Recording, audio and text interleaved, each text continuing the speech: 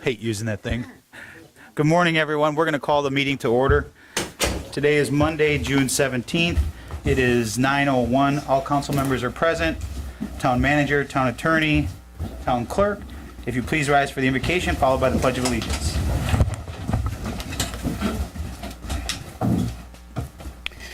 We thank you for this time and for this beautiful day. We ask to be blessed with wisdom as we discuss our strengths and our weaknesses.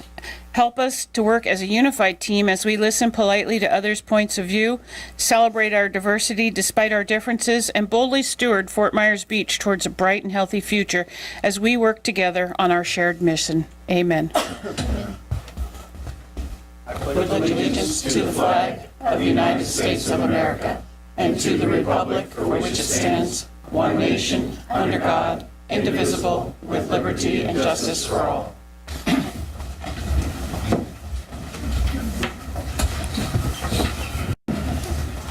It's a full house. Thank you, everyone. Please, just a friendly reminder, if you haven't done so already, silence your phone. It's got a pretty packed agenda. I want to make sure we can keep everybody focused as possible, although Joe, you got that green shirt on again.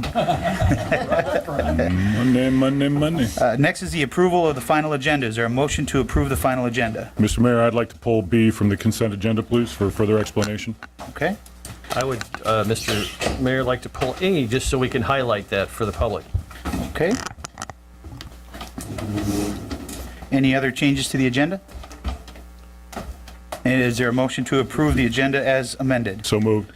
A motion by Councilor King. Second. Seconded by Councilor Woodson. Any further discussion? All those in favor signify by saying aye. Aye. Opposed? Hearing none, the motion carries unanimously. Next is public comment. Just a reminder too, if you're going to be speaking on any one of the public hearings and you want your comments to be part of the record, save those comments for the public hearing. Or if you want to talk twice, you're welcome to do that as well. But just wanted to give everyone a heads up. So, Madam Clerk? First up, I have Becky Weber, and following Miss Weber will be Susan Bonfigley. Becky?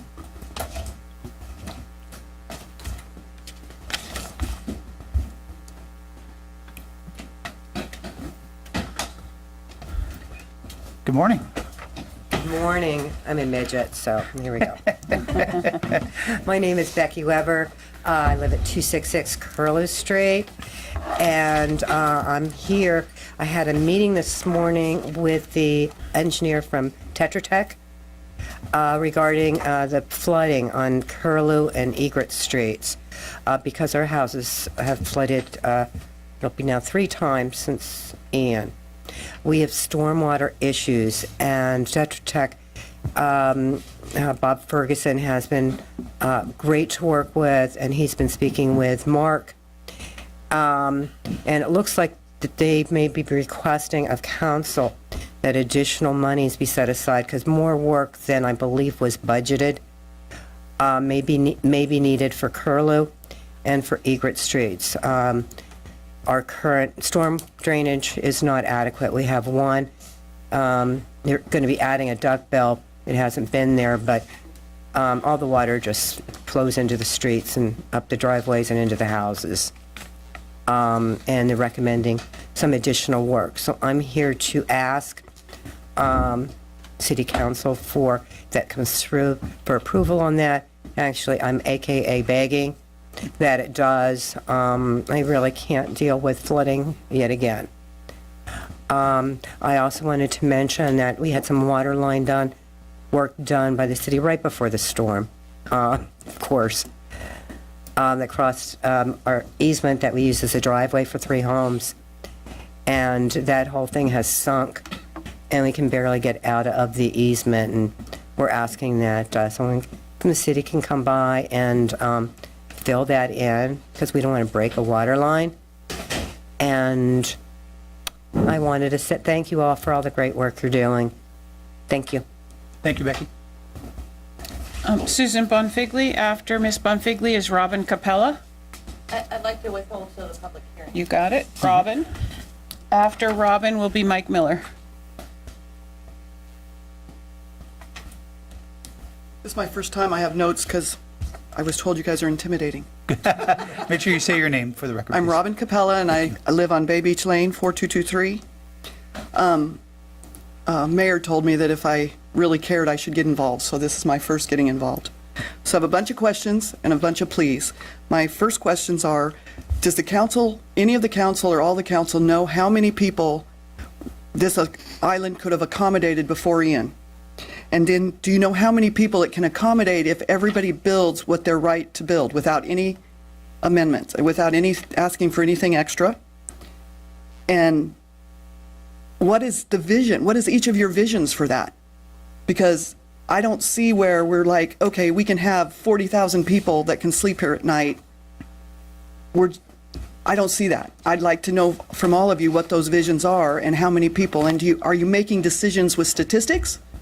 Or are you just making decisions because something looks pretty? I don't know how many people this place can accommodate. So that's kind of my question. So what statistics are you using and how are you making those decisions? My next question is, the developers, well, especially London Bay, seems to threaten us with, well, if you don't let me build, then you're not going to be built for 10 years. My question is, so what? Everybody keeps saying you won't survive if we don't start building. I want to know what bad thing happens if we don't get all these big units. I see all these big, beautiful homes going up. More than happy to help people get back in their homes. I think they're great, and that's what I thought we were trying. So why are we rushing to do all these amendments for this overcapacity stuff? I don't understand. I think it's about 60%. I did a back of the envelope. It's probably more than that if our condos aren't back yet. We don't know what this island's going to look like yet. We couldn't do traffic this year. What are we going to do next year if the 60% of those come back? So I'm trying to figure out why we're in such a big hurry to approve these things that are way over capacity. So I'd kind of like to wait. I think one more season wouldn't hurt us before we approve any overcapacity amendments. I have a plea for you, Vice Mayor. Please don't give away any of our town assets. I heard on the last one that you might be willing to give some away for getting doctors or lawyers. I'm not sure the rest of us agree with that. So please do that. I know the Councilor Woodson is trying to help with traffic issues, whether that'll help or not, but I don't understand why we want to help with the traffic issues, but we're voting to overcapacity things. So I'm a little confused by all that. Anyway, thank you for letting me speak. Thank you, Robin. Mike Miller. After Mr. Miller is Angela Amos.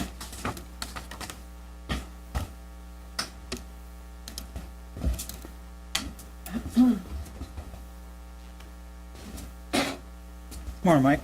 Good morning, council, everyone. How's everyone this morning? Fair part of the cloudy.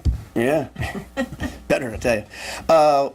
Couple of little things real quick. One, I'm going to talk about London Bay in a second, but someone had just talked about over on Curlew all the flooding.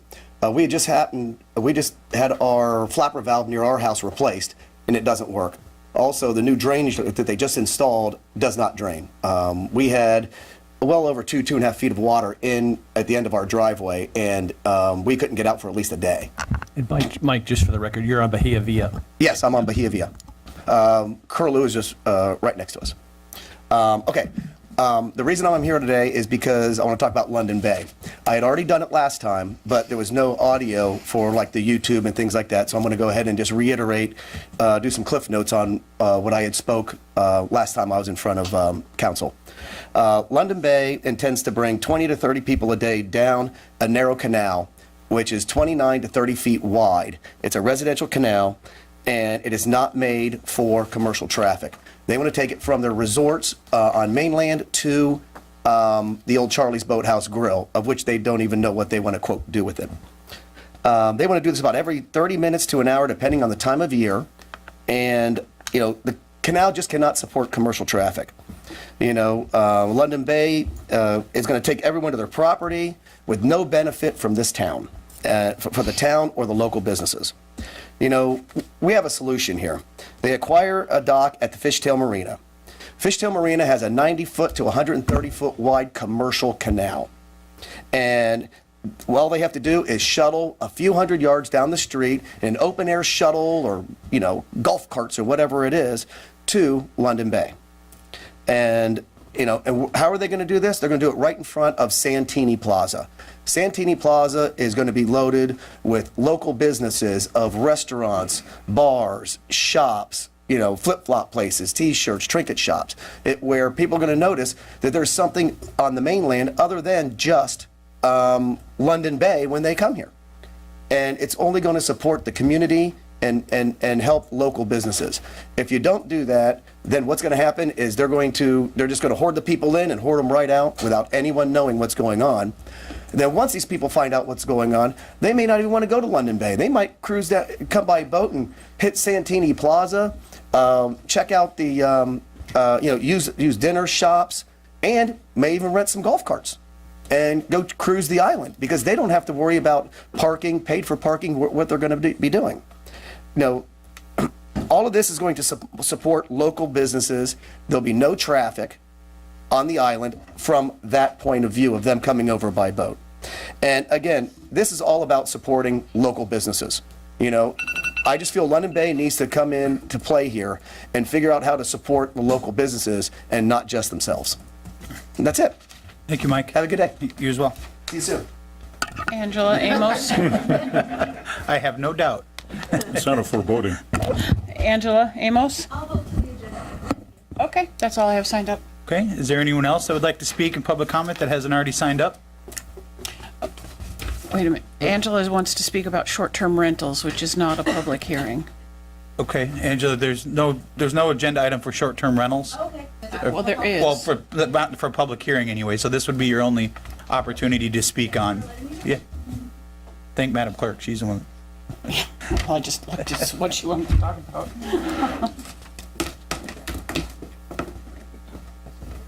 Good morning. My name's Angela Amos. I live at 4841 Dolphin Lane, which is right in the middle of the island. And I know that there's discussion about allowing short-term rentals into the residential areas. And I'd just like to remind everybody the whole reason why we put those rules into place. It was to preserve the residents. I live in a very fortunate part where we are all full-term residents. We have very few people who just come down seasonally. And after the hurricane, we've had quite a few homes that have turned over to developers. And now we have a new one right across the street from us that has turned into a short-term rental. Well, it's turned into a rental, and I don't think it's official. But almost every weekend, there are new renters who are coming in. They are unaware of the rules. They are unaware of the quiet times. They're unaware or willfully ignorant of the capacity that is supposed to be housed in that building. We've had to call the sheriff for noise complaints, and it's just constant. And so I would just like to remind you guys that, when you're making these decisions, I understand we want to go bigger, we want to be better, we want to be an attractor for more tourism, but you also want to make sure that you're taking care of the people who live here. And by allowing short-term rentals in these residential areas, you're impacting our quality of life. And that's something that needs to be taken into consideration as well as, what we can bring in as tourist dollars. So that's all I'd like to say is just consider why we have those rules, why they were put into place in the first place. And when you start making these decisions, look at where the property is. That's why we had the rules. Instead of just having a blanket one size fits all, there were zones because this was not a commercial area, or these neighborhoods were not commercial areas. But now with more and more of these houses being purchased and turned over into these Airbnbs or VRBOs, you're losing the quality of life for the residents who live here. Thank you. Thank you. Is there anyone else? You have no more No more cards? signed up. Okay. Is there anyone else that'd like to speak?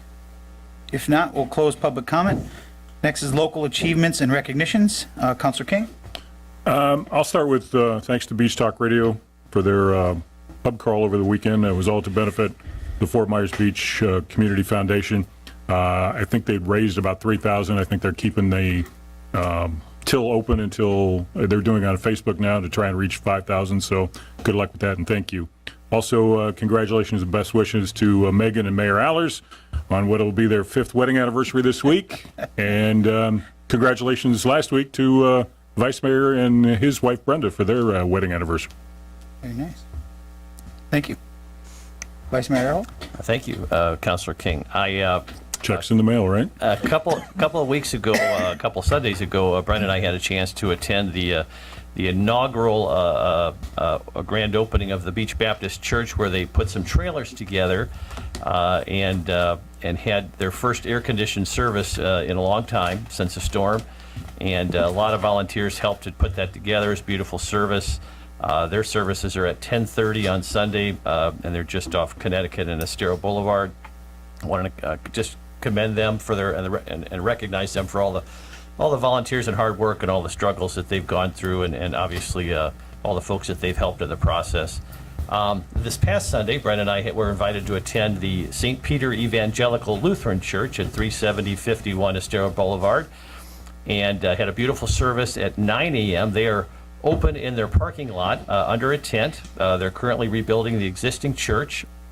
They have very graciously accepted refugees from Chapel by the Sea and the Beach United Methodist Church.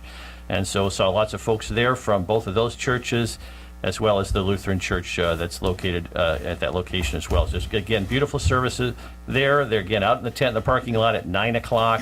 Again, just to see these folks, the resilience, to see them keep at it, and their commitment, their faith. It was just quite an encouragement, so I wanted to recognize them as well. That's all I've got. Thank you, Mr. Mayor. Thank you. Councilor Woodson? Yes, I want to recognize the town staff. I don't know if you noticed or not when you drove in this morning, but the fitness courts are open right along Estero Boulevard, big bright blue pad, and people were actually there this morning using it. I think this is the first morning that it's been open, and I know it was installed through all the rain and everything else.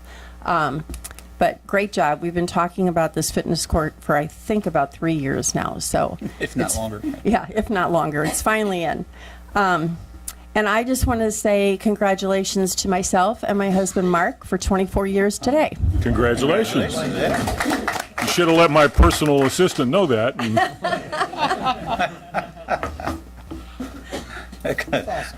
Wow. All the same week. Congratulations. Yeah. Councilor Safford? We can go on with my granddaughter's birthday, my grandson's birthday this week. It's a big week. Wow. What's Congratulations. going on? I want to give a shout out to the team at Waste Management. I mean, Thursday was absolutely crazy with the water. There were recycle bins, garbage cans floating everywhere, and these guys were just out there. It was amazing. I mean, most of us wouldn't even go outside, and these guys were working their tails off. And they never get thanks, but I really want to give them thanks. Thursday was amazing. Yeah, it's not a very fun job, especially in the rain. Yeah. Anything else? No, sir. Well, all mine have been covered except for one, so I do have one that you guys do not. I'd like to take a second to recognize and thank Councilmember Safford. He completed the Institute for Elected Municipal Officials held in Palm Beach Gardens from June 7th to June 8th. They sent me this certificate, which is a hard copy in here. I have not opened, although I'm guessing that's what's in here. So congratulations, Scott. That's a very beneficial class. Thank you. Can you get the top copy? Put it on the wall with all the sloth awards. That's right. Top copy back. All right, next we have advisory committee items, reports, and appointments. We have the Tier 1 project update from Andrew's site work. Are they here?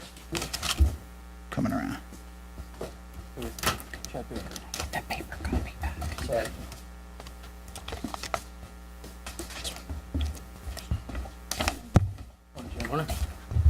Morning. My name is Chad Baker with Andrew Site Work, and I am the project manager overseeing the Tier 1 Side Street project. Just kind of a little summary. The Tier 1 Side Street project includes 21,000 linear feet of 8-inch potable water main, over 500 residential water services, 40 new fire hydrants, 14,000 feet of new storm drain, 230 drainage structures, and over 34,000 feet of swale improvements. Our notice to proceed was issued for February 19th of 2024, and we have a contract completion date of May 3rd, 2028. It's a little over 1,400 calendar days total contract time, and today's contract date is 120. To date, we have 25% completion, and we've used a little over 8% of the contract time. It is a 4-phase project, broken out Phase A, B, C, and D. Currently, Phase A is a 3,600 linear feet of 8-inch water main, 3,500 feet of storm drain, and 7,000 feet of swale improvements. In Phase A, we are 47% complete. Phase B, which is Fairview Chad, West, yes. Is there any way that you can include in there what streets are included in Phase A and Phase B? Yes. Actually, hold on a sec. Hold on. The numbers are great, but No. I have a whole breakdown. okay.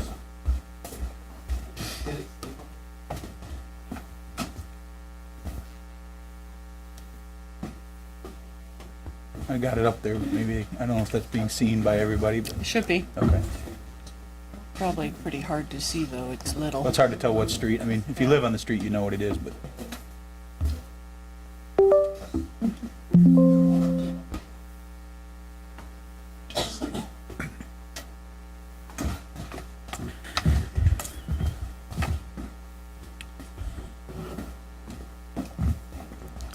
Hey, Chad, before you get into specifics on that, I just wanted to go back and ask a question about some statistics you cited. You said, I heard you said that you're 25% complete, Overall completion, yes. utilizing 8% of contracted time. That is correct. Does that mean you're We're ahead of schedule. you're ahead of schedule? Yes. All right, very Yes. good. Continue on. So up there on the TV, those are the streets right now. Those are the project limits for Phase A, B, C, and D.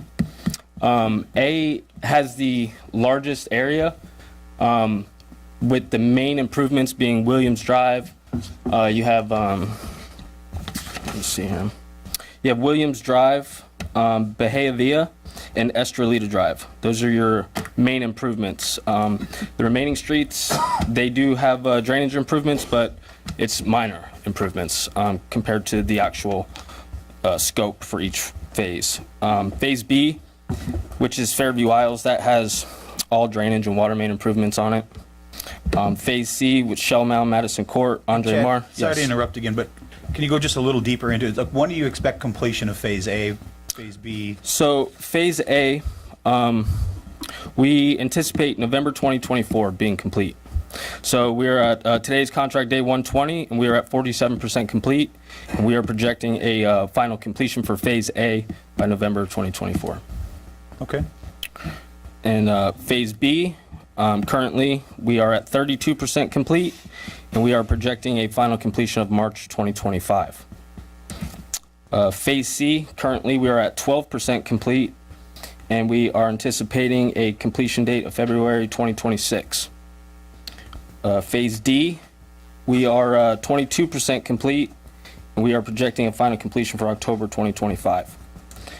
So the goal is to have the Tier 1 project complete by February of 26. So basically taking out half of the contract time from a 4-year project to a 2-year project. Chad, those are impressive numbers. You heard this morning some unique challenges, and I'm sure there's other streets that have unique challenges, but we heard this morning about Curlew, Egret, and Bahia Villa. Do you have any comments on those based upon your experience with the significant rainfall we've had? The rain does not help us, especially when we get that much rain in a short amount of time, over a week. I know our rain gauge saw over 8 inches off of Chapel Street. So the duckbills will help. The drainage structures, they are larger, so they're able to hold more volume of water. And the storm improvements we're basically upsizing. So we're seeing right now that the existing storm is 12 inches, and we're installing 24-inch. So we're doubling that size of the storm right now. So it'll be able to hold a lot more water, be able to transfer a lot more water, and so.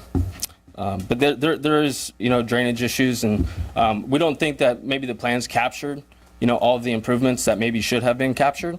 Not to any fault to anybody, but we are working with the town on a street by street basis to kind of capture and fix those, the issues and drainage issues for the street. I think we heard this morning that there may be a need to sort of infuse some additional resources to the Curlew Egret is that something that the town is working with Chad on, or? We were aware that when Tetra Tech developed this plan a few years back, that there may be areas, these areas that we're referencing, the Seminole, the Curlew, areas like that, they're either at or slightly below sea level. Yeah. So trying to push 8 inches of rain out of anywhere is almost going to be nearly impossible unless you're hydraulically doing it. What we're doing, as far as what Chad mentioned, is increasing the volume. That's almost taking it almost 1,000% carry through those pipes.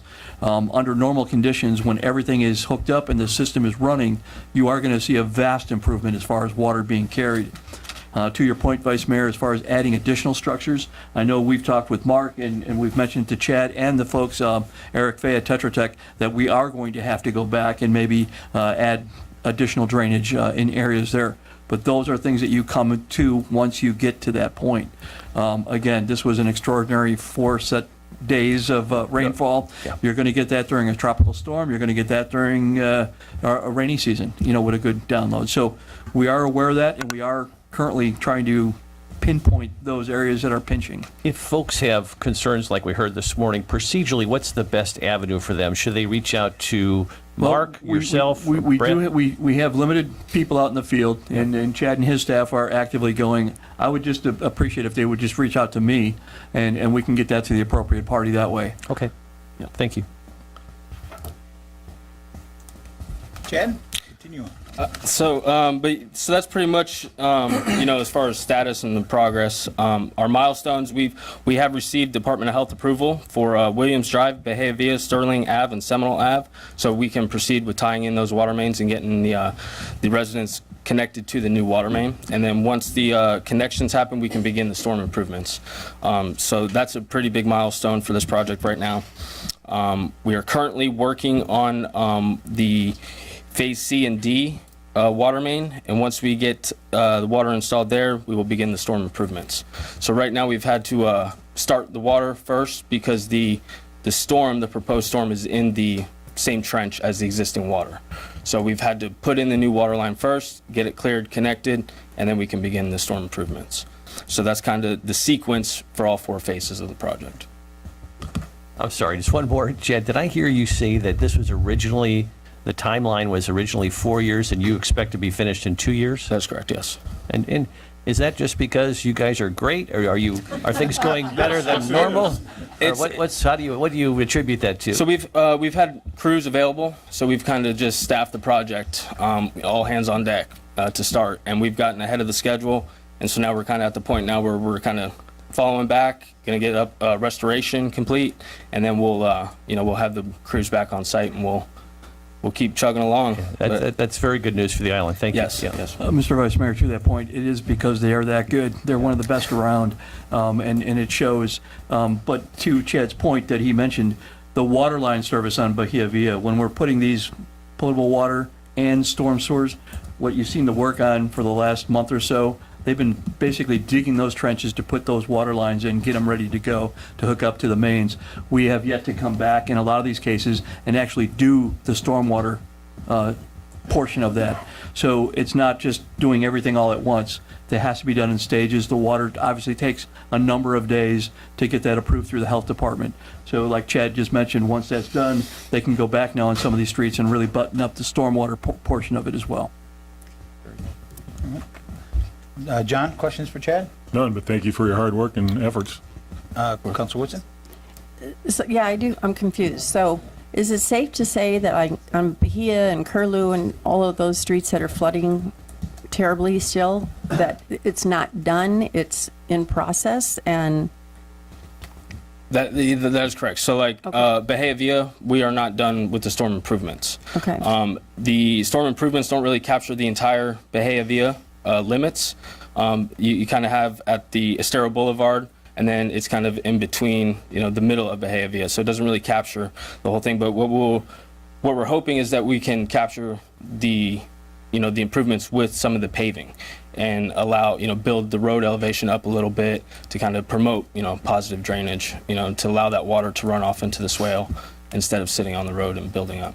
Because I just got an alert this morning that we're expected to have the same kind of rain coming this weekend because of some other system that's out in the Atlantic. So I'm hoping that, we did take delivery of 30 duckbills, backflow devices. So last week wasn't really the best week for us to kind of work. So we're trying to capture that this week and, get ahead of, that. So that way, maybe this next rainstorm, we'll be able to see a difference and, hopefully. So you said you've got 30 duckbills that you Yes, sir. have now in hand that you can Yes, sir. install. Yes, sir. Can you let the public know where you plan on installing those? It sounds like Bahia Villa is one for sure. Bahia Villa is one. Phase A. So basically, all of Phase A, it's a variety of streets, but it covers all of Phase A, essentially. And when do you expect to have the final stormwater hookup done on Bahia Villa and the duckbills installed? So right now, Bahia Villa, we are the only thing left to do is the seawall improvements. So the drainage right now is done at London Bay's site, right, kind of up by Sarah Boulevard, and then we've gotten the cross drain done kind of halfway on Bahia Villa. So the only drainage improvements left now are to do the seawall improvements with the outfall, and Okay. so. And do you have a time frame roughly that you think it would be completed, weather permitting? By Wednesday. Rain starts Thursday. The improvements will not take long. So I would say by the end of the month, drainage will be done. But as far as the seawall work, that is kind of what the lengthy process, because you got to allow the concrete to cure, which has extended But you'll be cure able to times. install the outfall with Yes. the duckbill. Yes. And work around it Yes. with Yeah. Right now, Bahia Villa, the first one up by Estero Boulevard, London Bay's site, that outfall is in, so the water is able to leave Bahia Villa. It's unfortunately the elevations of the road kind of, so the positive drainage right now is at Estero Boulevard and Bahia Villa, kind of a London Bay site. Anything else, Karen? No. Scott? I think Karen asked all my questions. I just want to say we have a duck bill on Sable. It's working great. So thank you. Yeah. They're great. They work, yeah, they work. So just All right. so alrighty. Thanks, Chad. Thank you. Next, we've got a Estero Island lighting project update, all of our favorite subject. Ivy Davis is here via Zoom, it looks like. Good morning. You hear me? We can hear you barely, but can you guys hear him out there? They're all kind of not. Try to work on this. Right. What about now? We can hear now? Good deal. Good deal. I want to first apologize for not being there in person. My schedule wouldn't allow me to make it over there this morning. But first, I would like to thank the mayor and the staff for working with our team, particularly Andy, Frankie, and Mark, helping our team identify 2 staging areas on the island to help store our materials. With that said, all materials for the project has been ordered. In fact, the underground materials are on site. Right now, I want to say in the last 2 weeks, we resubmitted permits addressing initial comments from the county. So we do believe we'll get a resolution on the permit situation by the end of the month. At which point we will set up a pre-construction meeting with all stakeholders involved prior to commencing on construction. Right now, we have a tentative ETA of commencement on the 15th of July with a completion date within 15 months. Now, what we will, with a little luck from weather, as well as developing some efficiencies in the work, we believe we may be able to pull that in a month or 2.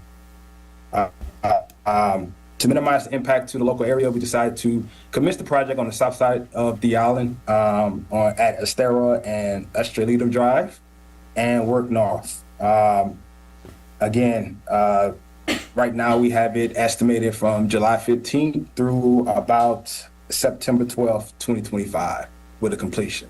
We also are going to wait to post hurricane season to actually put up the lights. So we'll commence putting the poles in around August, and sometime after the hurricane season, we'll go back and put the lights up.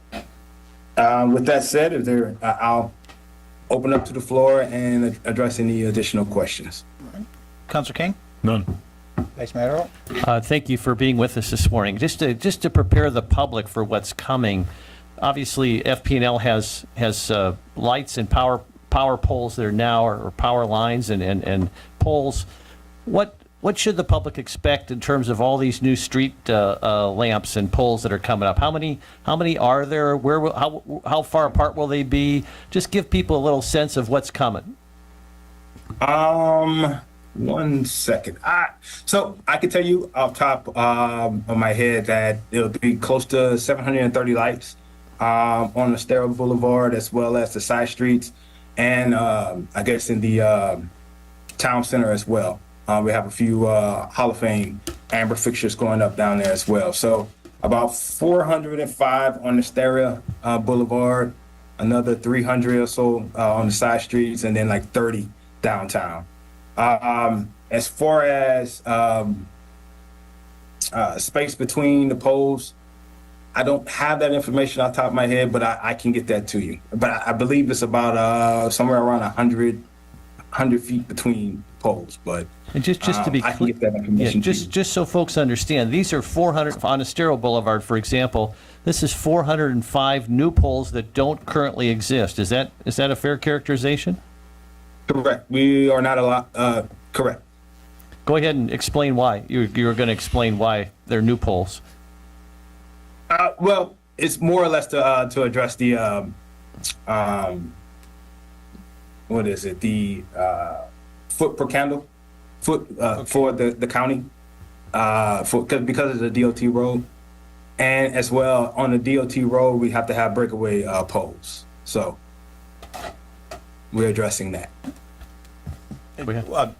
It's important that people, when they think of new poles, it's not the big concrete poles that we see out there that are holding the power lines. They will be similar to the ones that are on the corner of Crescent and Estero. They're 20-foot or 22-foot light poles that cantilever over onto the street. Is that correct? They're more of a decorative pole. They're not just that straight-up concrete pole like we see on Estero Boulevard. Correct. Also, to your point, sir, the intersections, through DOT regulations, the intersections or crosswalks have to be engaged. So that was part of the county side of this on Estero.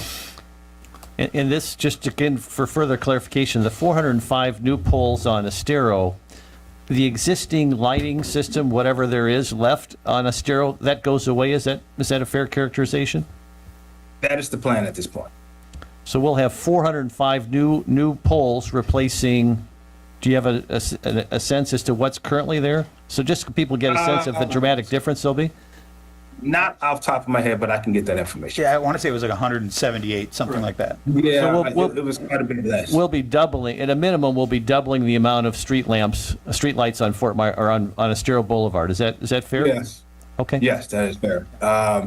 We are tasked with meeting the DOTD standard of 1 foot candle. And in order to do that, we need the additional and on the side streets, are these brand new street lights, or are they replacing existing ones? Are they going to be street lights on streets that never had them before? So the lights on the side street will be in addition to what's already there. So we'll be adding lights to the side street. But all the lights on the side streets will be the same lights. Yes. Yes. That would be the name. Okay. Thank you. Anything else? No, thanks. Okay. Karen? No, I'm good, thank you. Scott? So what's going to happen to the light fixtures? Are they going to be removed or just turned off? The old ones? Either or, but I think what we're going to try to do is get them taken down. Okay, thank you. Yeah. And just for some clarification, Ivy, the 1 foot candle plan that you had referred to, that meets the DOT standards for public safety, right. And that is going to be from sidewalk, the back edge of the sidewalk to the back edge of the sidewalk, correct? Correct.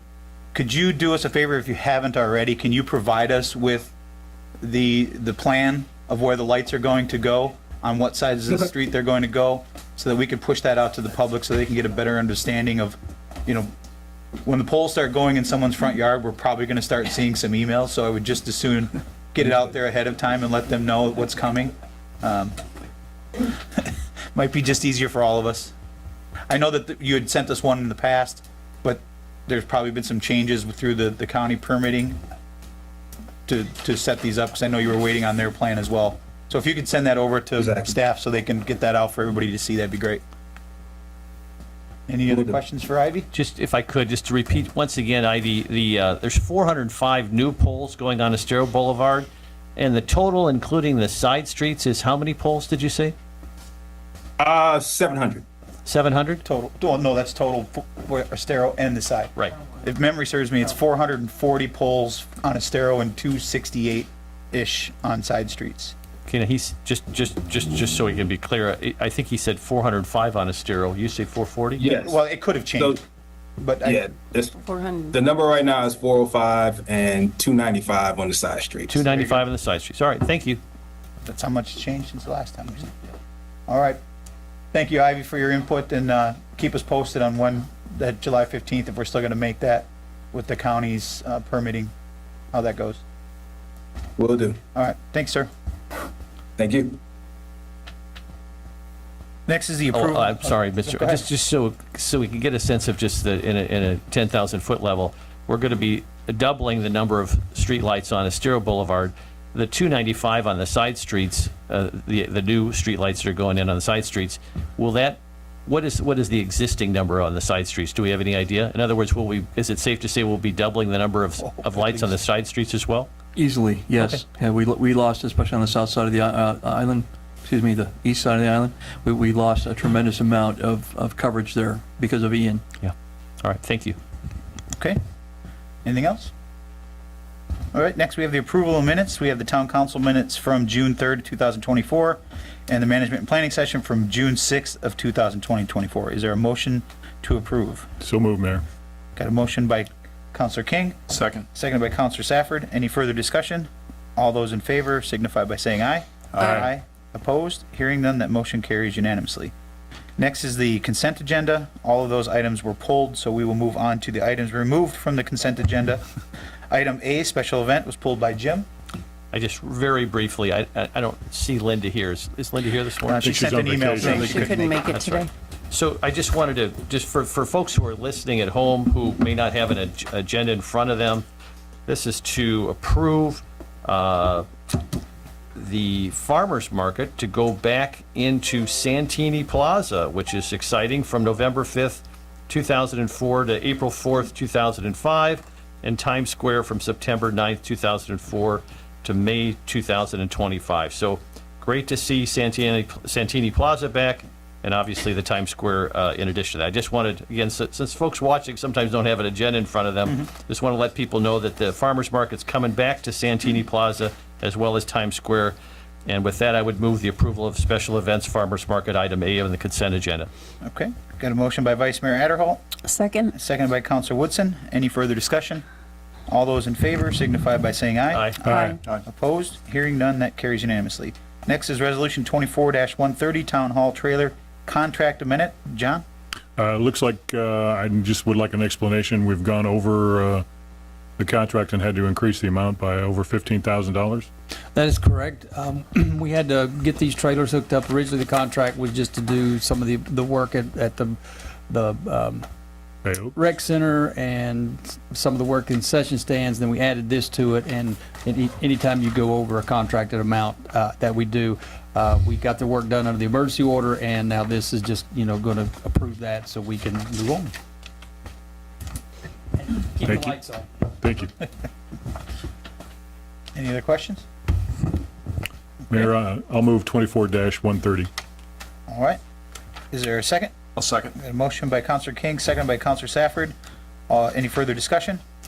All those in favor signify by saying aye. Aye. Aye. Opposed? Hearing none, that carries unanimously. Next is our public hearings. Do we want to swear everyone in, even though the first one is not quasi judicial, or do you want to? It's, if you want, for efficiency purposes, yes, that may be beneficial. Okay. So do you want to go through the sheet first, and then, or do you want to just swear people in, and then we'll? We can go ahead, Mayor, if it's easier, let's go ahead and run through our routine You got it. standards, and then we'll just note for the record that the first item is legislative in nature rather than quasi judicial. Okay.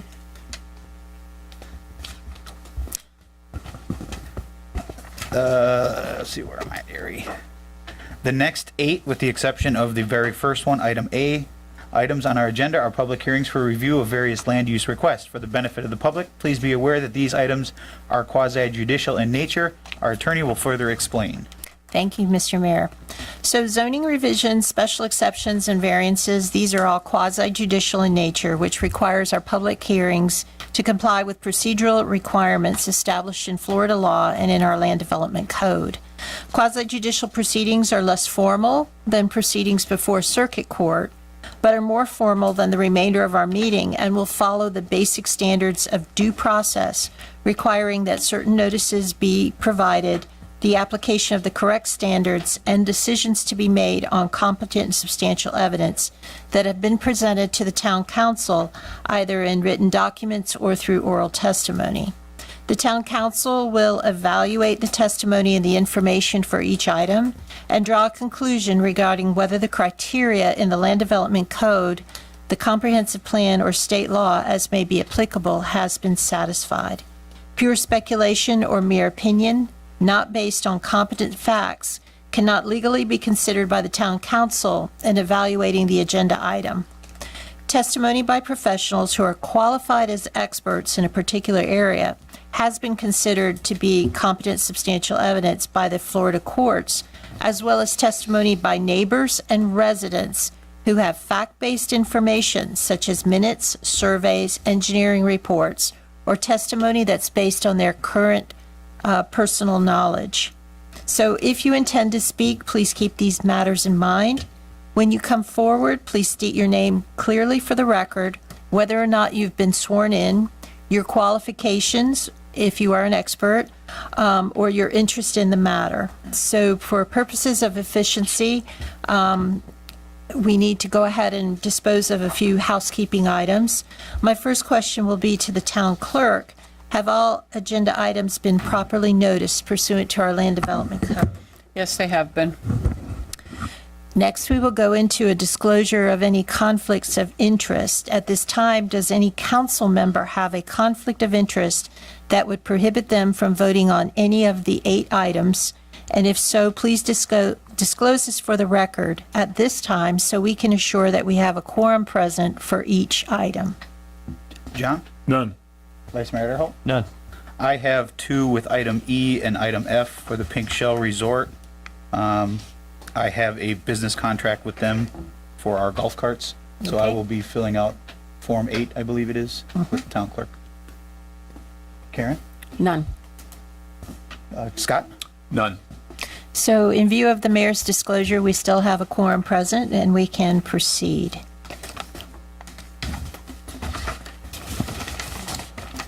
So at this time, we would like to go ahead and swear in anyone who will be providing testimony on any of the 7 quasi-judicial items. And that includes public comment. All right. Do you swear or affirm that the testimony that you're about to give is the truth, the whole truth, and nothing but the truth?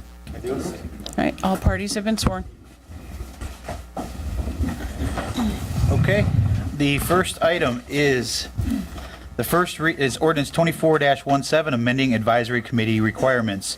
This is the first reading and public hearing of an ordinance entitled, An Ordinance of the Town of Fort Myers Beach, Florida, amending section 2-94, qualifications and appointments of members, and section 2-96, removal of agency, board, committee, or commission members of Division 2, procedures for the establishment of boards, committees, and commissions of Article 4, boards, commissions, committees, and other agencies of Chapter 2, administration of the Code of Ordinances of the Town of Fort Myers Beach, Florida, removing residency as a qualification requirement for the town's agency, board, or committee, or commission members, eliminating duplicative language, providing for codification, severability, scrivener's errors, conflicts of law, and an effective date. I will now open the public hearing. Just a few comments. This ordinance is brought to you on first reading at the request of Councilmember King, identifying some inconsistencies in the code. It does take out the requirement for having a committee member reside within the jurisdiction or own property At this point, your rules that you recently amended will be in conflict with this, so when we bring this back for second reading, we will bring your rules back to make the two documents consistent. Okay. Questions for Nancy? John? No questions, but just thank you and Becky for your hard work on this, because it was very glaring, the inconsistencies in that. And we do have people that do not reside in the town proper area, but they do serve on committees, so it allow them to continue to serve this community. So thank you. Vice Mayor Earl? Just a question for Nancy. The procedurally, if we have two equally qualified candidates and one happens to be a resident of the island and one is not, are we allowed then, this doesn't prevent us from using that as a factor in our consideration for them to serve on a board or commission, correct? It's not a requirement. It would be similar to, you have one applicant that has 10 years of experience and one applicant that has 5. You determine which one is most qualified. So the answer is yes. We could use that as a consideration if we had two equally qualified candidates. As a consideration, yes, just like experience. Yeah, very good. Thank you. Okay. Council Whitton? I'm good. Council Stafford? 2 questions. Number one, is it residency or owning property? Is there a distinguishment between the two, or is one or the other? I'm not certain. Hold on a second.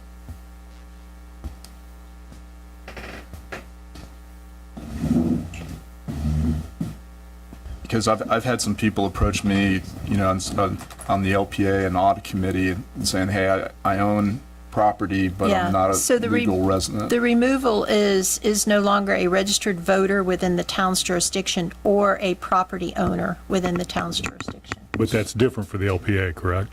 Yes, because the LPA is governed by state law. And the audit committee, correct? Yes, Yep. yes. So they those are have the to be two. residents. Owning property is not sufficient. Is that correct? Correct. Okay. And then I'm not sure, because we just put a person on there that is a property owner on the LPA. But I don't believe they're our resident. So we'll have to look further into that. They have a home here, though. I think they're rebuilding it. My understanding is they live in Acero, but own here. Yeah, so there wouldn't be a resident here.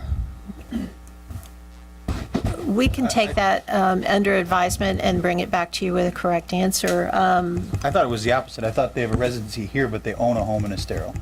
No. Am I backwards on that? I think you are. So it would depend on where their homestead is. So we'll look further into that specific instance. So it gets but even this is crazier on- with the homestead exemption too, or no? Well, that would settle where you reside. Right. But, If you're homesteaded here, then you would reside here. right. Hopefully. I'm still, So it's clear as mud right now. Yeah, we will analyze that specific case. This item before you today, however, is to straighten out your ordinance on first reading. I wonder, Nancy, if under the emergency declaration, we could waive that for someone who was displaced as a result of the storm? I think Again, you're we making can an look at assumption that he was displaced, though. To make, Yeah. I think you're making an assumption. Okay, I thought he was, but I'm don't- not sure either, I don't but- know, yeah. all right, we'll look at that particular case. But again, this is before you for first reading. And then my second item was page 67 under council member requirements. It says we have to file the Form 6, and I think there's been an injunction on that. Do we want to change the wording to file proper forms? We Do the can. I state- believe you are in your procedural rules, and we'll be bringing those back to you on second reading of this ordinance, so we can Can we change hopefully the have- language to whatever the state requires? Yeah, compliance with Florida law Yeah. would work. Okay. Good point. Anything else? I don't have anything. Is there any public comment? Is there anyone that would like to speak? Ellen, you want to speak? When in doubt. When in doubt. Ellen Vaughn, resident of 7500 Estero Boulevard, and I'm troubled by the possibility of removing any deep association with the island, being part of a decision-making group that is presenting rules. Given the upheaval after Ian, there's a distinct possibility that someone with only a financial interest in the island, not the best interest of the community, could wind up having significant influence over decisions that are brought forward, and that just makes me very nervous. Thank you. Thank you, Ellen. Anyone else with public comment? Long time no see.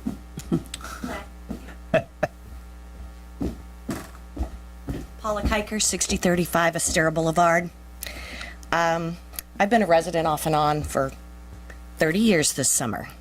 Currently, I'm not a resident, but I own a commercial building on Fort Myers Beach. I have a vested interest, and I have a love of this town. In this ordinance, it appears to me that in the past, anytime an ordinance is put in place, it affects the incoming people, not the current membership of any committee. So if you want to look into that, I think that's the appropriate answer, and there will not be any issues for singular people or singular committees in that member, if that helps. She's suggesting that it be prospective rather than It's a retro. grandfather provision. Yep. That's a good idea. Thank you, Paula. Anyone else? Okay, we'll close public comment, bring it back for discussion or a motion. Mayor, I'll move ordinance 24-17. Got a motion by Councilor King. Is there a second? I'll second. Okay, Vice Mayor Adderholt will second. Any further discussion? With amendments or with talking points, or are we just moving it forward for the final reading? I think we can do that at the second reading, can't we? The clarification. Just for clarification. This is just to move it to the second reading. Okay, great. Any further discussion? Roll call vote. John? Aye. Vice Mayor Adderholt? Aye. Mayor Allerson, aye. Councilor King? Aye. Woodson? Aye. There he goes again. I know. We look the same. I know. It's twins. Councilor Safford? Aye. Our motion carries unanimously. Next is item B, ordinance 24-16, amending schedule of uses, Sandy Bottoms. This is the second reading and public hearing of an ordinance entitled, an ordinance of the town of Fort Myers Beach, Florida, amending and restating ordinance number 22-06 to amend the schedule of uses for the commercial plan development zoning for the property located at 2301, 2307, and 2311 Estero Boulevard, and 111 and 121 Mango Street, generally identified as strap numbers 219-46-24-W3-0110D.0010 and 19-46-24-W3-0120E.0010 and 19-46-24-43-0120E.0020 and 19-46-24-W3-0120E.0030 Fort Myers Beach, amending the master concept plan for the restaurant uses, providing for revisions to conditions of approval and deviations and other clarification as necessary, providing for repeal, conflicts of law, scrivener's errors, severability, and providing for an effective date. If the town council member has any ex parte communication to disclose, please let us know the subject, discuss, and the identity of the person, group, and entity with whom the communication took place and correspondence that you received or observations made of the site. John? None that I recall since the first reading. Okay. Vice Mayor Adderholt? Yes, none since the first reading. I have not received any since the first reading as well. Councilor Woodson? None since first reading. Councilor Safford? Me as well. None since the first reading. Okay.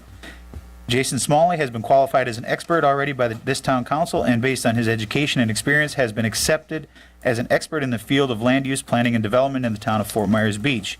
Are there any other individuals who would like to be qualified as an expert witness on behalf of the applicant at this time that haven't already? All right, seeing none. Has a property owner applicant seen a copy of the agenda backup materials from staff? They are nodding their head yes. Go ahead, Jason. Good morning. My name is Jason Smalley. I'm with your Planning and Zoning Department. As was mentioned by the mayor, this is in reference to properties located generally at 2301, 2307 Estero Boulevard, including the adjacent properties, as the short title has mentioned. So the request today is generally the same request that we heard on the first reading of this. This is for redevelopment of a restaurant and bar. There was an existing CPD and master concept plan. So what's being asked for today are some changes to conditions of approval for deviations and to switch out the master concept plan for the current proposal. As broad strokes, they are asking to add approximately a 2,750 square foot tiki hut, which would cover the front portion of the existing lawn of the lot. That area would be used for service. Included in these changes are some minor changes that are minor tweaks from what existed previously under the existing CPD for the business that was known as Tuckaway. The numbers come out to where previously there was 11 deviations, 11 conditions of approval. We're talking about today 9 deviations, 12 conditions of approval. In general, these changes include slight reductions to the setbacks. The tiki hut will now be attached structurally to the building, and so the setbacks from Estero and Fairweather will need to be changed to accommodate the placement of the proposed tiki. Included in the requests also are reductions of parking. As we mentioned during the last meeting, staff is showing that they are requesting in total a 38% reduction of the parking that would be required on this site. Keep in mind that under the previous CPD, they were given a 30% reduction. So on balance here, we're talking about a request today of an additional 8% of parking reduction. That number comes out to them providing 33 spaces of the 53 spaces that would be required on this site. Also included in this, in the deviations, is a request to reduce the visibility triangle that would be apparent if you are on Fairweather or on Estero looking to go on to Fairweather. Their request, as was mentioned extensively in the first meeting, would reduce the 10-foot visibility triangle down to a minimum of 3 foot, and would allow for a small number of posts to keep the tiki hut elevated within that area. I would like to point out that during the last meeting, they had the applicant had agreed that they were going to either physically or as part of their general business model not allow for any of the seats to be within the visibility triangle area. So what we're talking about today as far as things in the visibility would just be the posts of the tiki hut. On your desk was a clarification of their schedule of uses and a clarification of the timing. So the clarification of the schedule of uses was to include a discussion point, I believe, from Councilor Safford, whether or not they would have a bar structure outside. So they are clarifying for their master concept plan that they would allow for physically the bar to be underneath the tiki hut outside. Secondly, there was a discussion about their changes to hours. What the clarification was about was to make it aware that while the business would be open from 7 a.m. to 12 a.m., or could feasibly be open from 7 a.m. to 12 a.m., that the outdoor service portion would be limited until 10 p.m. along with the music. So amplified and outdoor music would be allowed up to 10 p.m. along with service out in the outside area. After 10 p.m., service and the outdoor entertainment and amplified music would be disallowed, although the restaurant could continue until 12 a.m. And while service would not be allowed outside, their customers would, under the current language, be allowed to be underneath the tiki area. So they wouldn't be served, but they would still be allowed to be out there. the applicants are here if you have questions or concerns, and staff is here for any clarifications, questions, or concerns that you may have. All right. Questions for Jason? Scott? No, not this time. Councilor Woodson? Not yet. Vice Mayor Holt? No. John? None currently. Just one question. The view triangle that you were talking about, is it something that needs to be or should be codified in the ordinance? That they wouldn't, I know they said they were going to try not to let people in there, and you can only control what you can control, but does it make sense to have that in there as part of the? So as part of the conditions of approval, the recently added numbers 11 and 12, they have shown that they will be posting restricted use areas in that. If it pleases the council, you could offer a requirement for physical separation or some other method, but their proposal is to essentially let their customers know and their staff know that things will not be happening inside of those areas. And I'm fine with that. I missed that, sorry. No problem. All right, thanks, Jason. Welcome. Would the applicant please proceed with the presentation on this item? Good morning. Good morning. How's everybody doing? Good. For the record, Ken Galander with the Neighborhood Company here on behalf of the applicant. Really, Jason did a fine job of outlining the proposal. Again, we are excited about this opportunity to bring this development back. Let me just move through. Again, as we mentioned, reopening the restaurant, expanding the outdoor seating and entertainment area, site improvements, the vehicle management, improved access for the refuse removal. Again, that interim food truck idea, and we acknowledge that was going to be up until, I believe, operations of the restaurant. Again, our master concept plan, and I want to know, I'm going to move back to our, where did it go?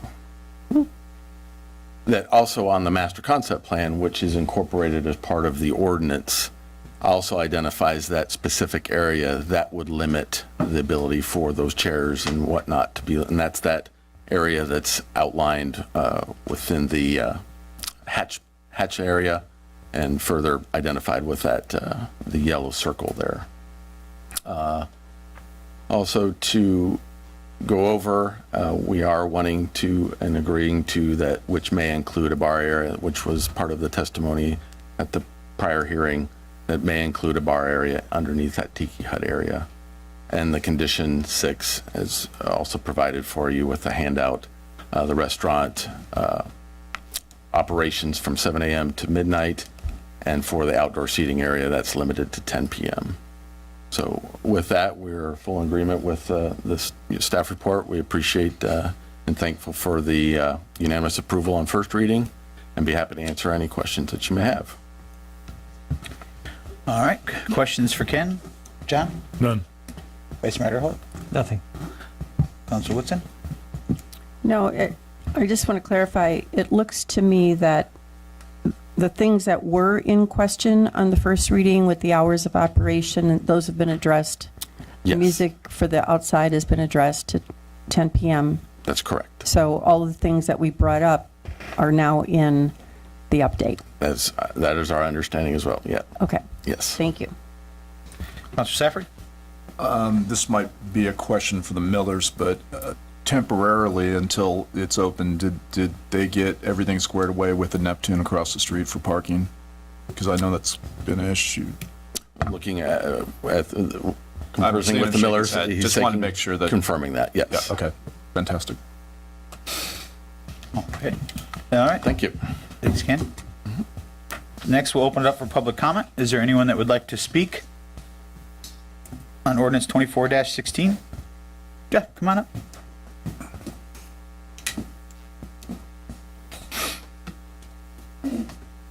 Good morning. My name is Susan Von Figley. I live at 2434 Cottage Avenue.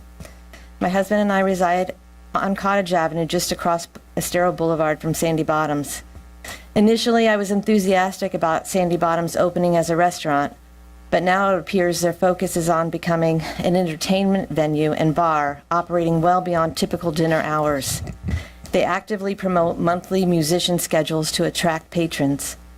During their grand opening on Memorial Day weekend, I was surprised to find that they were operating with a special events permit.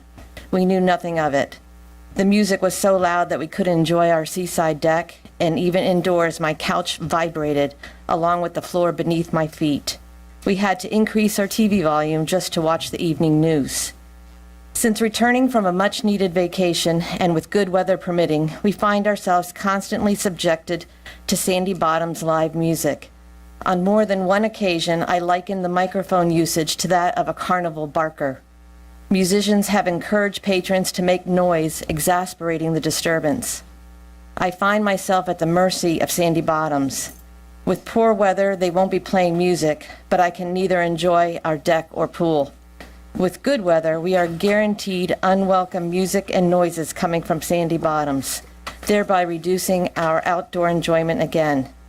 Should their musicians play with a bass beat, we can feel it inside our roadside bedrooms. This is not how I envision living in my own home. As a neighbor within 500 feet of the property, I received a notice from the town about the LPA meeting, albeit arriving a day after the meeting. I played the online recording and noted Sandy Bottom's desire to emulate Leaky Tiki's setup, which included open-air sides. Sandy Bottoms also proposed halting outdoor music by 10 p.m. and excluding drums from their musical lineups. I have fond memories of Leaky Tiki, though I empathized with neighbors enduring the noise. Presently, Sandy Bottoms seeks operational hours from 7 a.m. to midnight, potentially including amplified music that would irreversibly impact our lives. Even a quiet acoustic guitar strummed before 10 a.m. yesterday resonated through my home, disrupting my peace. I respectfully urge denial of their amplified music request. Should an open frontage lack sufficient sound containment, indoor music should likewise be restricted. Music and guest interactions should be minimized to ensure our household tranquility. I expect Sandy Bottom's music to remain confined to their premises, with patrons conversing at normal levels. Loud music leads to louder conversations, all of which disturb our home life. With repaired and newly rebuilt homes soon to be occupied nearby, I implore you not to subject us to this disturbance. I also voice concerns about a proposed food truck park nearby, fearing further disruption akin to a carnival. Our neighborhood is our sanctuary, not a venue for such commercial activities. The Neptune and another neighbor has assured family-oriented atmosphere with subdued music. Should Sandy Bottoms be approved, I anticipate Neptune making a similar request. Single and dual musicians have proven surprisingly noisy, as seen with Cabanas under Diamond Head. On occasion, I can hear their musicians at our Cottage Avenue home, far more than 500 feet away. Susan, I need you to wrap it up for us, please. Okay. If you find such disturbances acceptable, I invite these businesses to your doorstep. To the Millers, I urge reconsideration of your venue's nature. A restaurant with modest on-premises music is welcome, but patrons should enjoy it without infringing on our daily lives. Your business cannot dictate our home's enjoyment or tranquility. Thank you. Thank you. Is there anyone else that would like to speak in public comment? If not, I'll close public comment. Are there any additional comments, rebuttal, or closing statements from the applicant? Go ahead. Hi. Again, Ken Galander for the record. We can certainly appreciate the comments that we just heard. I believe Mike would like to make some comments about that, but again, what we're proposing does have a structural element to it. It's not the open tent that we're experiencing, but we can understand the aspects of being good neighbors. We have also identified on our master concept plan where that duo or the solo artists are restricted to perform, which are intended to be oriented away from the residential neighbors. Mike?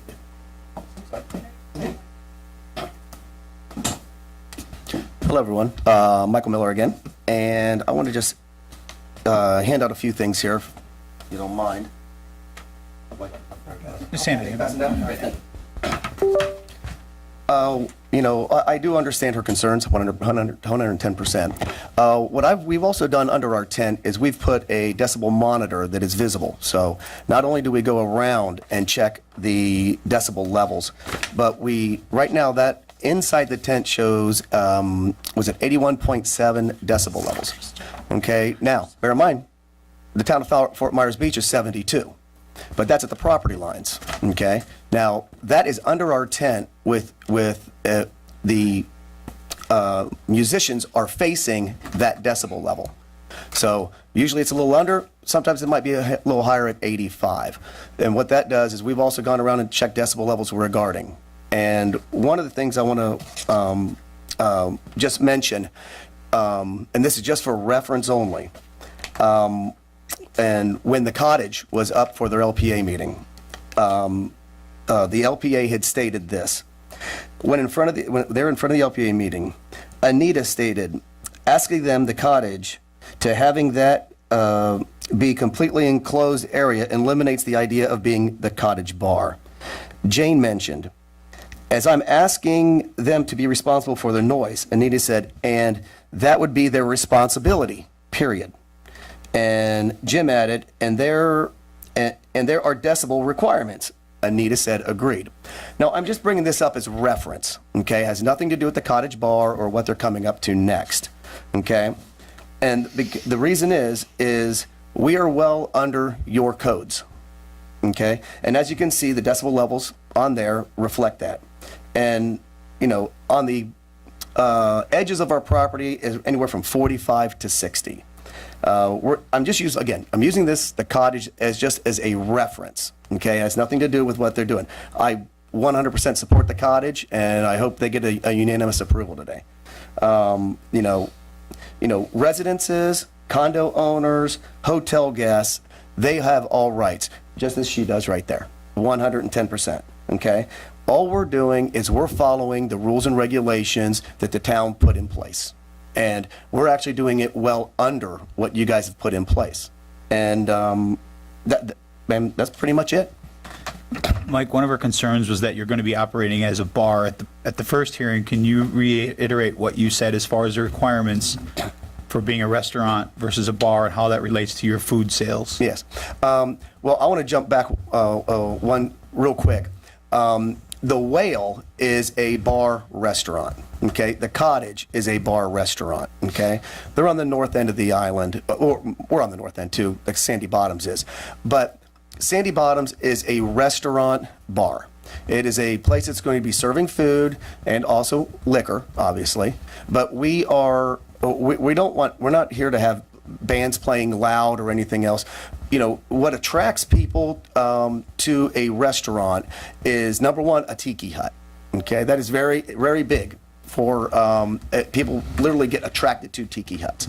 Also, people don't want to go and just listen to music on a radio. They want to hear, everyone comes to this island for live entertainment. And with live entertainment, there's always going to be sound protruding out. But we are primarily a restaurant that's going to serve alcohol. Does that help? Yes. Any further questions for Mike? No? Thanks, sir. No, thank you. See you guys soon. Yeah, a t-shirt made, I'm sure of that one day. Thanks, Ken. Yeah, thank you. All right, I will now close the public hearing and request a discussion or a motion from town council to approve with conditions, deny with reasons, or a continuance to a time certain. Any further discussion or a motion? No discussion? No discussion. Someone like to make a motion? I'll move ordinance 24-18. I think it's 18? 16. Sorry. Should have had my readers on. With conditions? The conditions that are in the... Staff report? Yeah. Right. Okay, got a motion by Councilor King. Second? Seconded by Councilor Woodson. Any further discussion? Councilor King? Aye. Councilor Woodson? Aye. Councilor Safford? Aye. Vice Mayor Adderholt? Aye. Mayor Allers is an aye. Motion carries unanimously. All right. Does anyone like to take a brief comfort break before we get into the next one? Please. All right, we'll take a 10-minute brief break.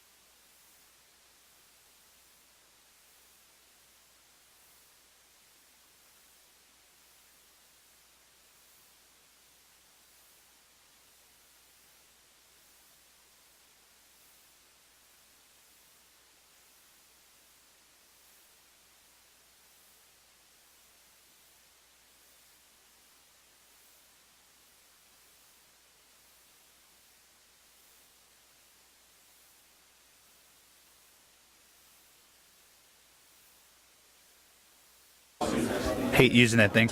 All right, we're going to call the meeting back to order. It is 10:33.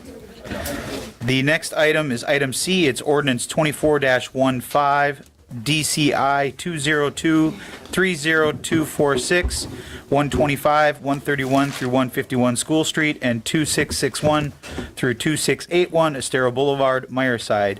This is the second reading and public hearing of an ordinance entitled, An Ordinance of the Town of Fort Myers Beach, Florida, approving with conditions, or denying the commercial plan development, CPD zoning, for the property located at 125 and 131 through 151 School Street and 2661 through 2681 Estero Boulevard, generally identified as strap numbers 19-W3-0020C.0230, 19-46-24-W3-0020C.0270, 19-46-24-W3-0020C.0290, Fort Myers Beach, to allow a mixed-use development including lodging, live-work units, retail, a restaurant, and restaurant uses, providing for other clarifications as necessary, providing for the conflicts of law, Scrivener's errors, severability, and providing for an effective date.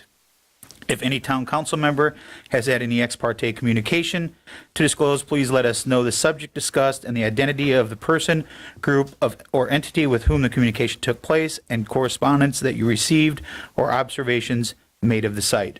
John? I've received some pro and con emails regarding this. Okay. Since the first reading. Jim? I too have received both pro and con emails, handful of both pro and con since first reading, and I've also had a conversation with the applicant and the neighborhood group. Okay. Neighborhood company. I have also received emails both for support and against the project since the first reading. Councilor Woodson? I too have received the same emails. Councilor Safford? The same as Vice Mayor, received emails for and against, and had brief conversations with the applicant and the neighborhood company. Okay. Sarah Prost has been qualified as an expert already by this town council, and based on her education and experience, has been accepted as an expert in the field of land use, planning, and development in the town of Fort Myers Beach. Are there any other individuals who would like to be qualified as an expert witness on behalf of the applicant at this time that have not already been? All right. Has the property owner applicant seen a copy of the agenda backup material from staff? They're all nodding their head yes. Go ahead, Sarah. Good morning. Sarah Probst with Community Development. The neighborhood company, on behalf of Cottages at Myerside, LLC, owner of 125 and 131 through 151 School Street and 2661 through 2681 Estero Boulevard, has applied for a commercial plan development rezoning. The property is currently zoned CPD and in the Boulevard Future Land Use District. The applicant is requesting a CPD with 7 deviations to allow a mixed-use development, including 4 live-work units, 45 lodging units, and 9,000 square feet of commercial space. The proposed list of uses within the commercial space is attachment A in the ordinance in your packet. The request includes the following deviation requests from the Land Development Code. A deviation from LDC Section 10-285, Table 10-1, which for connection separation to allow access to be less than the required 125 feet separation to allow a 76-foot separation between Oak Street and the entrance.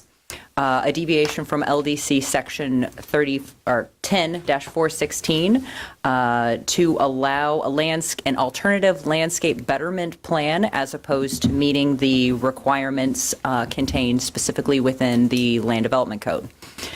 A deviation from Section 34-1804A and Section 34-2020, which regulates parking for residential and non-residential uses. This deviation would allow a 30% reduction, and I believe we're going to be discussing an additional increase in that percentage request to 31% reduction in the parking. And a deviation from LDC Division 4, Table 34-3, from the CR zoning district, which limits height to 30 feet and 3 stories to allow a maximum of 37 feet and 4 stories. A deviation from Division 4, Table 34-3 for the CR zoning district, which requires setbacks of 10 feet to instead allow a build-to line of 5 to 10 feet along Estero Boulevard and School Street. A deviation from 34-1803A1, which allows the conversion of dwelling units to hotel-motel guest units per established equivalency factors to increase the equivalency factor from a maximum of 2.5 up to a maximum of 5.6 to allow a maximum intensity of 45 guest units rather than what would be allowed by right, which is 20 units. Based on the subdivision of these parcels, 12 units would be allowed. They're utilizing 4 of these units as live-work, so we would divide the total proposed 45 spaces by the remaining 8, and that's where we get the equivalency factor of 5.6. The proposed development, as they're proposing it today, they are asking for an additional deviation from the CR zoning district to allow a floor area ratio of 1.3, and that increase would be to allow larger live-work units. That was part of the discussion at the last town council hearing where they talked about providing larger units, and in order to do that, they would be increasing their floor area ratio. So there's that additional deviation, which we received rather late. So you may have that emailed to you. You may have copies of it. What you emailing? Yeah. Copies. Okay, great. So you have copies in front of you of that. This is within the allowable maximum FAR of 1.5 for the future land use district of Boulevard. So they're increasing above the allowed by right commercial resort 1.2, but they're within the allowed future land use of 1.5. At the town council hearing on June 3rd, council discussed a variety of concerns, but there were no additional conditions proposed or requested. However, the applicant has provided some additional conditions that they think meets the conversation intent of the council. You should have received a copy of amended deviations, an amended master concept plan, and an amended schedule of uses, I believe, this morning from Amy. Staff is available for any questions you may have, and the applicant is also here. Okay, questions for Sarah. John? None. Vice Mayor Adderholt? Not at this time. Councilor Woodson? Not at this time. Councilor Stafford? Not at this time. Not at this time. Okay, thank you. All right. Good morning. Good morning. Mr. Mayor, Vice Mayor, Council. Good to see you all again. Noel Davies on behalf of the applicant for this item with the law firm of Davies Duke. Beverly and Roland are here today, as you see, and also their professional planners, Ken Galander and Patrick Vaness with the Neighborhood Company. I wanted to reiterate that the subject application is not a comprehensive plan amendment. This is a rezoning CPD to CPD, as you heard from Ms. Probst. And we are consistent with the policies and objectives of the existing Boulevard future land use designation. Future land use designation. We do believe that the evidence that you've heard to date, and that's what's in the record for this matter, as well as any additional evidence presented today, meets the legal standard and meets your rezoning criteria, and does so in a way that's supported by the requisite competent substantial evidence. And again, that's evidence and testimony from the applicant's experts as well as the town's. And with that, I'm going to turn it over to Mr. Galander. I will be here for any questions throughout and would respectfully reserve the right to rebuttal. Yes, Thank sir. you, Mr. Mayor. Thank you.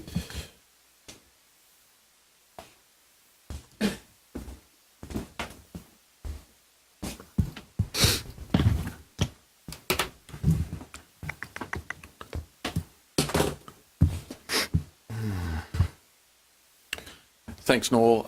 Again, Ken Galander for the record, with the Neighborhood Company, a certified professional planner. Again, I think this is a key day here for the town of Fort Myers.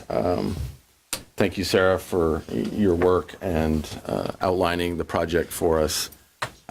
Just to be moving forward, Beverly and Roland worked on this vision after the storm, and it's been a long process. It's been an excellent process to go through. Our pre-application meeting with staff in March of 2023, and then moving forward with a community meeting that garnered a great input, garnered a lot of support back in August of 2023. We formally submitted in November of 2023, and here we are about 7 months later at this key juncture. And we certainly appreciate the majority approval at first reading. Don't necessarily need to go through the mixed-use development again, but Sarah identified that we're seeking that 45-unit boutique hotel, the 9,000 square feet of neighborhood commercial, and the 4 live-work units. Sorry, I'm going to move through, but I think a key item that we discussed and put on the testimony prior at the first reading was our public benefits. And I failed to mention that as part of the prior project, the applicants, as a request of the town, to provide $12,000 towards sidewalk improvements. And that has been presented to the town. And that is to help with that public benefit of increasing and enhancing that public realm and making that pedestrian-friendly environment. So we just wanted to make sure that that is noted. Ken, wasn't yes, that sir. actually a condition on the previous CPD, not this one? That is correct. But so you're just carrying, skins are carrying over, so to speak? Yeah, we believe that's appropriate. It's part of the effort for this redevelopment and is part of the heart of the island. As Sarah pointed out, some items to address, and I would like to provide these handouts that outlines. Thank you.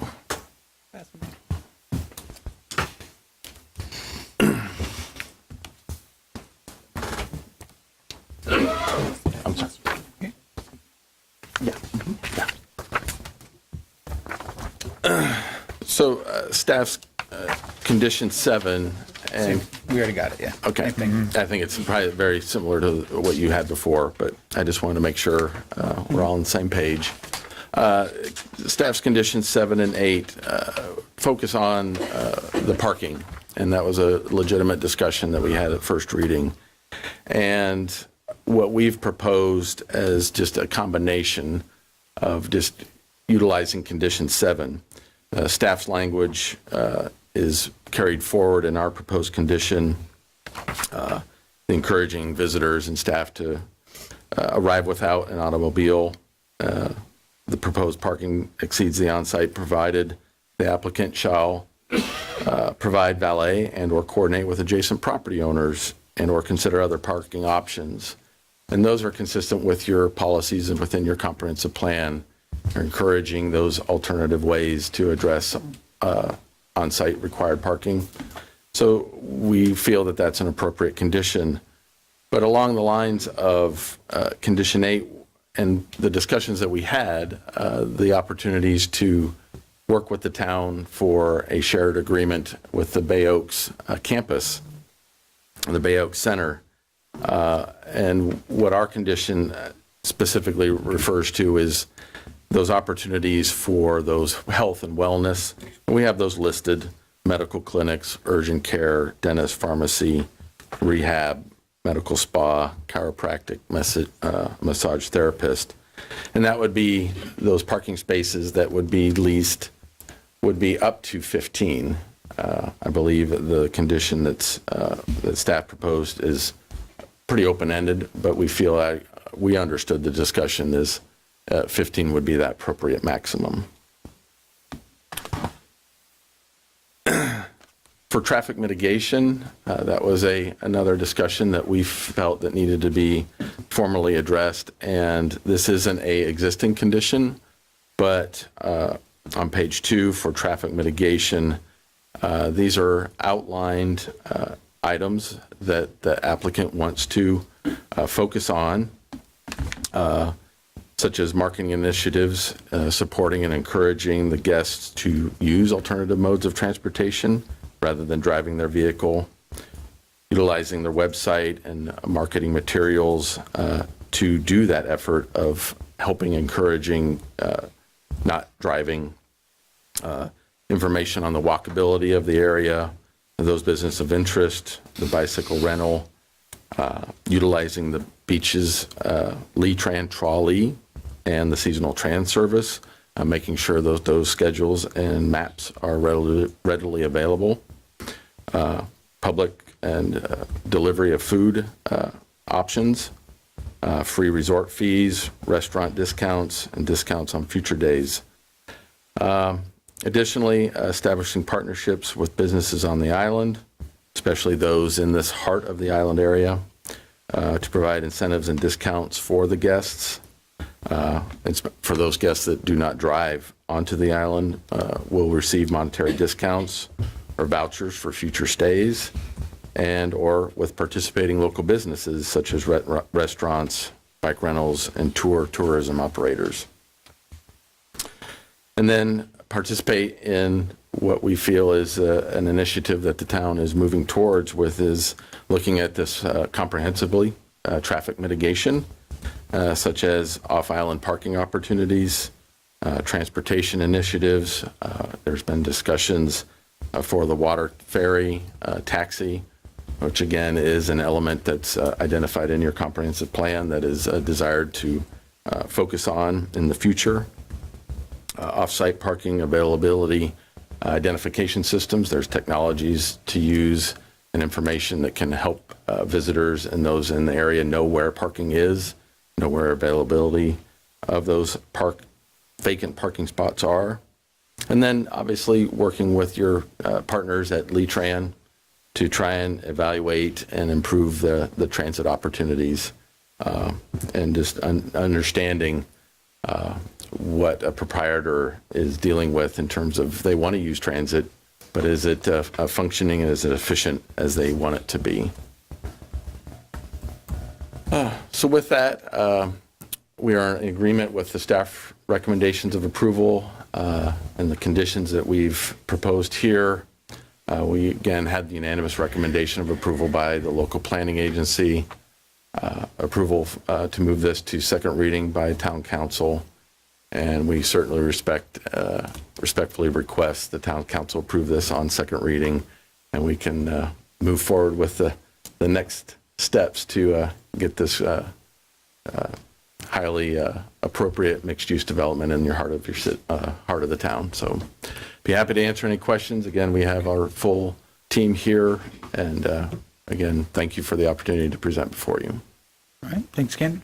John, questions? Not at this time. Vice Mayor Hall? Ken, just this first time I've seen this language. Sure. Couple questions on condition 7. This concept of one of our residents during public comments said that we're giving away or against giving away parking spots. There's no intention of giving away any parking spots. This would be a shared parking spot between the town and Myerside if certain criteria are reached in the medical arena. And you've got a list here that's a little different than what we discussed on first reading. And I see you've got medical clinic, urgent care. I would just want to include language that requires that either one of those entities would include an MD, physician's assistant, or nurse practitioner. We need somebody there that can write a script, and if we're going to offer a shared parking spot, or 5 spots. Dentist, pharmacy's great. Rehabilitation clinic, I would also like to require that involve a licensed physical therapist. I don't know what a medical spa is, but I'm not hip to all the trends. So maybe you could tell me what that is. Well, sometimes these spas have a component to specifically addressing health issues that the potential or the client is experiencing. So they're just focused more on a more acute therapy session for that. I have no issues with this development encouraging that, but I don't think that would be something that we would want to exchange or share parking spots for. And the last item, chiropractor, massage therapist. Again, massage therapist is wonderful. Hope you have one there, but I think that's going to be difficult to do a reciprocal parking arrangement for. I'm comfortable keeping chiropractor on there if that's all right. So that's how I would tweak that particular section. So yes, sir. We agree with those edits. Right. That's all I have for now. Great. Okay. Councilor Woodson? Well, I just wonder, I'm back at the list of uses, and I know where you're going with this, Vice Mayor, but I'm just wondering if there's any kind of, or other public services, because we don't have, barbers or beauty salons or anything like that listed here, but could that be included as part of this list of possibilities? Yeah. What I'd hope to do, what I'd hope to have language inserted in here that it would allow the applicant to come in later and petition, if they're unable to be successful in these critical medical areas, but there's still other needs for the island, I would allow the applicant to come in and petition the council for exceptions that you're talking about. If we don't get a hair salon or a place where you can get your hair cut on the island in the interim, and there's still a tremendous need and they want to make that pitch to the council in a public setting, I think that's appropriate. We can have that conversation. I just thought we'll prioritize the medical stuff first, and if we can, and then later give them that avenue through a process where they could ask for that additional use. Because I'm not opposed to that. I want to keep the focus where we can in the medical space. But that's just my opinion. But I'm open to any thoughts, if I may. And again, apologies, working through our week and the timing to get this to you. The last statement on our condition 7, the property owner may petition the town council to accept alternative personal services providers other than those preferred health and wellness providers listed below. So we're trying to acknowledge that we want to keep that door open, and we need to get the town council involved to help us make that decision. I'm sorry, Ken, I think I missed that. Did you see that, Karen? Does that give you any comfort? Yeah. Okay. Yeah, it does. Thank you. Great. And just for the record, the whole purpose of this colloquy is based upon the premise of the applicant from day one that they want to make this a health and wellness type of an entity. Yes. We wouldn't otherwise be having this conversation. Right. And that's part of the public benefit pitch. And I don't mean that as a pejorative, but that's part of the broader public benefit offering, if you will, for this development. Is that fair? That is a fair statement. At our community meeting, it was, again, that going back in time, it was part of the vision, part of what is the heart of the island like, what is potentially for this community campus potential. And that was just, it was a logical offering and discussion at the community meeting, and that's carried forward through this whole process. Very good. Thank you. That's all I have at this time. Councilor Woodson, anything else? No, I'm good. Thank you. Thank you. Councilor Safford? This might be a question for Bevan Rowland. I rewatched the LPA meeting because I was a little confused as to how it passed unanimously, but there were still some concerns. And I noticed during the LPA meeting that you guys had mentioned something about buying passes for Bay Oaks. I don't know what that number was. I don't want to make it a condition, but I thought that was a great public benefit. Is that still on the table? Beverly can speak to more of those details. Hi, Beverly Milligan for the record. Before Ian, when we were Myerside and operating, every single unit had a membership to Bay Oaks. And post, Ian, in the new build, every single unit will have a membership to Bay Oaks. We don't, sure, it's a public benefit, but it's the right thing to do. We're doing it. We did it before. We've set that precedent. We think it should be, we think every new hotel room on the island should do it, quite frankly. It's good for the community. It's good for Bay Oaks. And therefore, it's good for the community, again, full circle. And it's good for everybody to do that. So we didn't put it in as a condition because we're doing it. If you want it there, it's fine with us because we'll be doing it. I just want to know where. I mean, Yeah, that was, it really works and it's fantastic. Okay. And it helps everybody. I think it's a great addition. Thank you. Thanks, Bev. No further questions at this time. Okay, I have a couple. Ken, so I'm looking at your conditions here, and I guess I'm trying to look at it from the other spectrum, or from the other side. And I guess I could argue that, and it made me think about it, because unfortunately, I now have to go to physical therapy. For the first time in my life, I had to go get some knee work done. But what I noticed is the parking lot was full, because there was a lot of people using that facility. And when I look at all of these things, to me, although I love the idea of health and wellness, to me, this promotes nothing more but more traffic, because people that are going to see these people aren't going to walk there. They're not going to bike there. They're either going to be driven or they're going to drive there. And our solution, at least what I'm seeing, is that the town now gives up some of its taxpayer property to offset the increase. To me, this is like a catch-22. It's something I think is needed on the island, but at the behest of taxpayers now giving up even more for a CPD that's being proposed by an applicant to help offset their problem. They're asking for the conditions, they're asking for the deviations. And this, to me, is the town solving that for you, not you coming to us.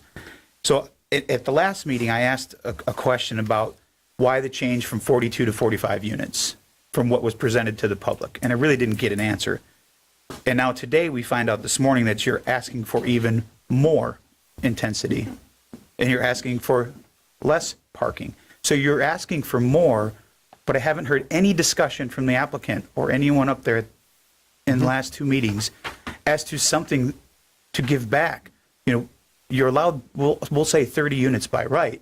There's been no discussion or no answers, at least given to me, unless I've missed it somewhere, that the applicant's willing to work with the town. So far, it's what can the town do to make what I want to do work, not the other way around. And it's giving me pause, because although this is a step in the right direction, I appreciate that you guys obviously listened to some of the comments and most of the comments that the council had, and you tried to propose something, but there's nothing. To me, there's nothing here. There's no teeth. There's may, will, could, should.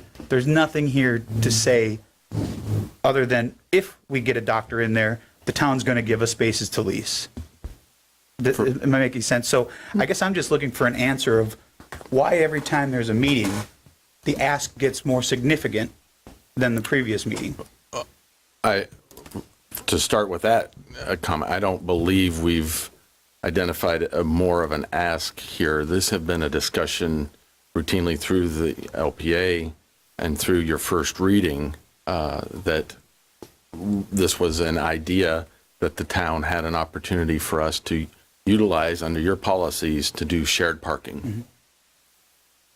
And we are wanting to do that to help reduce that impact of parking on site, potentially reducing that traffic impact by not requiring as much parking. We've had that discussion. I think we've all acknowledged that as a component of the impact on Estero Boulevard is to provide more parking, more cars, et cetera, et cetera. So regarding our 42 to 45, that was pre-application. That was before we even got into our formal application with the town, was the 42. We evaluated our project, we evaluated the needs, and we evaluated what we needed to ask, and then we're asking for that 45 with the appropriate. We didn't know how many commercial space we needed. That was an effort of us being our experts and our professionals evaluating what would be the best project for this heart of the island in terms of a mixed-use development. With regards to asking for the increase in floor area ratio, that is based on a conversation that we've had in this public setting of these live-work units. It makes sense to make them bigger, and we need to provide for that square footage in comprehensively to make sure we're consistent with your land development code and comprehensive plan. So But it's really 1.26. Therein lies my point. You want to increase, but you're not willing to decrease anything. And when you look at, that's where I'm getting hung up, is because we heard you, if you can make a bigger workforce units or employee housing, however you want to word it, if you can make those bigger, that would be great. But it's making the problem worse, in my opinion, not better, because now you need more from the town, but other than making the place bigger for the people that are going to live in it, what other benefit to the community is there really for that? And that's where I'm kind of struggling. So I'm trying to get some answers for that. Okay. You are. I appreciate it. Here. Good morning. Please know I'm not trying to beat you up. I'm literally trying to just ask questions that I've been asked, which I feel are very legitimate questions. Good morning. For the record, Patrick Van Ness, certified planner with the neighborhood company. I hear the question, and I'm confused. I'm confused because we were all here last meeting, and we presented live-work units at about 500 square feet. We were asked by council to possibly increase those to 1,200 square feet. So everything you're seeing today is a reflection of what we've been asked to do. We've also said previously that if those live-work units are going to ding us in any way and are going to be perceived negatively, we are more than happy to remove those. But we believe there was a public benefit, and so did the rest of the council. So I'm very confused today right now. The other thing, when it comes to parking, we have multiple options that we've identified. We have the opportunity to get a shared parking agreement with the library, with the church. We can do valet parking on site. And we were asked, it was proposed by council, and it was an offer that if we provided these medical providers, we could have parking at Bay Oaks. Again, we did not request that. It came from council. So again, very confused as to why this is portrayed as if we are making that request. Well, I guess I'm a little confused as well. And what I believe I've heard from all the other council members is having medical professionals on this island is a benefit. It is desired. So the fact that it is portrayed as we are asking for more, I think we've all established that there's a belief by a lot of people that this is a benefit. And we've proposed a list that was slightly longer than what was discussed originally. Again, for you to review, for you to edit as you please, but we tried to take the comments we received, put them in writing, and then present them back to you. And I can appreciate that, but maybe you're not understanding how I'm saying it. Yes, you did listen to the council, and you tried to make some changes in here that alleviated some of the council members' questions. But again, it was at the behest of the taxpayers. The taxpayers now have to give up parking to offset, which I don't disagree, and I'll say it again, I don't disagree that some of these things are needed on the island and they are a public benefit. But you're asking, if we're going to give you a public benefit, you're going to pay for it. You're going to give us more. You are the ones here asking for a significant amount of increase over what you can do by right. We're not asking you. You're asking us. And the solution that I'm seeing in front of me is, we'll do that, but you have to now give us even more. And I don't know how that's confusing, but and maybe I'm the only one that sees it this way. But you're adding more. You want to significantly increase your intensity and density. And your solution, at least again the way I'm reading it, is in order for us to accommodate what you feel is a public benefit, we need you to give up public benefit to make that a reality. Not we can get rid of 3 units, not we can get rid of 5 units, not we can do this, not we can do that. It's we need you as the community to give us back more to make your public benefit that you want a reality. Okay. I don't think we asked for those parking units at Bay Oak, so I don't see it as the town is giving up anything for us. I think it was suggested as an incentive. Moreover, like I said, we have multiple options as to how we can address our parking. And I think it's been discussed that businesses want to provide sufficient parking to make themselves successful. Again, these folks are not in business to lose money and to have something that goes bankrupt. They're trying to be successful. With regards to the parking, again, it's a shared parking agreement. There is overcapacity, and it's a revenue source for the beach. There is a precedent. Myerside used to lease, was it 3 or 4 parking spaces already? 4. So there is a precedent there that was a source of revenue to the town. So again, I still remain confused as to how this is something that we've requested. Again, it was provided to us as a potential incentive. We embrace that incentive. It is consistent with what we've expressed all along, that we want to create a health and wellness theme. And I think there's a lot of support for having those service providers on this island. Okay, let's leave all these conditions out of it. Do you feel the way that your proposal is being proposed to the council today, that the commercial space with the parking limitations that you're faced with now, if nobody else helps you, if nobody gives you anything, do you think that 9,000 square feet of commercial space can survive and 45 units with the parking that you're asking for? We feel that we've got options as to how we resolve that. Do you have those options and agreements here for us to review? Are there any agreements in place for parking? Well, there is one that's been proposed by one of your council members.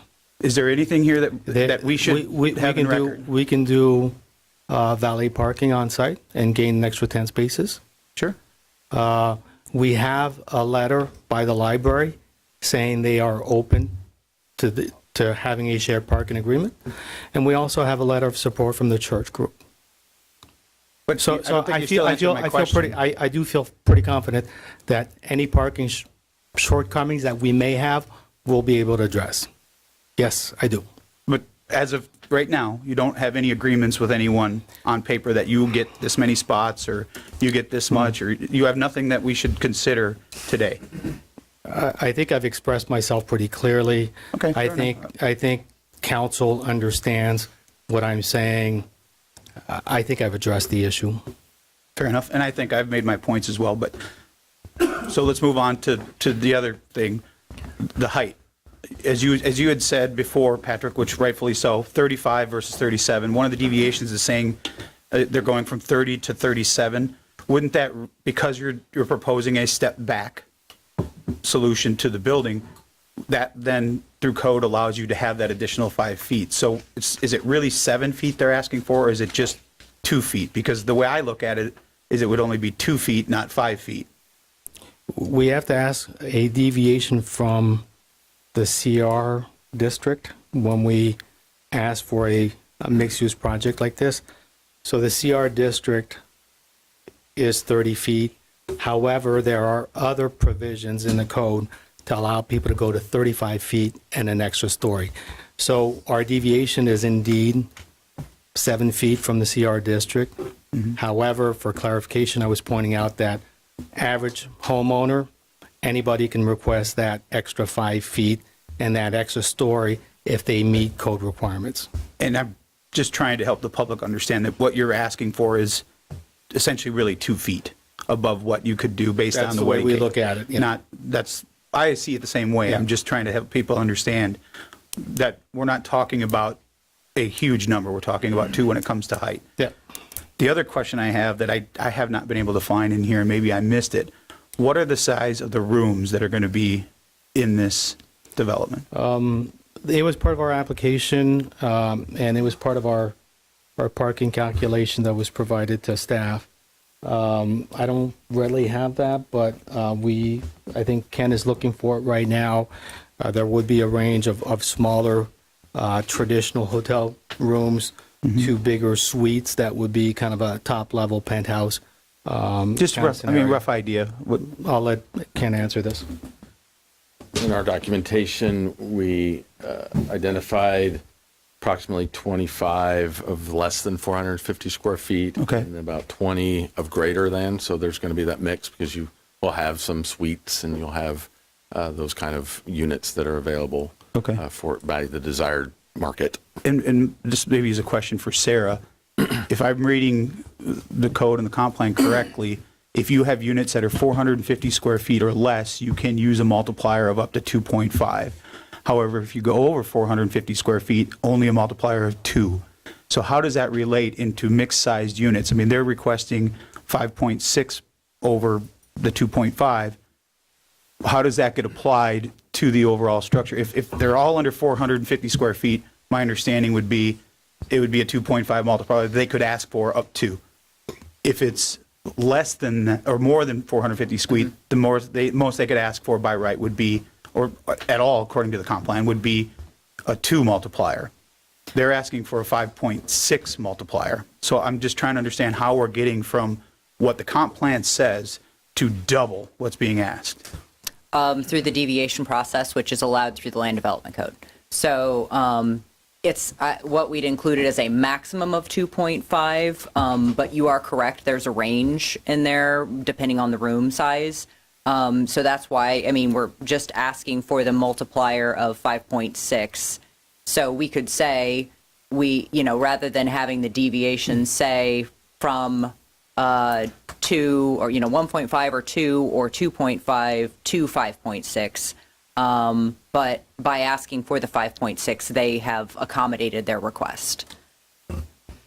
And is it your interpretation of the comp plan that they can ask for 5.6? Yes, and many developments have asked for 5.6. They've asked for a whole range of numbers throughout the years that I've been here and prior to my being here. Okay. But I did want to speak to the question regarding height.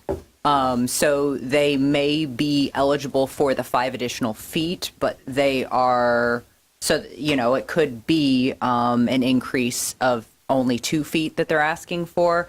But in order to receive the additional story, they would need to have below flood, unenclosed, other than a maximum of 300 square feet. So they don't receive the additional story without the request. That makes sense. Okay. Thanks for clarifying that. No problem. Sarah, before you leave, Yes. can you clarify in your staff report, I think it's on page 242, it is regarding the deviation number 6, deviation to 34-18-03A1, which allows the conversion of dwelling units to hotel guest units per established equivalency factors. There's a comment that's made at the very end concerning the comp plan where it says, now I lost it. Hold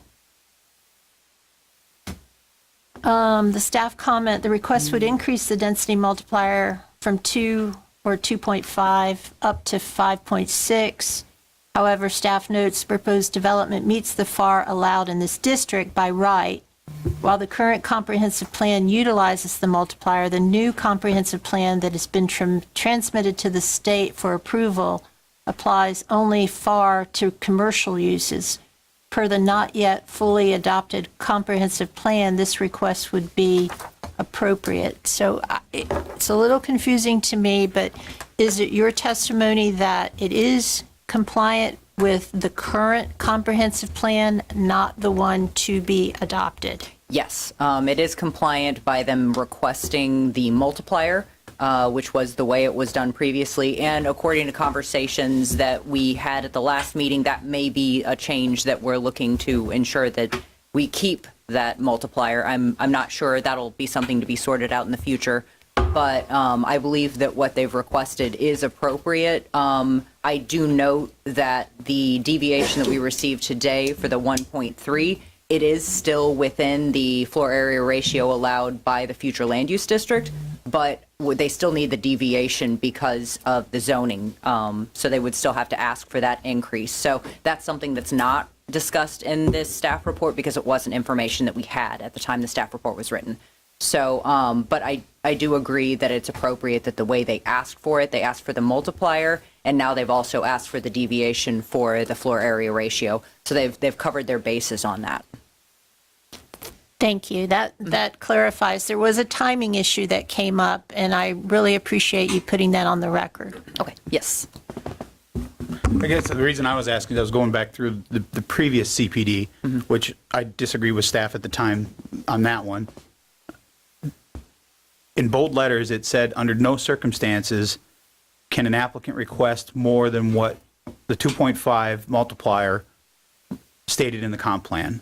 That was in bold writing in the staff report. Now, from what I'm hearing, you're saying that was not true. I don't believe that was true because it's been asked for and approved by multiple developments. So I'm not sure. I'm not sure why that was determined at that time because it has been found to be appropriate and a request that can be put in. Because I believe that the comprehensive plan actually refers it back to the land development code for, how this should be sorted out. I would have to reread the comprehensive plan to make sure that, but I'm fairly certain that is the case, that it refers you back to the land development code to sort out the details of it. But if you want, I can sit down and take a look at that and make sure. No, it caught my attention because it seemed different than what was being applied here. Yeah, then that certainly. And the fact that it was in bold lettering is what really caught my attention. And again, like I said, I disagreed with you guys then, so. You guys. Well, We're all different people. Well, just really but my point is, it was the request on the last CPD was to deny it. Yeah. And it didn't understand, but. So you're saying nothing's changed, it was just an interpretation of the comp plan? I believe so, but I will, when I sit down, I'll sort through it and make sure that I am correct on that. But that was my interpretation, and I did reread it for this. Okay. I know, I got a lot of questions, but. No, you're fine. I appreciate it. I'll hold the rest of my questions that I have for after public comment. Sounds good, thank you. Yeah, Patrick. If I may, I'd just like to clarify that we 100% believe that we are consistent with the comp plan, and that the equivalency ratio section of the land development code allows us to ask for more lodging units. Also, just as an example here that everybody will understand and everybody will remember, Margaritaville was approved for more lodging units through that same mechanism. They did not ask for a comp plan amendment to get additional lodging units. They used that equivalency ratio and the ability to ask for a higher multiplier through public benefit. We are requesting the same.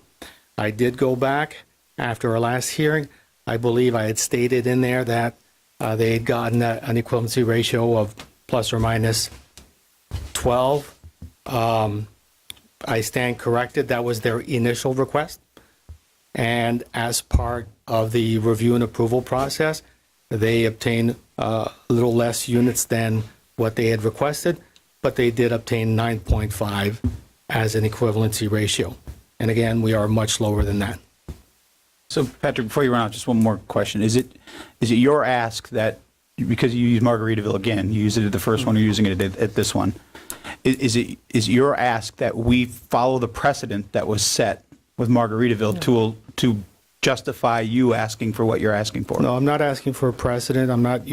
I use that as an example. The question was, this equivalency ratio, is that consistent with the comp plan?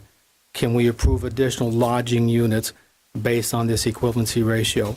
All I'm saying is, yes, you can. And the perfect example of where it's been used before is Margaritaville, but there also have been other projects. But I'm just pointing it out because that's the latest big project that was approved using that mechanism. We're asking for the same mechanism. Again, we're not saying that you should approve density based on another project. We're just saying this is the process. It's been used before, and this process applies to us also. All right, thank you. Mayor, one more item. I guess you guys are kind of close to your conclusion. of your presentation. I'd like to ask Mr. Davies if you have any questions of council. There were multiple disclosures made at the onset of our hearing regarding emails that were received. I don't know if you want to ask any specific questions, or you probably have been provided a copy of the emails. Again, for the record, Noel Davies, applicant's attorney. Appreciate the opportunity, Nancy. We don't have any specific questions with respect to that. Okay, thank you. Thank you. Thank you. All right. Now we will open it up for public comment. Or is there anyone that would like to speak on the, well, she's got a stack. Got a stack. First up is Bill Veach, and following Bill will be Paula Kiker.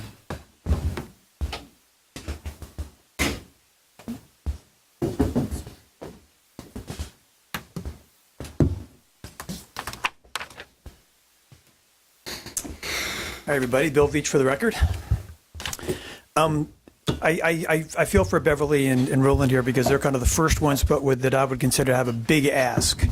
And the big ask is all these additional residential units that that is, if there's any kind of public benefit, it should be, to me, proportional to the benefit that they're getting. This is millions of dollars of benefits for all these additional units. Some of the history, you talked about the previous CPD when the town staff did not recommend approval. This one is asking for more, and now they're recommending approval. That to me sounds a little bit odd. I don't know what changed with the staff or with their opinions, but it seems like it's changed over the course from their second CPD to this third one. When they're talking to public benefit, I read through the list in the packet, and there wasn't really a lot here that I saw as being anything of a commitment at all. Because like the one where it does say commitment to try to establish a centralized health and wellness center, it says try. You put try in something, it kind of removes the legal weight entirely. It means they have to make an effort. It doesn't mean they have to achieve anything with that. The other thing is that, so part of when they said they're going to try to have this medical themed facility, that is a public benefit for getting these additional units. And now to say we want additional something from the town to make that happen, including the parking, I think to me is kind of double dipping in that. Now, if they didn't have these extra units, would they have sufficient parking? Would they be able to do this without requiring to extend their project into other people's properties? And the other thing is, I've heard it said, when I went through their list of public benefits, a lot of them are just like following the law, to build resilient and hardened sites. That's Florida Building Code. That isn't necessarily a benefit for the town. That's something they're obligated to do. You don't get benefits from following the law except for not being fined, things like that. Another thing is that they've also mentioned that they need these other units to make the project economically feasible.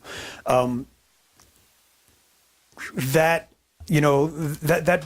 need versus greed kind of is something that you can't determine because you don't know all the numbers and you don't know whether that's really the case or whether they just want more. The other thing is that when we did a survey after Ian at one of our events, one of the Resilient Lee events, like 1 in 7 people thought that that financial viability was a reason to grant additional density. So it's not a popular thing in the town. They're the first ones out of the gate with something that I consider to be a big ask, and I really think that this is just too big of an ask. And I'll just also say that if there's a real need to get things moving along and to get some retail on the island, you can also fix the CB zoning district. That's been there for a while. I know it's coming through the LPA, and that's a way to be able to encourage mixed use, but within the amount of residential units that they're allowed with their district. Thanks, Bill. Thanks. Paula? After Paula is Ron Fleming.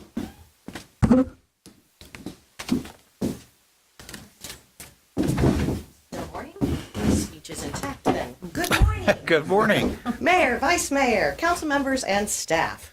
Paula Kiker, 6035 Estera Boulevard. I am here this morning to speak in favor of the Myerside Resort project.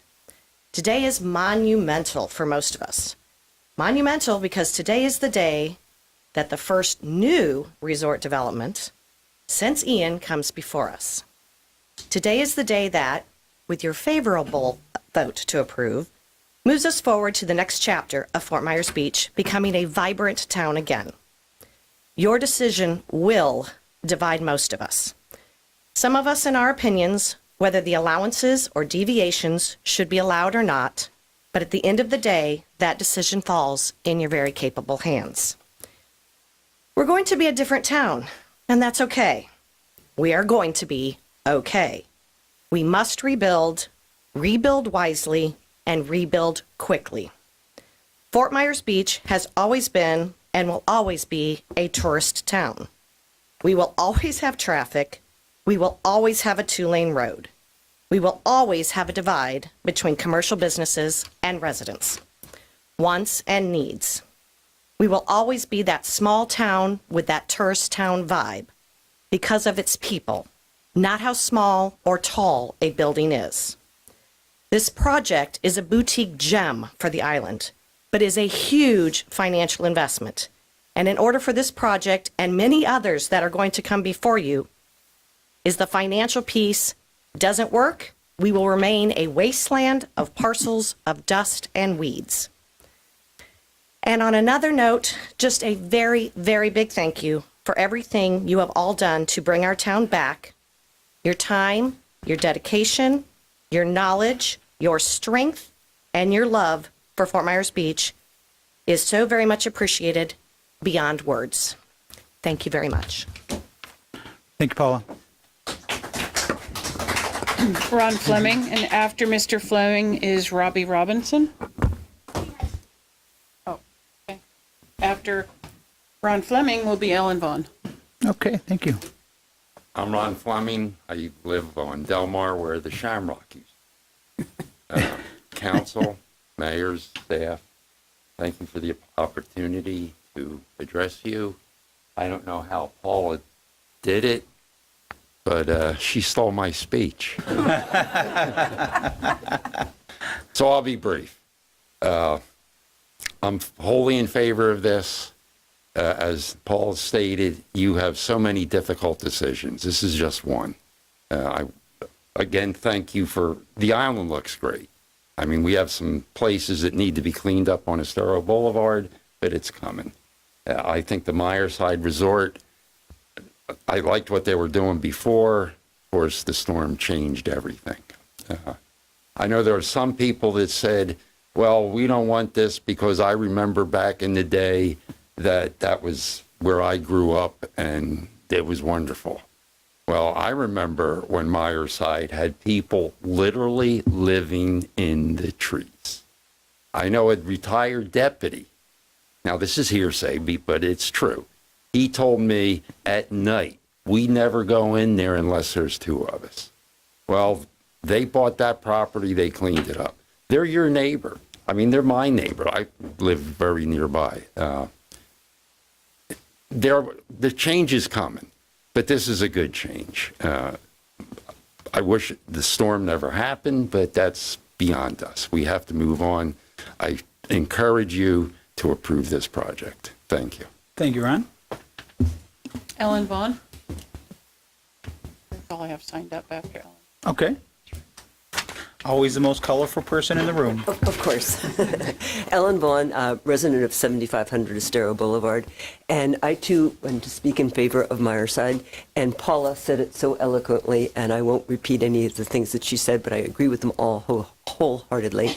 And to echo what Ron was indicating, Beverly and Roland have a track record on this island. They came here more than a decade ago and established a wonderful business where there had been blight. And I think we are to give them, that should be taken into account when we are looking at approving, that you are looking at approving their proposal. They are asking for more than they are to build by right. Every developer coming before you is going to make that same request. And they have a track record. You know that they really stand behind what they do. In addition to offering use of Bay Oaks, they also provided all of their guests access to the Mound House. And many of them came by and visited and said they were staying at Myerside and they had given them tickets to come to the Mound House. So with all of those things said, I just encourage you to vote in favor of this project. And I, too, was reminded of what we went through when it was TPI. And at that time, we used to use the phrase 5 decide. Well, we now recognize it's 3 decide. So I hope 3 of you can vote in support of this. Thank you. Thank you, Ellen. You have no other? That's all I have signed up. Is there anyone else that would like to speak? Come on up. Oh, the hand went up behind you. No, come on up. Hi, my name is Todd Capella. I live on Bay Beach Lane, and my big issue with all of it, a couple of issues. One, no, the island is not going to shrivel up and die if we don't hurry up and rebuild as fast as we can, blindly, and frankly overpopulate the island. We already know, it's already been established, and everybody has a hard time remembering or keeping track of the fact that if everybody on the island does only what they're allowed to do, it would double the load on the island, double the number of people on the island. And you know, when the proposal first came out, I saw the pretty pictures and I was like, yeah, that's cool. But then you start peeling off the layers and going, oh, wait a minute. Now they need this and now they need that, and I'm not seeing a lot of public benefit. I understand that you may think that having dentists and doctors and things like that on the island is a public benefit, and maybe it is, but also stop to think about, wait a minute, you know, one doctor on the island, how many people is that one doctor in network, and how many people on the island are going to even be able to use that one doctor? So, you know, and there's just too many, it's way above what they're allowed to ask, and that's why there's multiple aspects of the FAR and the density and the height, and that's why there are multiple metrics that you have to stay within in order to meet what the island and the town and the residents and the voters are willing to accept. And this breaks a lot of those rules. It's not like it breaks one or two, it breaks a lot of them. So, you know, I have to say I'm totally in support of Mayor Allers and his questions that he brought up, and I think the rest of the council needs to give that an awful lot more thought. Thank you. Thank you all. Thank you. Barbara? We'll get to you next, Steve. She had her hand up first. She was quick.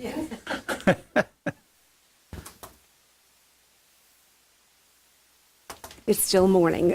Good morning, Mayor and Vice Mayor, Council, and staff. My name is Barbara Hill. I live on 340 Madison Court. I believe Mayor Allers is correct. I am so thrilled to hear your comments today, which further identifies my thoughts as well. I first loved the Myerside Resort. I loved the design of it. I am definitely for mixed-use development, but the 7 deviations that they're asking for is more than I can approve. I don't like the idea that they're doing more density than allowed. This is not reasonable. The setback fronting Estero Boulevard is also not acceptable. The leasing of the ground floor with regard to public benefit, that's really based on supply and demand. They're saying that, yes, they would allow health and wellness activities and businesses. However, that's all based on whether that's even viable. If, for example, they have 3 clothing shops that want to rent that space and they are available and they're willing to pay that rent, are they going to say no to those businesses simply because they're reserving those for only health and wellness? I would say that the development would never allow that to happen. Business is business. So if the clothing shop is going to go into that space, that's what's going to go into that space, regardless of what they or council would like. So I don't like the idea of parking. They're not compliant with the 90 parking spaces that are required, and so that's an issue for me. So while I thought the design was lovely at first, I can't approve of this, and I'm hoping you all vote no. Thank you very much. Thank you, Barbara. Steve?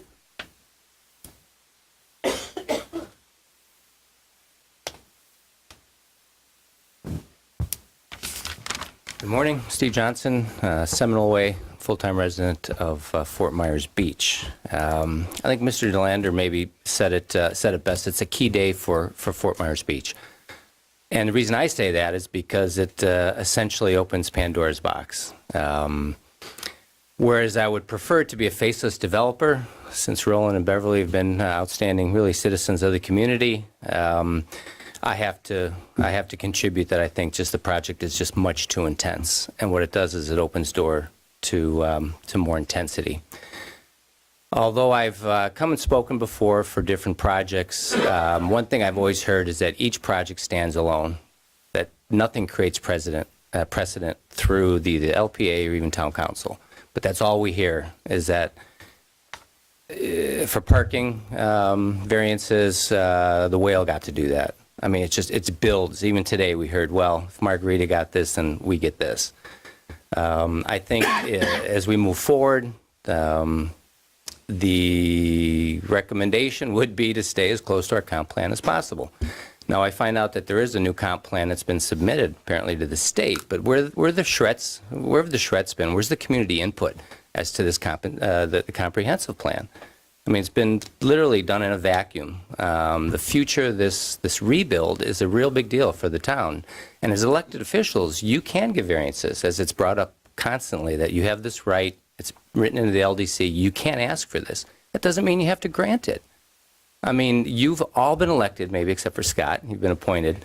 But the point is that you are elected officials, and you can make these decisions for the town. But I would just ask that you be fair about it and try to include the town in this decision and what the future of this community is going to be.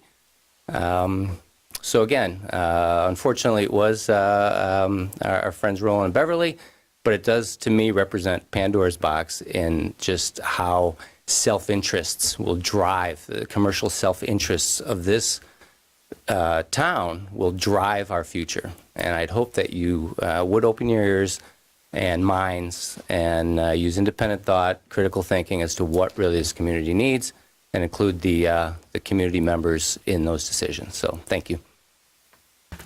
Thanks, sir. Is there anyone else that would like to speak? Come on up. Good morning, Mayor, Council, and staff. My name is Chris Smuts with London Bay Development Group, and we're the owners at the Outrigger parcel at 6200 Estero Boulevard. As Fort Myers Beach property owners, we would encourage you to consider the island-wide economic impact of the Myerside project during today's public hearing. This project and others like it not only have the obvious economic impact related to permit and impact fees, but will also increase property values and property tax revenue, generate additional sales taxes and tourism taxes, lead to job and wage creations, as well as have cascading economic impact on this community. This carefully planned blend of hotel, live, work, retail, and restaurant uses is a testament to the owner's commitment to providing the island with a mix of commercial offerings and corresponding public benefits. Approving this project today sends the message that Fort Myers Beach Town Council is committed to rebuilding the island for the future generations. Thank you for your time and dedication to Fort Myers Beach. Thank you, Chris. Is there anyone else that would like to speak? Come on up.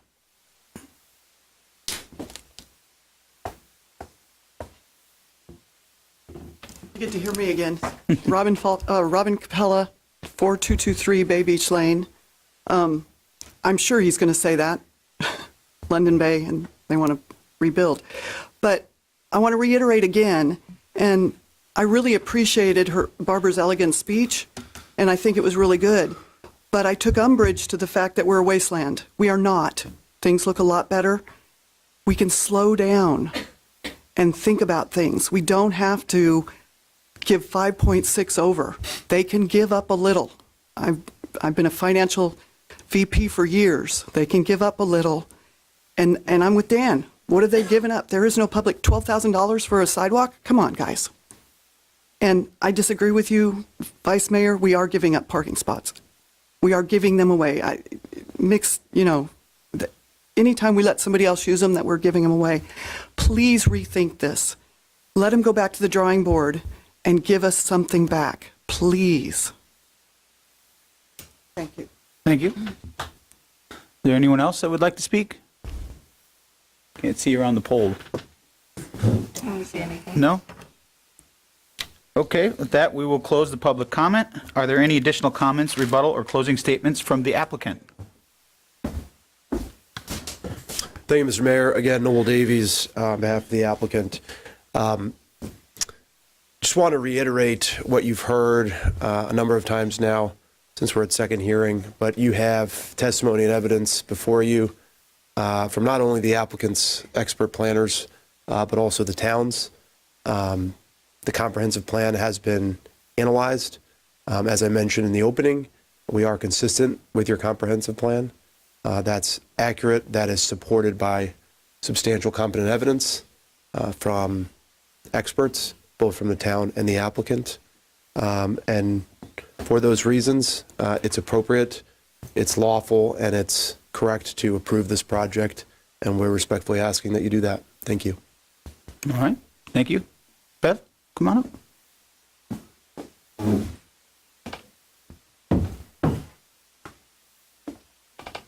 Welcome back.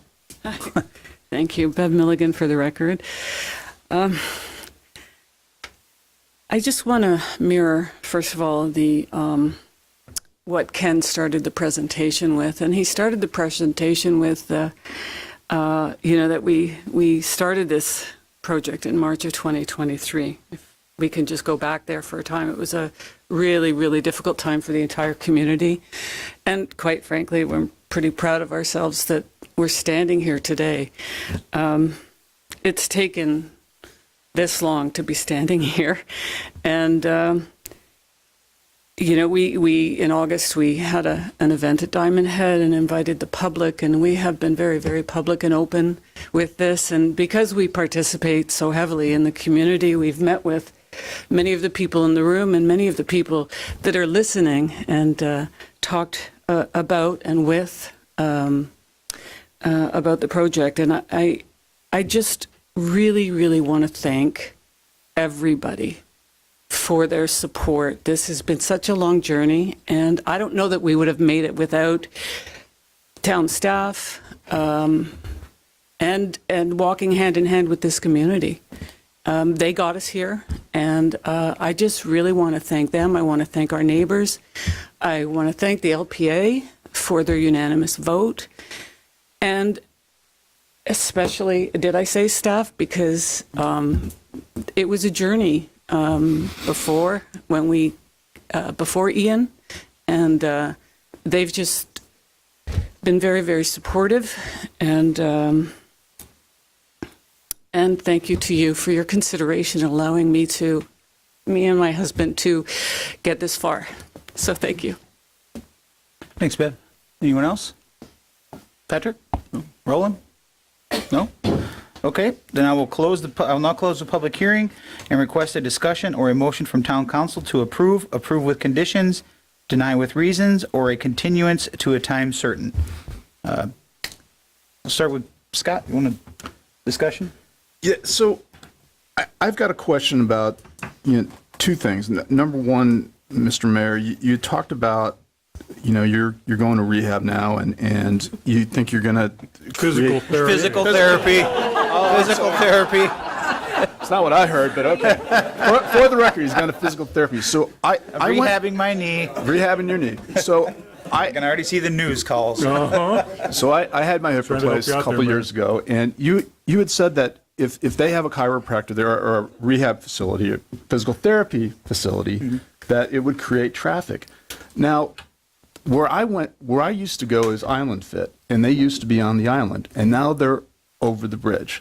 So I just don't understand the argument that it will create traffic. I think it'll actually reduce traffic because you're not having to go over the bridge. Can you imagine having a 10 o'clock appointment during spring break? You'd never get back here. So I'm trying to understand. So I'm not. I just want to have this discussion. And I appreciate it. I think we're creating our own traffic because we don't have the necessary goods and services on the island.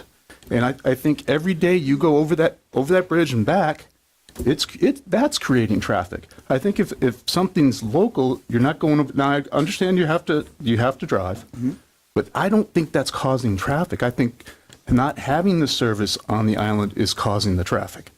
I guess my point, Scott, was both create traffic. Correct. Because if it's on the island or off the island, you're still, the only way you're getting there is via Estero Boulevard. Whether you're on the island or off the island, you're still taking Estero Boulevard to get there. If you've got a bum knee or you've got a bum shoulder, you're not riding your bike, you're not walking, you're getting in your car and you're driving there.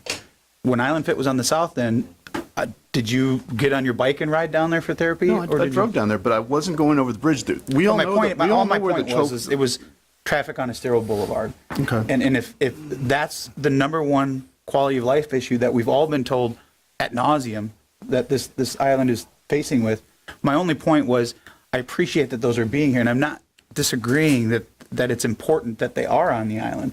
I'm just simply saying don't use it as it's a saving traffic, because it's not. You're still driving to that location on Estero Boulevard, which directly impacts the quality of life of the residents of the island. That was my point. Okay, but I just to have a rebuttal here, I think when people talk about traffic, they're talking about getting onto the island and getting off the island. And I think a business mid-island is not going to create that. It's going to actually help.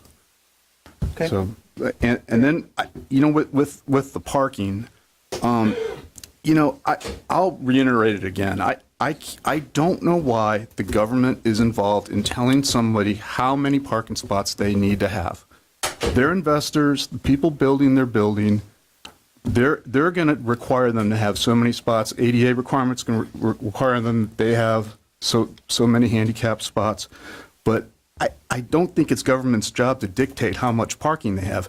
The market, to start with, but once they're a going concern, the market's going to dictate how much parking they need. The market, if it's impossible to park and it's a pain in the butt, people aren't going to support their businesses, and they're going to lose tenants. But I think the market's going to dictate what happens with their parking. That's just my 2 cents. And I could appreciate that. My point was, I get hung up on words like if or may or try, but to me it appears there's been no to Barbara's point. She said if a clothing shop wants to get in there, but we can't make them have a doctor. We can't make them have a chiropractor. Right. I think what Jim came up with was the carrot. Hey, if you do have that, then we'll help you out. And I think again we live in a free market society. The market's going to dictate what is going to be there. I just don't think we can't tell them that they have to have it. That's why there's all those subjunctive verbs in there. May, try. That's why I feel that those are in there. Well, I guess I'll disagree with that comment. We can make them, because that's why they're here asking for the deviation. You can't make them have a doctor's office. No, I'm talking about the parking requirements. Technically, you can, but my point was you're a hotelier. What would be a complaint that you would? So I asked the question if the applicant thought it would be successable with the parking that they're requiring. I didn't hear a yes. So I didn't hear a no. I heard I don't know. I'll give you my example, Dan, and you know what we went through with our hotel, kind of same story. What I only had 4 units and a gift shop. So this is, let's just say 9 times bigger. Okay. The only time I had a parking issue was at Christmas week, Easter week, at the height of season. But I figured it out. I mean, I asked Beach Bar if I could park there. I paid. They're going to figure out. The market's going to figure it out. And maybe some people didn't come to my gift shop because there wasn't parking. It was always a challenge. I mean, parking's a challenge on the island. But if we want to reduce traffic, why do we keep making parking requirements? It's just counterintuitive. And I get the fact that if you're going to physical therapy, you're going to need a parking thing. But we want to encourage businesses, to promote bicycle, to promote different things other than cars. But we keep getting stuck on this parking issue, and it's like park. Well, that means I've got a car. So I think again the free market's going to figure this out. okay, you had 4 units. Yeah. Is it safe to say if you had 8 that you would need more parking to accommodate those 8 people? Or those extra 4 people? Would you need parking? Well, I would have had a bigger lot. But you would have needed to have parking for your guests, right? Back in the day, yeah, probably. But Is but it now, safe, is it safe to say? But is it more, safe to say that if you have 4 and you're going to 8, that you are increasing the amount of people that are driving onto the island to take advantage of your hotel? If not, how are they getting here? Well, that's the whole thing. Is nowadays people are Ubering, people are, Which is still a traffic, still a car right. coming on. I'm only trying to make the point that if you're increasing the amount of people that you're inviting to your property, you're inherently increasing the amount of traffic that's going to come to your property. That's all I'm trying to say. And I don't know that anybody can, with a straight face, say that if you're going to have 4 units and you go to 8, that you're not promoting increasing traffic to the island, because you're promoting 4 more people to come and stay at your hotel.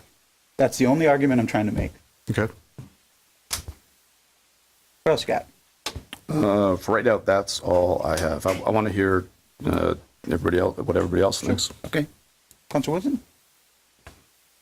So I'm not going to go into detail about how much I agree with Scott on this, but I will also say that I truly believe that Myerside, the neighborhood company, we asked for things in this last meeting, and they addressed every one of them. You talk about the parking, they have a whole traffic mitigation plan that came to us as a result of that conversation, talking about using trolleys, walkability areas, giving benefits to people who don't drive here but use public transportation, looking at off-island parking, taxi discounts, water ferries. It's all in here. I too believe you cannot demand that they have medical renters per se, but they are going to give a nod to those people that do. And I know for a fact, based on what was told to us last time, they have gone out and promoted that. They have talked to people. They have talked to the dentists and the doctors and urgent care people that were on this island. Unfortunately, it's been a long time, and these other people have had to go and explore other places for their businesses. They've kept it close, but maybe not close enough to the island. And maybe they will do satellite offices. But I truly believe that they have come back to us with everything we asked for and have a plan for that. And so I want to compliment you on a job well done. Okay. Vice Mayor Holt?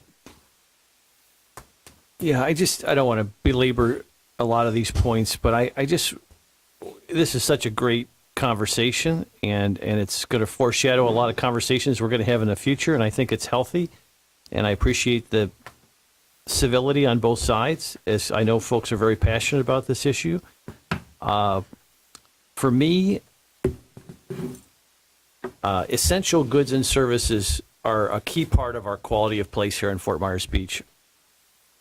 And I don't want to over-dramatize this, because this is a small piece in a much bigger puzzle here at Myerside. But quality of place and this essential service piece is something critical to me. Having a grocery again, pharmacy, gas on the island. It's critical for quality of life. The public benefit piece of this for me, in part, is something that the applicant has been consistent about from day one, and that's the health and wellness focus. We lost the urgent care facility at Santini Plaza. We lost the physical therapist at Santini Plaza. We lost the dentist and the chiropractor at locations nearby. That affects quality of life here in Fort Myers Beach.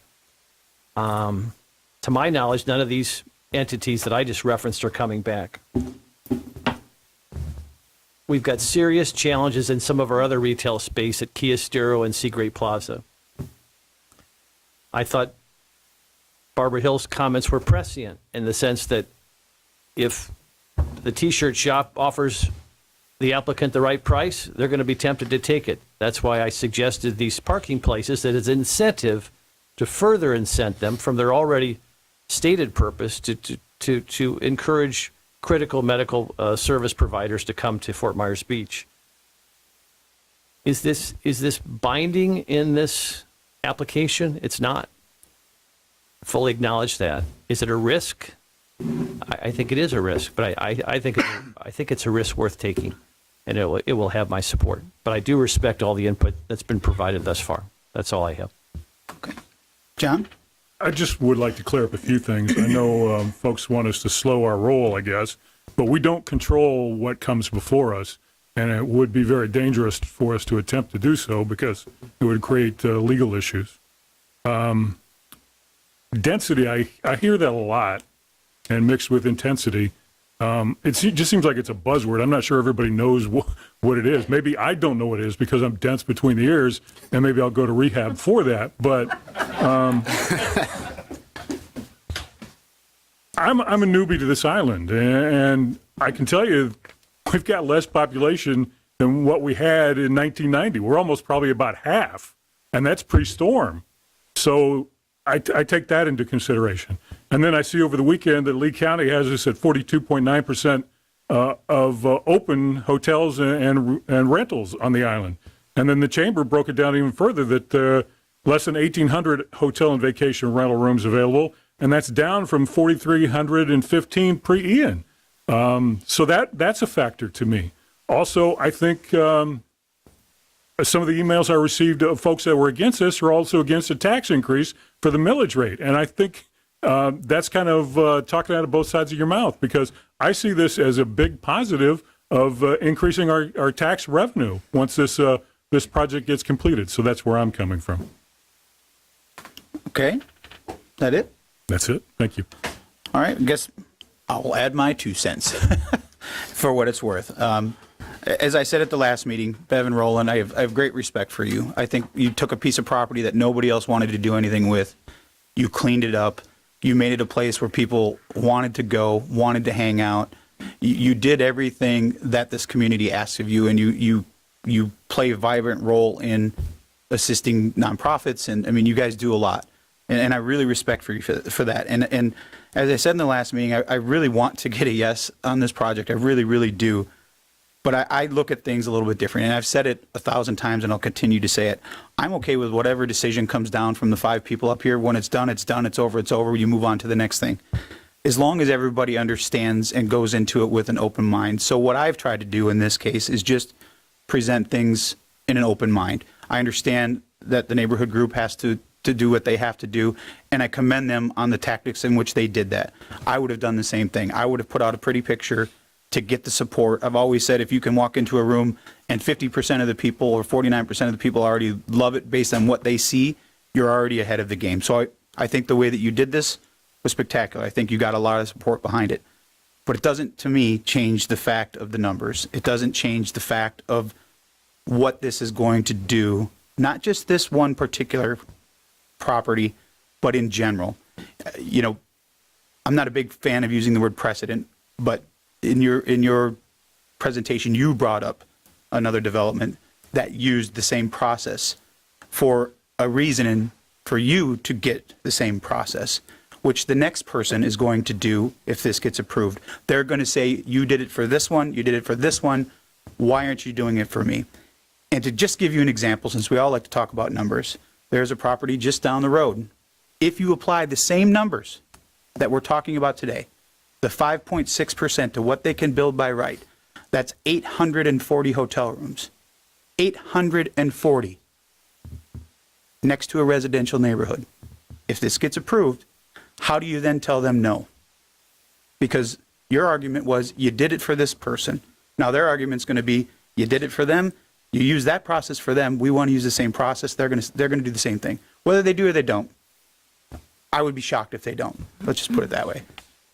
I think that I'm all for smart growth. To me, this doesn't appear as smart growth. I completely support, we can say the 30 units. You're, in my opinion, asking for double what you could do by right based on the staff's the staff's comments, you're asking for double what you could do by right. That is a lot of intent. That's a lot of density. Whether it's between your ears or whether it's in a book or however you read it, that what is being built there by right is already 3 times what was there when the property was purchased. Whether you want to admit it or not, that adds traffic. That adds strain on the infrastructure. That adds time to first responders getting there because they're stuck in traffic. It adds to all of that. And although this is a very small number, I will agree with that. And it's a very beautiful project. And I think if you would have even moved a little bit and tried to come closer to the 30, even if we agree that 30 is the number, but you haven't done that.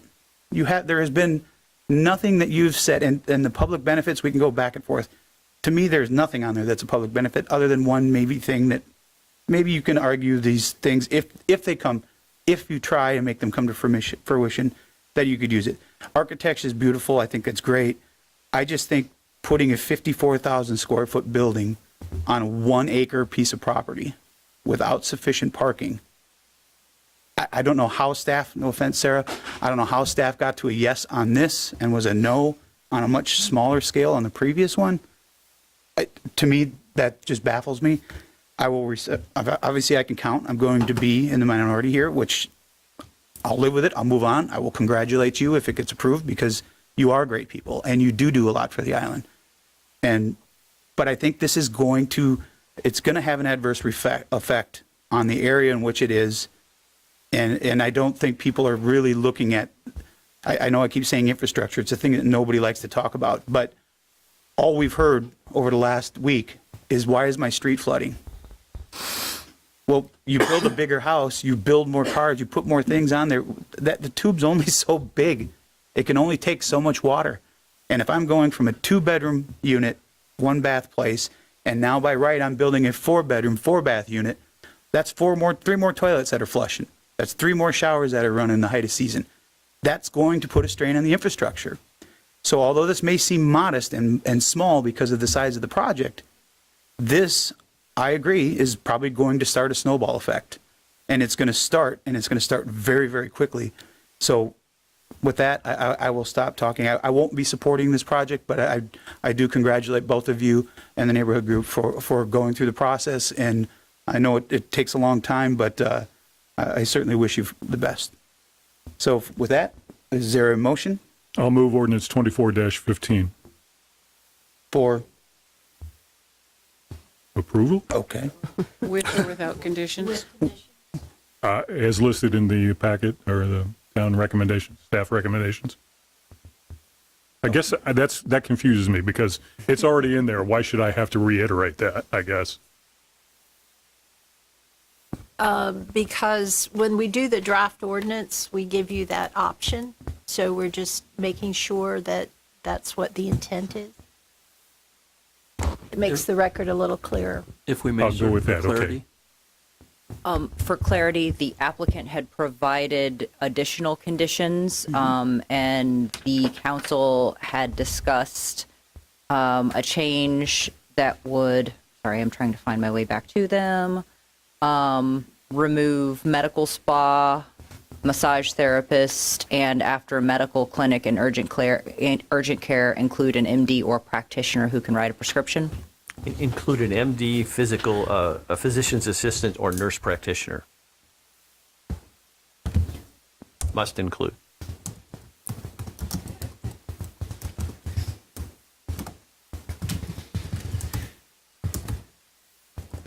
All 3 of those have the ability to write a script. Okay. Got Thank you. Yes. So do you want to include their conditions that were not included? That's Okay. fine. Thank you. Everyone clear on the motion? Okay, we've got a motion by Councilor King. Is there a second? I'll second. We got a second by Councilor Safford. Any further discussion? None? Councilor King? Aye. Councilor Safford? Aye. Councilor Woodson? Aye. Vice Mayor Holt? Aye. And I'm a no. Congratulations.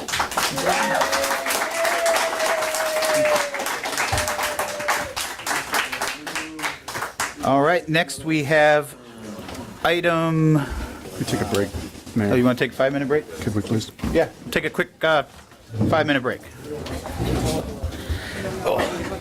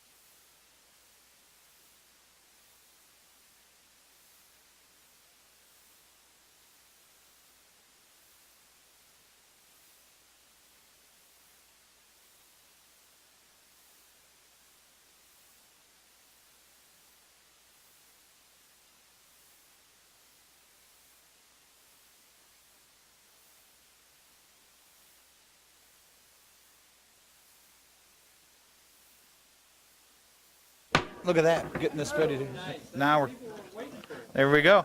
All right, we're going to call this meeting back to order. It is 12:17.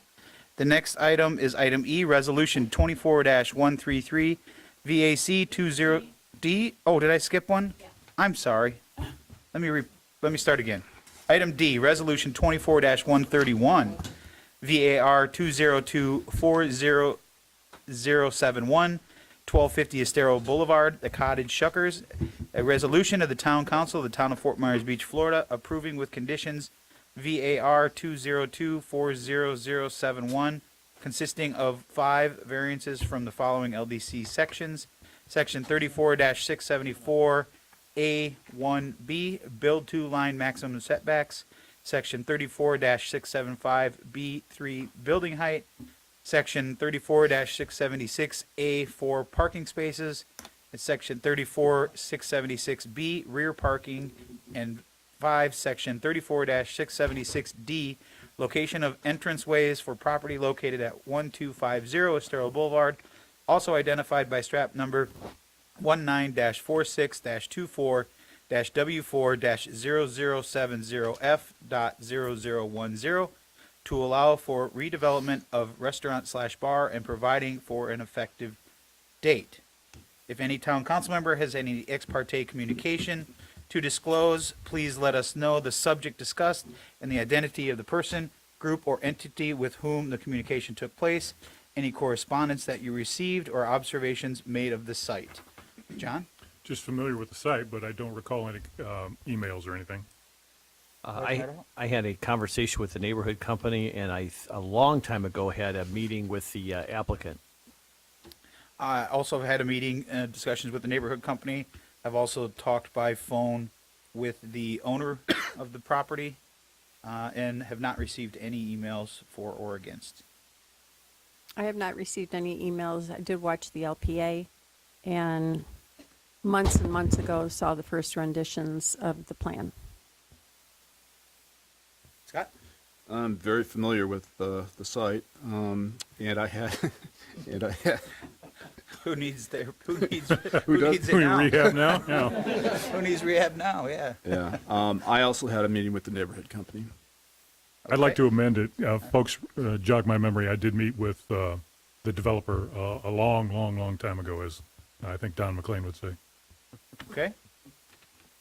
Jason Smalley has been qualified as an expert already by this town council, and based on his education and experience has been accepted as an expert in the field of land use, planning, and development in the town of Fort Myers Beach.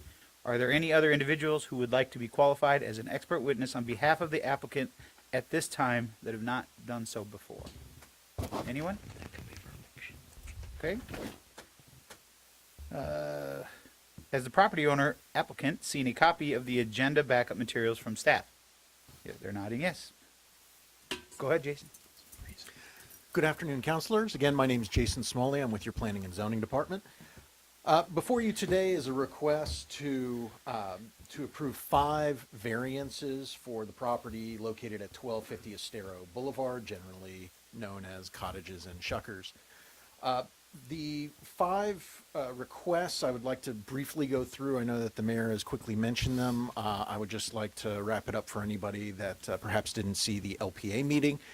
The requests before you, again, there are 5 of them. In general, the first one is variance from 34-674 A1B. This is for build 2 lines. Currently, the downtown zoning calls for new buildings to be constructed 0 to 5 feet from the front property line. That's sort of the mirror inverse of a setback, which requires that you develop a minimum that you develop much further from the street setback. So they're requesting 1 variance to not have to build between 0 and 5 feet off of Estero Boulevard. The second request for 34-674B3 is for building height. They are requesting an additional 2 feet 3 inches of height. Staff recognizes that that modern coastal engineering and the request to put their final destination of the elevator on the 3rd floor are going to necessitate for the most part, the additional 2 feet 3 inches. So that elevator cab, final destination at the top, and then thickening of the roof and the floors for coastal construction. Third, they are requesting, excuse me, a variance from 34676A4, which is parking spaces. Currently, the building that they are requesting to construct would have a requirement of 114 spaces. They are providing 16 spaces for a total reduction of 85%. So they are requesting to alleviate 85% of their parking requirement. You've got it listed as 17 spaces, right? Yes, One. and we will get into that in a moment, Okay. but actually, right now would be great. So this is a issue that was noticed by staff where the applicant has proposed to put multiple bike racks. The code does allow for applicants during development to request to have parking removed, one parking space per 4 bike racks, one bike rack with 4 slots in it, I should say. So staff's understanding of this code section is that there is an allowance for one. There is no technically limit on what it can be asked in the code, but staff recognizes that since there's not an upper limit, there would be an opportunity for technically somebody to propose putting in, a few dozen bike racks and then requesting that their parking be reduced to minimal or even zero, theoretically. So with the way that the precedence has been set and the way that staff has always reviewed that code section, you can remove one parking space from that calculation, but it wouldn't allow you to remove everything. So the way that staff looks at it, they are providing 16 spaces, and this reduction would be 85% from their requirements. Number 4, that they Actually, are... before you go on. Yes, absolutely. Just for clarity, so they already get a 67% decrease, right? So is this 85% above that 67%, or is it 85%? It's additive. So they got get it. 67, they're asking for 85. So the difference isn't, Yeah, the way it reads completely different than that. So the difference, I believe, is 18% difference between what they are allowed by right in the code and what they're requesting for. The hard number is that they are going to be providing 16 spaces plus the bike rack. The number 4 request, a variance from 34676B, which requires rear or in some cases side parking when you redevelop a lot new. Staff recognizes that the existing parking is already forward of the building. And as general broad strokes, the way staff has looked at this is that with the exception of the additional 2 feet and 3 inches in height, all of the other variances are requests to keep the site as they existed pre-storm, therefore not having to move the parking, not having to change out where the Estero ingress and egress is going to be. And that gets me to my last point here, number 5, variance, of section 34676D, which is the location of entryways. As I mentioned before, under new development, the entranceways are expected to be moved to a side road if they are available. While this does have access to a beach access, they want to continue to keep their access along Estero and then utilize the access along the beach access as well. So they will have 2 entrances, 2 exits off of the site. I would note that the applicant had received a unanimous recommendation of approval from LPA, and that they are coming before you today, even though the code would allow for them to take advantage of the expedited review process because they're only asking for variances. They have asked to be on the meeting today just to ensure that they do not push a final approval past June while the town council is going to be on recess. So they have requested to come before you today and present the package, but they did get a 7-0 vote at LPA. In general, what they're asking to do is they're asking to rebuild the structures that existed before. They're going to be bringing them forward of the 1978 CCCL line, which marks the beach area or the EC zone from the normal developable area upland of that. So they're pulling all of the buildings that existed onto the beach forward of that line during redevelopment. And they are going to be constructing roughly a 12,000 square foot 12,000 square foot building, which is an increase of approximately 1,100 square feet from what existed previous. Staff is here for any questions or concerns that you may have, and the applicant is here as well. All right. Questions for Jason? Councilor King? None at this time. Vice Mayor Adderholt? Nothing. Councilor Woodson? I'll hold. Councilor Stafford? Nothing at this time. And I don't have anything. I'm sorry, one other thing I did want to just point out, at LPA, there was just some discussion about music. I believe it came up earlier on another case. The recommendation from LPA is that they come up with some sort of mitigation technique with some sort of physical barrier to keep the noise from going from their building back towards Estero. They are beachside of Esteros. That was a condition of approval that you'll note was added between the LPA meeting and this meeting, and it's part of the staff report that you have before you. Thank you, Jason. You're welcome. Who's going first?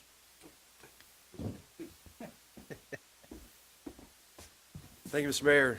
Afternoon, everyone, again. For the record, Noel Davies with the law firm of Davies Duke on behalf of the applicant in this matter, and that's Right Choice Investments, LLC. The full team is here today, including Joe Orlandini and the applicant's professional planners, Ken Glander and Patrick Benass from the Neighborhood Company. Our request is to seek your help to rebuild the iconic cottage. In order to do that, as you heard from your staff, we are in need of 5 variances. The shape of the subject lot is unique, and then given the updates to FEMA regulations as well as the restrictions from the coastal construction control line, variances are the mechanism allowed and really what's required here to build back what was lost in Ian. And with that, I'm going to introduce Mr. Benass to walk you through the rest of our presentation. Thank you very much. Patrick?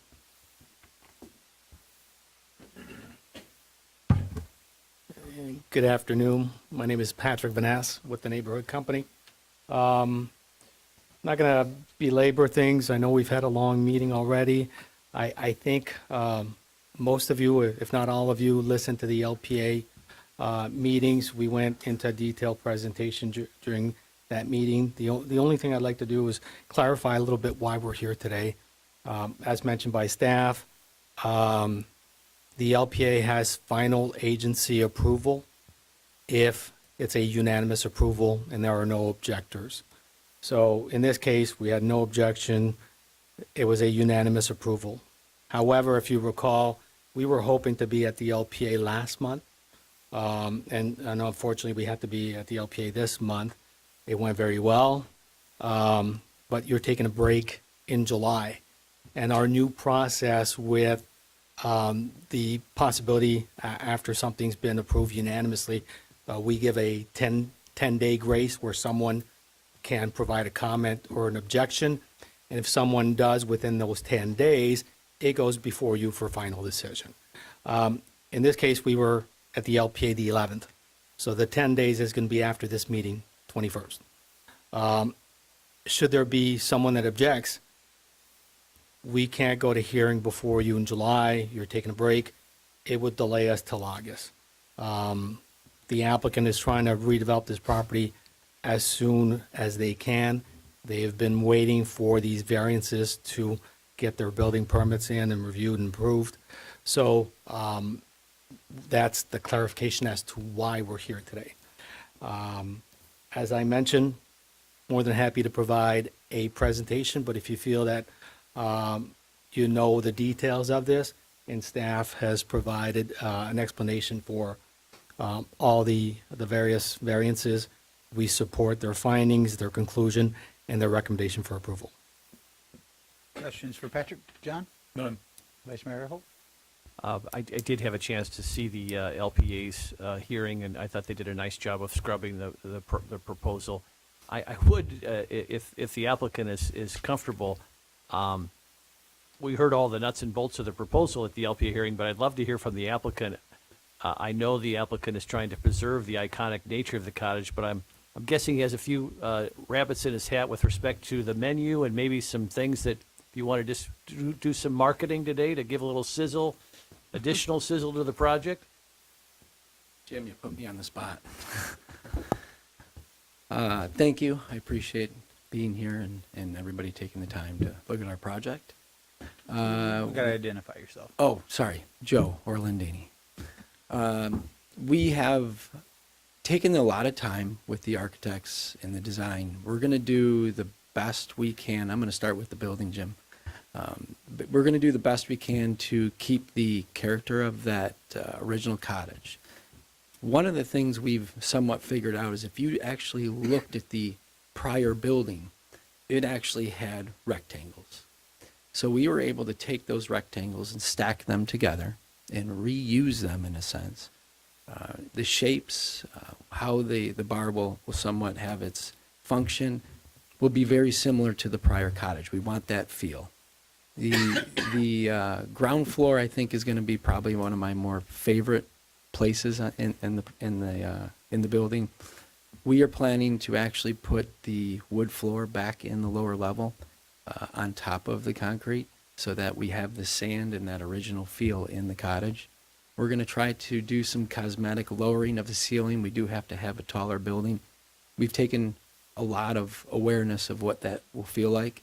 So we want that to carry into this building. We want it to feel as close as the prior building. It's important to us to keep that feel. When we get into the upper parts, it's obviously a different landscape that we're going to have. The prior building actually sat just above the ground floor. So we're obviously going to have a third floor to this that's going to feel different. It'll have a larger view and a broader view.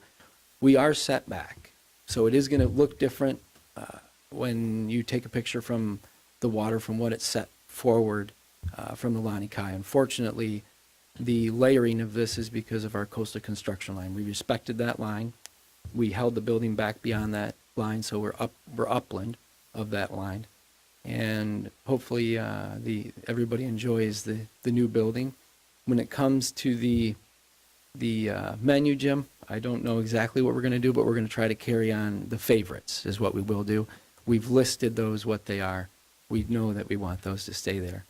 We are contemplating maybe some, because of the spaces, one of the floors having a little bit nicer menu than the prior.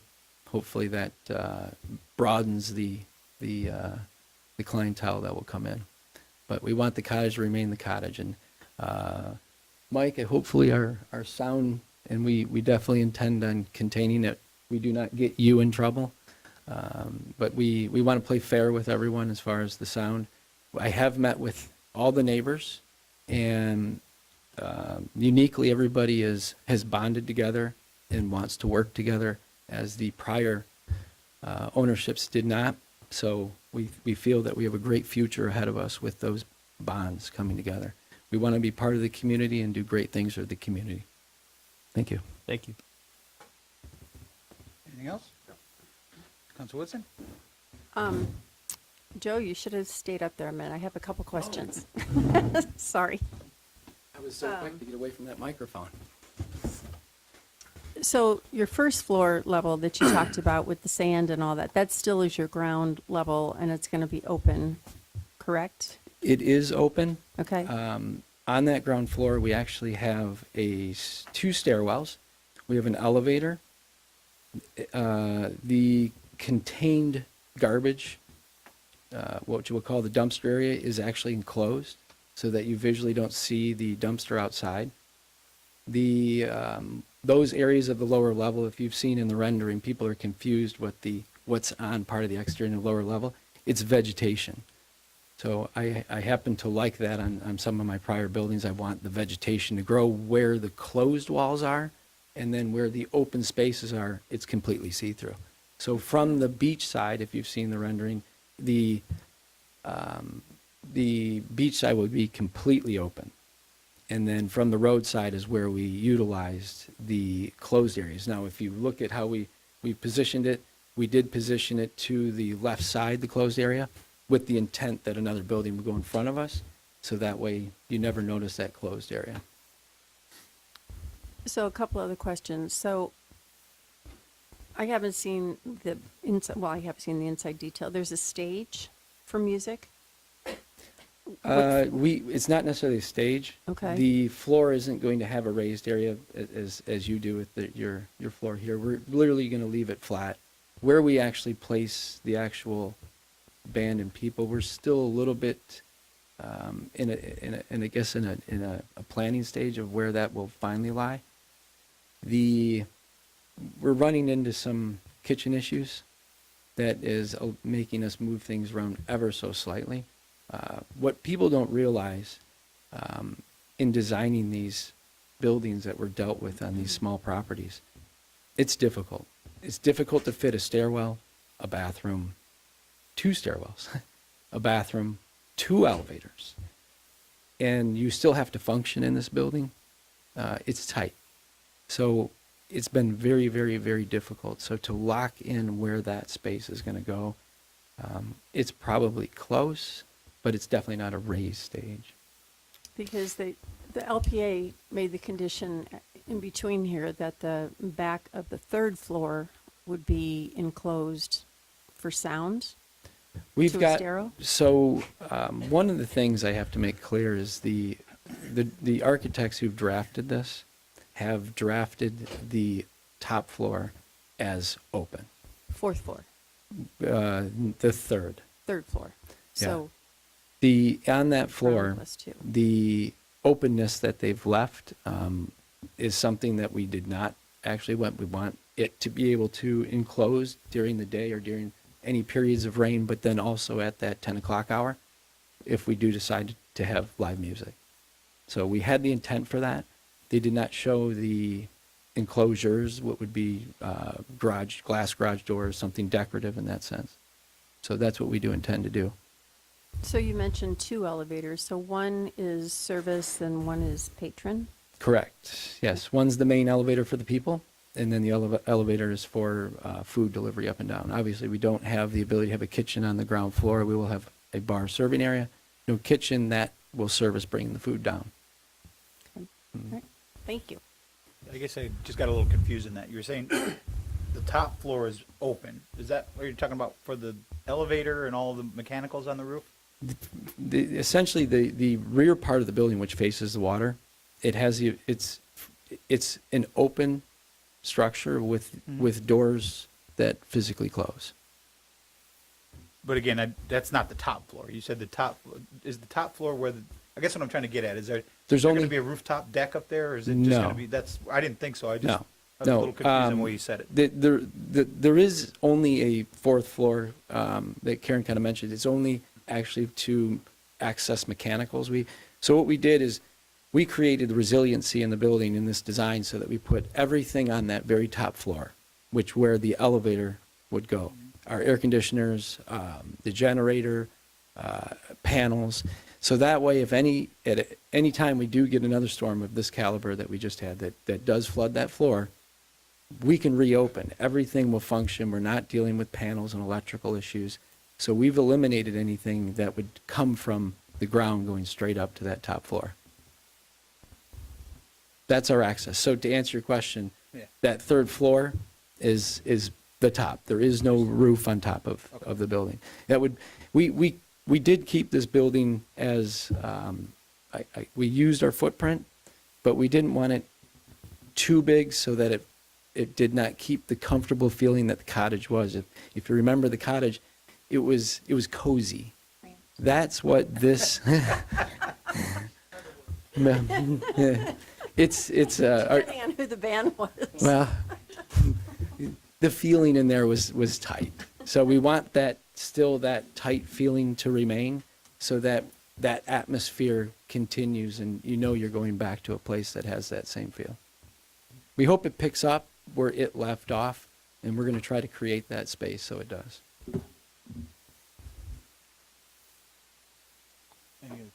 Good? Nope, I'm good. Thank you. Thank you. Well, it's more just so it's public knowledge, people watching on TV. We're increasing the building height by 2 feet, 3 inches. Is that correct? That's what they said, yeah. Correct. Okay. Thank you. Don't go anywhere. I got a quick question for you. When we met, I'd asked you a specific question as it related to parking. Were you able to, the question I asked was, what is the usable square footage of what the new cottage will be versus what the old cottage was? And the reason I was asking, because I wanted to correlate it to parking. So, Yeah. if you had 1,000 square feet and you had 10 parking spots, and now you're going to have 3,000 square feet, but you only have 10 parking Yep. spots. So were you able to get that? So I came up with an estimate. It's really hard to get accurate records of what used to be there. I did look at the property appraiser website, and property appraiser breaks it down into kind of an indoor space, outdoor space. And as everybody recalls, there was a lot of deck area. So that deck area is very big when you look at the property appraiser.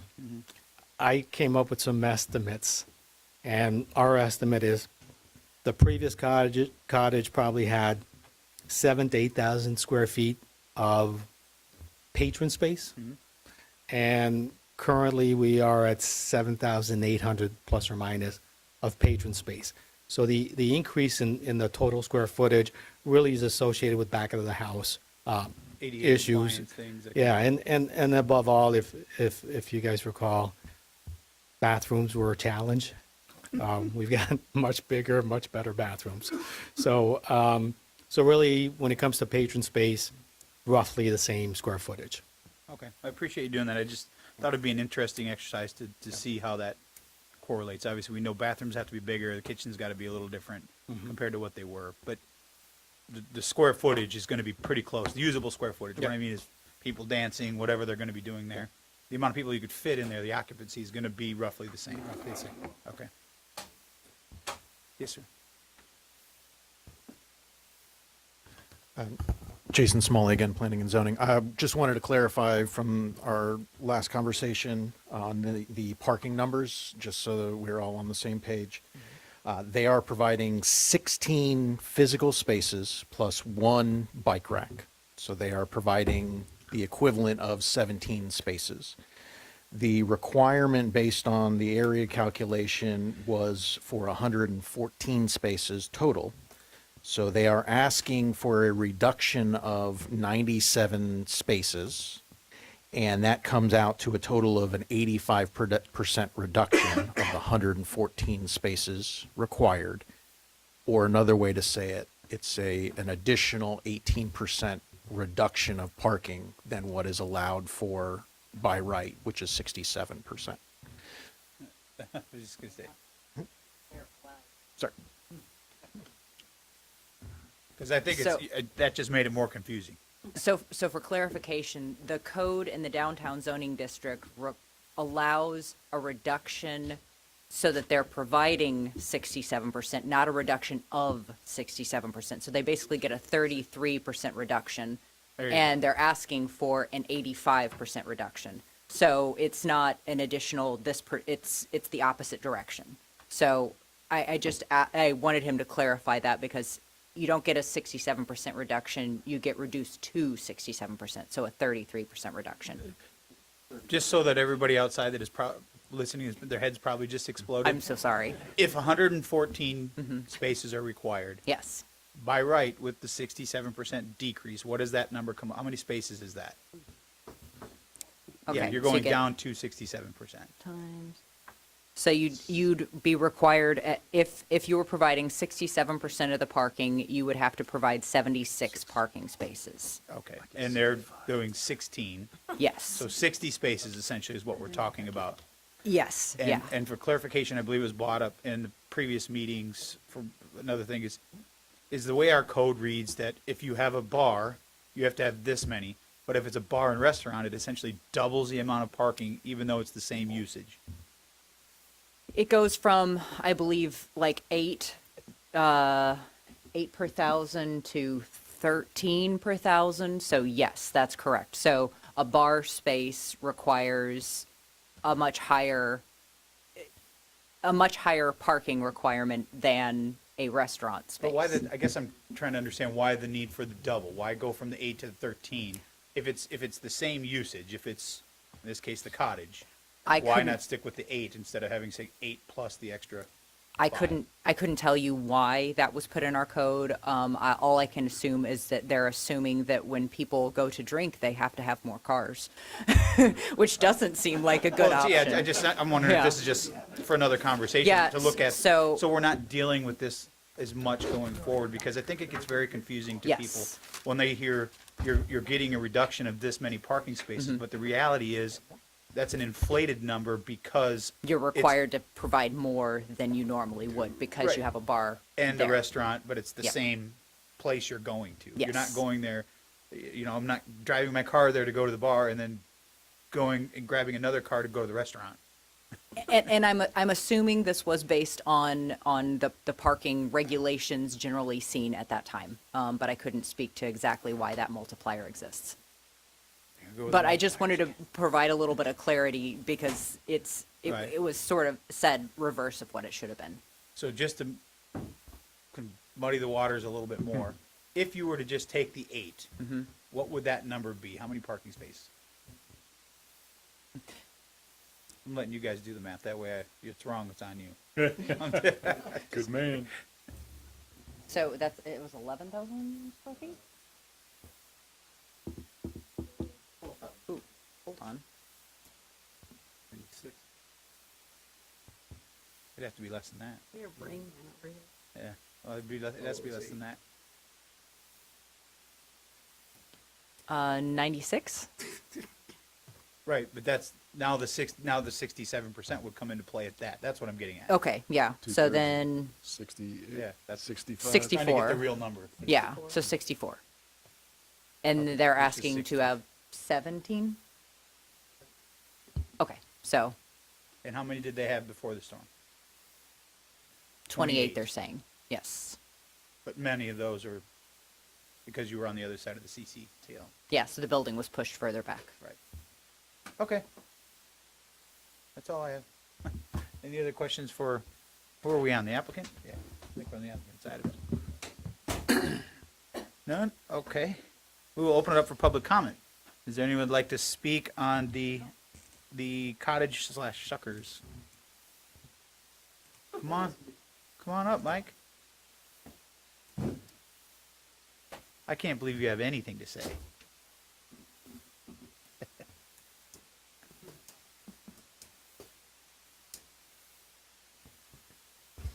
Hello, my name is Mike Miller, everyone. I hope you guys will still remember me. It's been a long day. And owner of the Whale. And I just got a few little comments. One, I am a little disappointed in the neighborhood group here. For the main reason is, after all of this parking issues, they didn't use non-exclusive parking. I worked really hard coming up with that phrase to get through a lot of stuff. So you guys need to use it in the future, I'm telling you. We'll give you the trademark for it. It's not patented yet, patent pending. No, but, I just want to let you know, the Whale, and we all support a positive and for the cottage, and we want them to succeed. And as you know, everyone's listened to the LPA. We had, we've spoken to them. We do have a concern about the noise. But, Anita, and I'm not going to read the whole thing that I did before. Anita came up and said something very positive. And she said, she said right here, I'm trying to get it here. They need to be responsible for their actions. And with that, I agree 100%. I know that they're going to be good neighbors, and also, therefore, what we've done actually yesterday is we've gone ahead and put an application in to remove our special exemption for noise ordinances for that reason, because every business needs to have their and be responsible for their noise ordinances, and we need to follow the town and how their noise ordinances. You guys put a noise ordinance together, and we all need to follow it, and we all need to be on the same playing field. So that's what we're doing, and I'll be seeing you guys in a few months after your break, and have yourself a good day. and get these guys approved. Thanks, Mike. Anyone else have anything to say?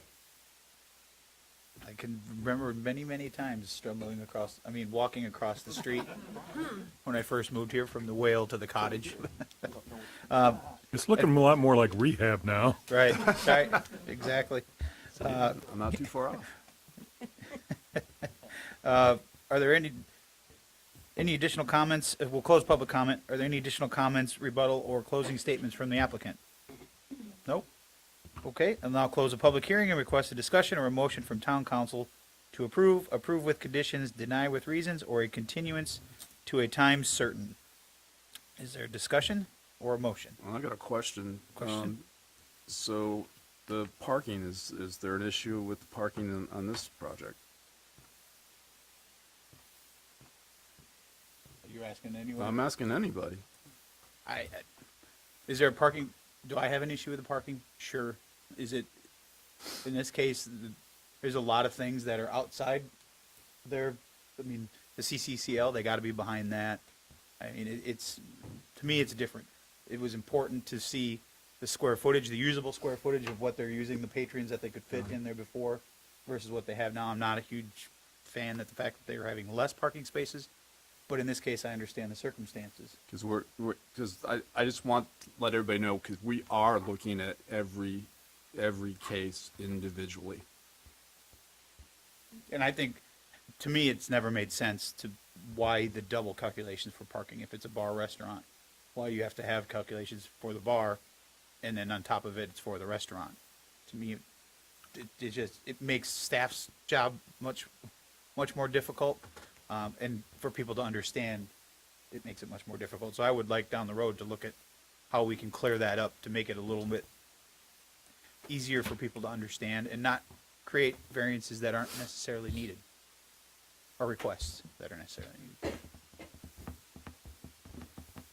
Anything else, Scott? No. All right. Councilor Woodson? I'd like to make a motion to move forward and approve resolution number 24-131 with the variances that have been approved by LPA. Second. Got a motion by Councilor Woodson, seconded by Vice Mayor Adderholt. Any further discussion? Councilor Woodson? Aye. Vice Mayor Adderholt? Aye. Councilor King? Aye. Councilor Safford? Aye. And Mayor Allen is an aye. Vote carries unanimously. Congratulations. Next, we have item E. Now we have item E. This is Resolution 24-133, VAC 202-40030, Pink Shell Resort Beach Access Easement Relocation.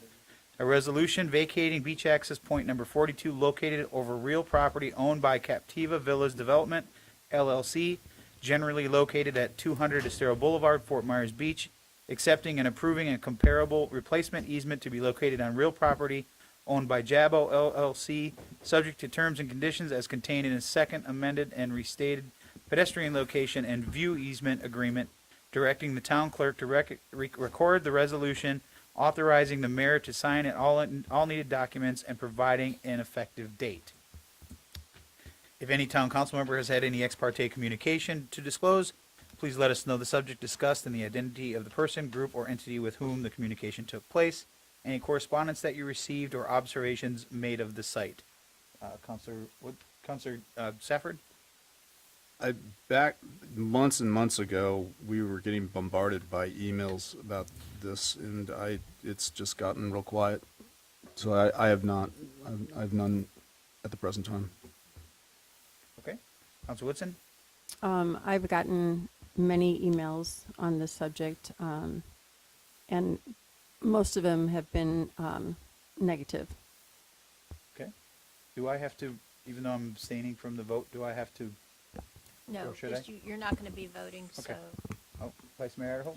Yeah, I've received a number of emails a long time ago, and just watching the LPA hearing, I think a lot of those concerns were addressed, although I did receive an email at 2:58 a.m. last night from someone who was in opposition. Okay. Councilor King? I will echo exactly what the vice mayor just said. Mine came in at 2:58 a.m. as well. All right. Sarah Prost has been qualified as an expert already by this town council, and based on her education and experience, has been accepted as an expert in the field of land use, planning, and development in the town of Fort Myers Beach. Are there any other individuals who would like to be qualified as an expert witness on behalf of the applicant at this time that have not been? No? Okay. As the property owner, seeing a copy of the agenda backup materials from the staff. They are nodding their head yes. Go ahead, Sarah. Good morning, afternoon, almost noon. Sarah Probst, Community Development. The property owner of the property containing beach access number 42, Captiva Villas Development LLC, has requested the current walkway easement be vacated and relocated. Jabo LLC, who owns the property at 200 Estero Boulevard directly to the south of Captiva Villas, has proposed that the easement be moved to 200 Estero Boulevard. That's the large pink shell resort building. The beach access would extend from the trolley stop at the front of the property through the pool deck to the beach. Beach access number 42 was originally granted to Lee County in 1985 and has been relocated twice over the years, in addition to having a recordation in favor of the town also. The current location of the beach access would go through the middle of proposed pool improvements between Sanibel View and Captiva Villas, the two buildings to the north of the larger pink shell building. The beach walkway easement would be open from dusk. The proposed beach walkway easement would be open from dawn to dusk for safety. The applicant has met with staff and the attorney, and this proposal was found to be appropriate.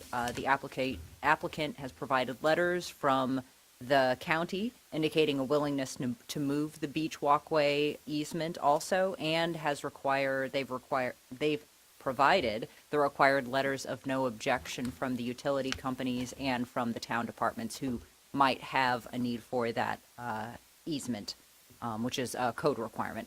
The view corridor would not be moved. It would remain in the original location between the Captiva Villas building and the Pink Shell Resort building. That was the original location of the access easement.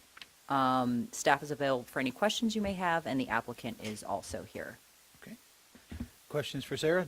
Councilor King? Not at this time. Vice Mayor Adderholt? Just a quick one, Sarah, and maybe it's the council's, maybe she's better situated for it, but I'm curious, I watched the LPA proceeding, and one of the things that just was never clear to me, just procedurally, is the county controls the access, the beach access, but yet we're here. Help me understand that just a little better. My understanding of it, originally it was a Lee County beach access easement. Over the years, it's been granted to the town. So the town has a role in that, but it isn't just the town. It's the town and the county still. So they would have to get it approved by us and by the county, and the county has already voiced that they would be comfortable with that. Just over the years, the county sort of yielded that authority to the town just gradually, or was it a? It was done via an easement document. I'm not sure what caused them to do it. I think that it was when originally it was granted under Lee County. Okay. Then when the town took over, I think that when the next resolutions were approved, there was an interest in ensuring that the town got involved, because now we were making the approvals and recommendations and the changes to their zoning, and wanted to ensure that we had a stake in that process. Okay, thank you. Mm-hmm. Councilor Woodson? So they're not closing an easement, they're just moving an easement, correct? So they have to vacate the location where it is now. Right. And from what I understand, it is already blocked. That's been a point of contention amongst some of the letters that we've received, that it was already blocked by the pool deck work that's been done. But they're not proposing to close an easement, they're proposing to move an easement. And the way that has to be done is they vacate the one and they create a new. So in moving that easement, it still is an easement, but it has to go through their property now? Or it's taking it out of there? I'm confused when I'm reading this. It was on the Captiva hold on, the property owners, so the different properties are owned by different entities. So the Captiva Villas Development LLC owns the property where the easement 42 was. And the property next door is owned by Jabo LLC. So the easement just overlays on the property. So Captiva Villas wanted to move it. Jabo LLC next door says, we'll take that on. So I'm not sure if I'm describing this well at all, so I apologize. So they're not getting rid of an easement, they're just moving it, but the legal way they have to do that is by vacating one and creating a new. I'm not sure if I answered your question, I apologize. So you're saying that Captiva Villas wanted to move the easement and Pink Shell is taking over handling that? Essentially, yes. I mean, Okay. it's the property owners. I mean, I believe that they're managed together, at least somewhat, but they're owned separately. So the property owner was Captiva Villas, and they're moving it over to Jabo LLC. And yeah, their attorney can probably speak a little bit more coherently to this, so I apologize. Okay, I'll wait then. Okay. So I have a question about the hours of operation, so to speak. Number one, can we impose that? And then, so here's my second follow-up question. If we allow this, then can somebody living down on Hercules say, hey, I want my beach access to have the same hours? Are we opening up a can of worms here? Well, they can make a request for you to put additional restrictions on your access areas. That is possible. That's the answer to your second question. In answer to your first question, yes, in the proposed easement that we tried to further identify dusk to dawn, and some times are in there, and that is your discretion to approve those or not. It's my understanding that there's no other beach access that has hours of quote-unquote operation. Is that correct? I would say, and Jeff may be able to speak better to this, but my understanding is that none of the access easements have hours because we don't have any like actual way to close them off. So they're open because they're open. If we chose to gate those access easements, we could send somebody around to close all of them. I don't want to do that. No, so- I'm not saying that. I'm just saying we don't really have the ability to close off any of our current ones because they're not designed in such a way. How is this enforceable? I mean, somebody cruises in there at, an hour before sunrise. It'll be closed. So you could actually physically put a gate, close it? I guess that's what I'm asking. And Yeah. Yep. Okay, that was kind of the big thing. So you can actually close it off? Okay. Wait till you come up, and we can hear what you're saying. Yeah, okay, all right, got it. I was kind of confused about that. So. All right, yep. All right, Sarah? Other Sarah? Yes. Good afternoon, Sarah Spector with Retzone Andrus on behalf of the applicants, which is both Captiva Villas Development and Jabo, which both have the same managing partners, which I do have them here today. Part of them are here today. Sarah, could you just break that down and how that relates to the pig shell itself? I will, I think it'll be easier to explain when I have a map up, which actually that might be my first slide. It is. So when these properties were purchased, there were 2 that were developed as condominiums, with the properties around them being left not submitted to the condominium form of ownership. So Captiva Villas is one of those, where the surrounding property is owned by Captiva Villas Development, and then the condominium is Captiva Villas Condominium Association. So I don't know if can I point real quick? Sure. Okay.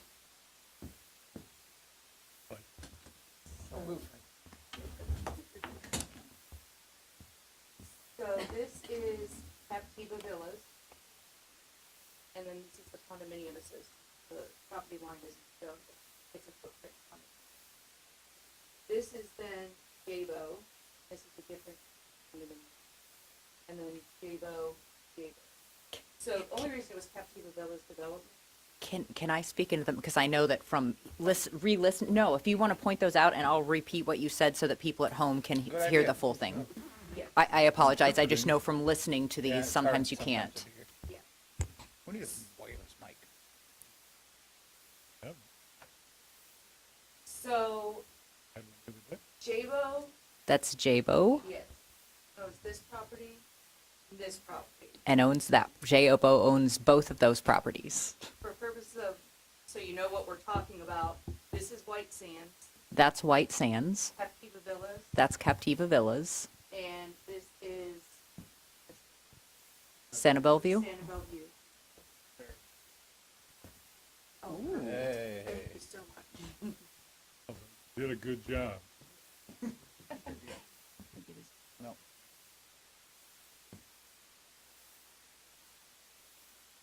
Just kidding. Sorry. Just for show and not for. Okay, so you can hear me? All right, perfect. So, I know the ownership is now clear as mud. I describe that any other way? Can you point into the green line, the easement? Yes, so that was the next thing I wanted to move to. There are currently 3 easements on Bellevue. I know that was a question earlier, whether this was on, I guess, town property or some other property, but all of these, this is beach access 41.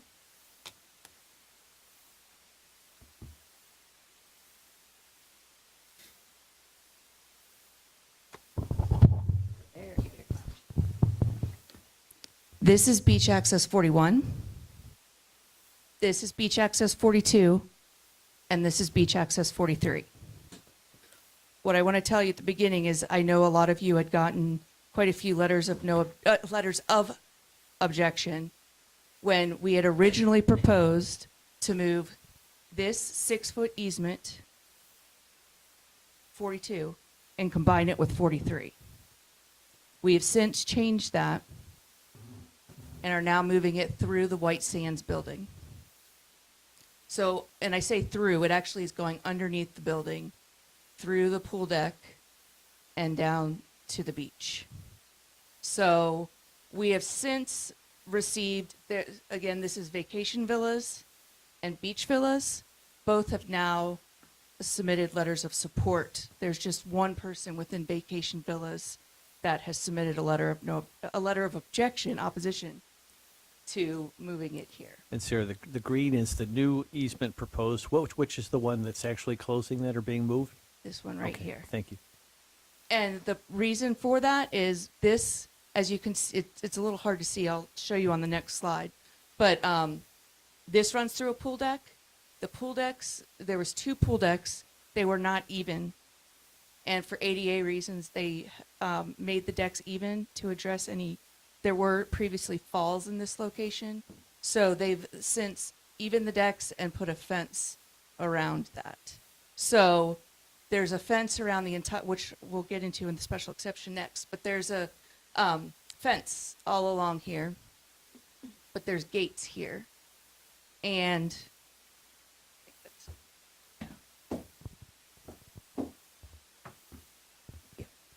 thank you very much. So let me show you the next slide, which shows you a little easier so you can see where they actually are now and what we're proposing. As in the way of public benefit, and one thing I do need to address, Sarah was not at the LPA meeting. We did agree to leave the access open from 8 a.m. in the morning to 11 p.m. at night, which is the operating hours of the hotel. We had originally had dusk to dawn, and that was at the suggestion of the county. The county's parks are only open from, I said that backwards, from dawn to dusk. So it was their recommendation that it be from dawn to dusk, but since the resort will be open anyway, we're fine with keeping it open during those hours. It will be easy enough to make a distinction between who is there for pink shell and who is there to use the beach access, because those who are there for pink shell have bans that identify them and allow them to use the pool facilities. While those using the beach access only and not there for the Pink Shell Resort will not have access to the pool, one reason why we're suggesting this location, we think it's a better location where the current beach access is, because one, right at the entrance to the White Sands building is a trolley stop. Because if you look back at the slide before, you'll see that there's 800 feet in between the two, in between Beach Access 41 and Beach Access 43. Across the street on the bay side, that's entirely owned by Pink Shell with no public parking. So no one really uses, especially 42 right now, because there's nowhere for them to park if they aren't staying with the Pink Shell.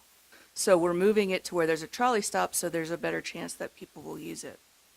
Additionally, the White Sands building has restaurants that are open to the public, and most beneficial that you don't have at any of your other beach accesses is there will be bathrooms that will be open to the public. So those will be available during the hours that it's open between 8 and 12. So that the trolley stop, the restaurants, and the bathrooms are public benefits for moving these beach accesses. One additional thing, I don't think it got corrected in this, in your packet, but originally we had proposed that we would extend the beach access to the CCCL line, where the EC zone starts. But the county has asked that we extend that to the mean high water line. So the legal description and sketch that's in the agreement that we have already negotiated with your town attorney does have the easement extending all the way to the mean high water line. And then I just want to go back to this for 1 second. So what we're asking for is Captiva Villas Development would like to vacate its easement, which is current Beach Access 42, and we're simply replacing it. Now, we're going through a vacation process, which this has never been required previously, which I think is why it's a little new. It was when Mr. Heron was your town attorney. He had instituted this vacation process, which is a little different than what the statutes contemplate. That's when vacating platted right-of-ways and platted easements. So this is a little different, which is why our agreement giving you access to propose Beach Access 42 is a separate agreement rather than part of a plat or something of that nature. So we, as I mentioned, we have negotiated that with your town attorney and included terms in there that have not been included in there before for the town's protection, including indemnification and insurance requirements. So if anything were to happen in that location, the JBO LLC does have insurance coverage. The town will be added as an additional insured onto that policy, and there is an indemnification provision in the agreement. So, and then maintenance is ongoing, is a responsibility of JBO LLC. So the town really has no obligation as it relates to the replacement easement. Sarah? Yes. Just real quickly, I don't want to belabor this, but prior to the storm, was the public really even using the current Beach Access 42? No. No. Bill Wachulis has been with the hotel for 18 years, and he doesn't recall it being used. It's a pretty odd location for a It beach is. access, yeah. It is. Okay, just curious, thank you. Yes. So I don't remember where the second access was, but as Sarah mentioned, it was relocated. It was originally located between the White Sands building, the big one, and the Captiva Villas development. That is where the view corridor was originally created and still remains. The only reason why it's in your agreement as being restated is we're terminating the previous agreement. So in order to carry forward the view corridor, we needed to restate it in a new agreement, but it's not moving and nothing about it is changing. And then just to wrap up, this is what your code now requires as far as applications for vacations and the criteria that must be met. And our argument is that this does meet the requirements of the code, given that we are providing a replacement easement that does provide additional public benefit that the current beach access does not provide. So with that, our request is that you please approve the vacation. All right, questions for Sarah? John? Have you seen this email that came in at 2:58 this morning, or? I did, and I think she made the same arguments in her email that was sent before the LPA meeting. I only saw it briefly on my phone. I know that there's a mention in there that the facilities in the pink shell are not open to the public based on a previous zoning approval.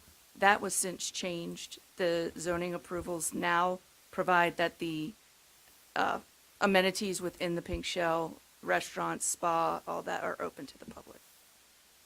What do you have to say about the allegation that this is doing after the fact, that this has already started and we're just now going to clean it up after the fact? It sounds like is what their accusation is. A few things to that point. First, the pink shell was one of the first resorts to go back online and be able to house FEMA individuals and the like. They had to get the resort safe so that they could have those visitors, and there was no fencing around the pool. So they did need to fence the pool in this location so that there was no one from the outside coming in and getting hurt. There was another point I was going to make there.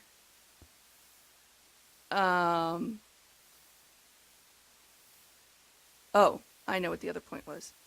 We submitted our application originally over a year ago when the fence wasn't up. And it's just taken this long to get it through the process with coordinating with the county, who the county I've met with the county attorney and the county lands manager, and they are in support of this. They just haven't gotten it on agenda yet. They have the vacate or the termination and the replacement agreement. It just has to be put on an agenda. So this has been a long time in the works. So we started where it wasn't, the fencing wasn't there, but we had to put it up for safety purposes. Also, there's a accusation that the Land Development Code prohibits vacations of public right-of-way solely for private purposes? If a replacement is not given, and here we're giving a replacement easement. Okay, thank you. Vice Mayor? No, nothing additional. Council Woodson? No, I'm good. Thank you. Council Stafford? So I have another question about this gate. Let's say you guys have a special event like singer-songwriter. What's going to happen to that gate? It's going to remain open, or are you going to close it? I'm not sure about operationally, so I just, Because if your hours are 8 to 11, then you might want to put something in there unless we have a special event, and we should be okay with that, because I could see that happening. I don't think anybody's going to do that, but I'm always looking at the what ifs. Well, I'm Bob Boykin. I go back to the beginning. I bought the resort in 1998, and in some regards, the pink shell is a reflection of the entire island. If you look at what it was, and now we look at what it is, very different. And you guys are doing yeoman's work to get all of us into the future, and I appreciate that. But the reality is there's lots of operational factors that came into why we wanted to move it, and it is a completely useless easement. Let me just begin with that, because no one ever has used it, and I don't think they likely will use it heavily, if at all. Because we have two easements on the north and south perimeter of the property that are wide open. This one, we had the previous location required us to basically segregate the pool decks with fencing, and then have electronic RFI gate access devices to allow people to travel between the various pool decks. This was an opportunity to bring it all together, and then in working with, we realized that vacating this easement was a road too far. We weren't going to get there. So this was a pretty good solution that brought benefit with it by having the public restrooms available to people. We're pretty concerned about, however, having this be open 24/7, given that we have a pool right there. And just the liability of having somebody start to use that facility, in the middle of the night, and let alone the disruptions it could cause to our customers. It's just a safety issue. And so that's the big driver behind it. It gets into our insurance company's concerns and all of that. So I apologize. I wandered off your original question. Where were we? My question, sir, was if you have a special event like singer-songwriter, yeah, and obviously a private wedding, and we are going to have songwriters again this year, and pretty excited about that. We are too. We're gonna have that gate open. It's something we never had before. Well, we had doors, but the pool deck just wasn't something that was secured very often. We have a pretty effective security force now, and we've now located Chester right there in the vestibule. So if you want to come onto the pool deck, you got to get past him if you don't have a wristband. And so we realize that the security of the integrity of the resort, that pool deck, is paramount. And so we'll have the team in place, but for special events, for whatever other reason, that gate can be just left open. I mean, it's something that we operate at our discretion. But we will be shutting it down at 11 o'clock every evening because we want to keep people away from that pool when there's no staff around. Totally understand. Thank you.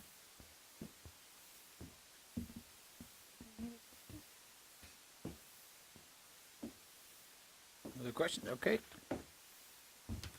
Public comment. Is there anyone that would like to speak in public comment? Seeing none, we'll close public comment. Is any additional comments, Sarah?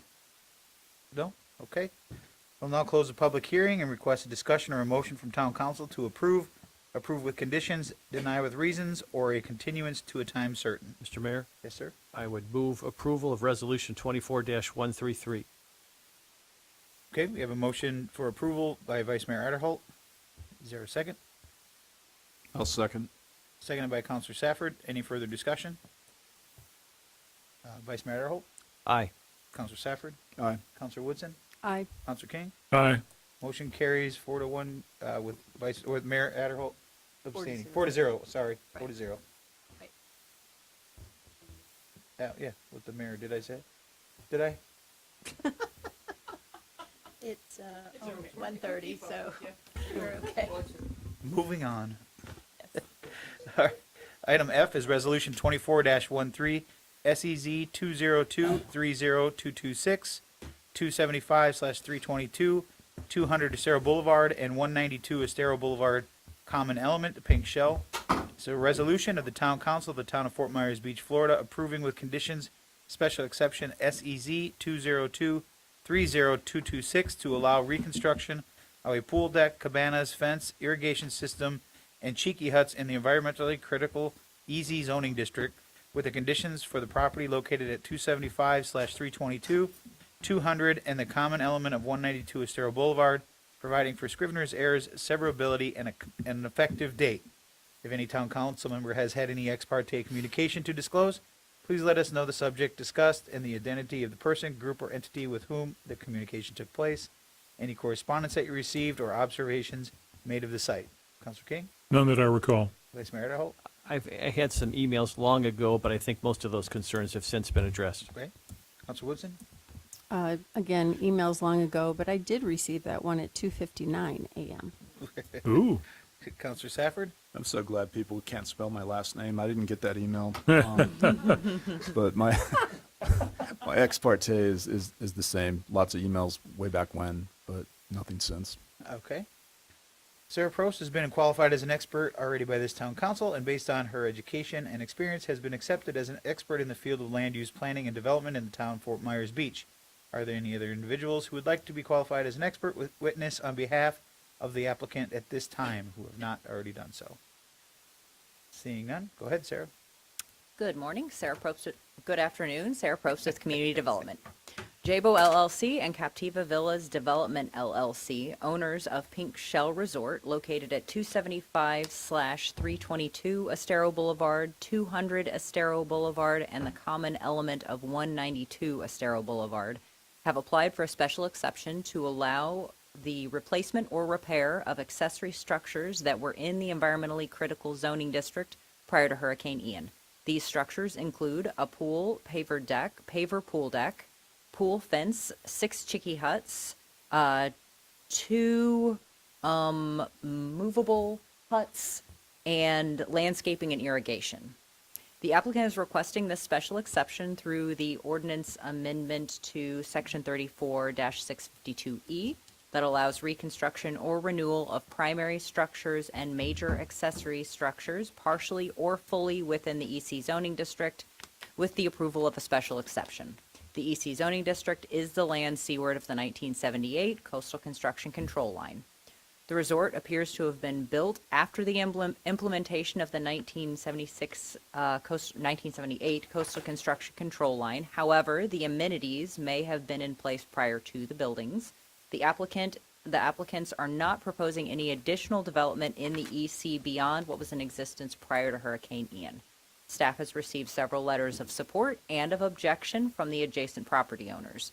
The applicant has provided a landscape plan for the pool deck and side yard event area and an emergency evacuation plan, which was requested by the LPA. Staff is available for any questions, and the applicant is also here. Scott, questions for Sarah? Not right now. Karen?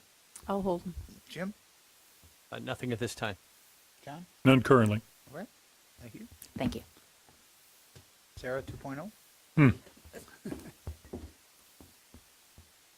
right. Good afternoon again. Sarah Spector with Retzel and Andrus on behalf of Captiva Villas Development and Jabo LLC, both of which have an interest in the property that is subject to the special exception request. As Sarah mentioned, we are asking for approval to simply put back what was there prior to Hurricane Ian that crossed over the CCCL line. So that is a special exception to allow for a pool fence with gates, pavers, 6 cheeky huts, irrigation to support lawn and landscaping, which I'll show you the location of, and also electricity to the 2 movable huts that Sarah had mentioned, which I'll also point out to you. So here is a depiction of the resort with the yellow line being the CCCL and the green line being the dune, where the dune will be restored. So it's everything between the yellow and green lines that we're talking about now. So you'll see there's a dark gray area that's noted as lawn. That's the lawn area. There's around the pool is a light gray area, which is the pavers. You see a dashed line that goes around the pool deck. That's the fence. You'll see 3 little squares, 6 rectangles and squares that don't have red X's through them. Those are the cheeky huts. And then the 2 movable structures that have the red X's through them are not included in this request because they were approved by the zoning. So those have already been approved and don't need special exception approval. However, the electricity that runs to them does, so that is included in this request. There's a nature center in one and food being served out of the other, so electricity is needed there. As was mentioned, there was some concern at both the original application level and also with the LPA regarding the landscaping. As you'll see here, the lawn in the previous picture went all the way over to the property line, which is not actually what we're doing here. We're reinstating the walkway that was there. And then you'll also see as benefit to our neighbors who had some concern, we have put in a hedge of clusia so that they will not see anyone once they grow to their maturity or full maturity, will not see the walkway that's through there. This is a picture from September 14th, 2017. The only reason I've included that, the date's not of any importance, but I did want to show you that there was some concern previously about we were asking for something more than what was there before. So I wanted to be able to show you here that it's actually identical to what we were asking for before. I know that there was originally opposition to the lawn area. That's why we've since provided the landscape plan, which shows that the trees that were removed by the storm, and I say removed by the storm, they were destroyed by the storm. The landscaping will be put back to closely mirror that, but unfortunately we can't put in the thick level of landscaping that was there to begin with. So in your letters of objection that you might have received back from January, these were two of the issues that were addressed. The third was the vacation, and so since we've already addressed that, I've taken that out of this presentation. One concern was the number of cheeky huts, because we currently had 4 prior to the storm. However, long ago, as you can see in this pamphlet, there were 6 cheeky huts. The cheeky huts were contested by our neighbors to the south, Beach Villas, for blocking their view of the water, and we entered into a settlement agreement with them to where we moved the cheeky huts that were in front of Beach Villas, which is to our south. We moved them north because we historically had 6. We're asking that we have permission to put 6 back, but they will all be north, either located directly in front of or north of the White Sands building, so that they comply with the settlement agreement. The other thing I should note here is that DEP has already issued permits for 6 cheeky huts, so DEP has already approved of the 6. There was also a question as to what was going to happen in these cheeky huts. So I just wanted to provide a picture. This is from shortly before the storm. They're just open structures where people use them as a cabana. So there's no parties or anything going on. There was concern that it'd be like a tiki hut or something like that. But as you can see here, it's solely to serve as a cover when people are using the beach. And then I made reference to this. This is what the area looked like prior to the storm, but all of that has been removed, mostly by the storm and what was left afterwards. And you can see the pathway that is being created with the landscape plan to the left. That's what we intend to put back. And then I've listed the special exception criteria, and I've gone through each one of them. But in place of going through that, I would like to ask that you submit the staff report to the record, and we agree with the staff report where recommendation has been made that the special exception criteria has been met and the special exception should be approved. So we would ask that you please approve the special exception. Okay. Oh, I'm sorry, there was one additional point. In addition to the landscape plan, we were asked to provide an evacuation plan for the movable structures that you saw with the red X's through them. We had submitted that in advance, but it didn't make it into your package. I don't know, did copies? You do have that? Okay. So this is just what the LPA had asked for, and it just identifies what steps will be taken if a storm comes through the area and those movable structures have to be addressed. So with that. Okay. Questions for Sarah? John? None. Vice Mayor Adderholt? Counselor Woodson? No. Counselor Safford? No. Okay. We'll now open up to public comment. Is there anyone that would like to speak in public comment? Seeing none, we'll close public comment. Any rebuttal? No? Okay.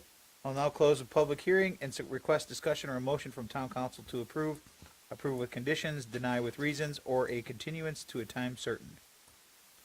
Mr. Mayor? Yes, sir. I would move approval of Resolution 24-13. I'll second. We've got a motion by Vice Mayor Adderholt, seconded by Counselor Safford. Any further discussion? Vice Mayor Adderholt? Aye. Counselor Safford? Aye. Counselor Woodson? Aye. Counselor King? Aye. Motion carries unanimously 4-0 with Mayor Allers abstaining. Next is Resolution 24-134, SEZ 202-40126, 7400 Estero Boulevard, a resolution of the Town Council of the Town of Fort Myers Beach, Florida, approving with conditions, denying special exception, SEZ 202-40126, to allow reconstruction of a storm-damaged infrastructure in the EZ zoning district, including a partial parking lot, a new aluminum rail fence along the seawall, and new fence with gate around the south garden for the property located at 7400 Estero Boulevard, providing for scrivener's errors, severability, and an effective date. If any town council member has had any ex parte communication to disclose, please let us know the subject discussed and the identity of the person, group, or entity with whom the communication took place, and correspondence that you received or observations made of the site. John? None that I recall. Jim? Prior to the store, I lived next door, but I have not had any specific conversations about this item. Okay. Karen? I have had none. Scott? I've had none. And I have had none as well.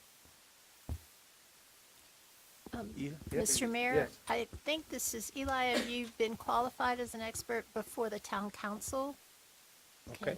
So if you can, could you please state your qualifications to serve as an expert witness on land use planning in the town of Fort Myers Beach?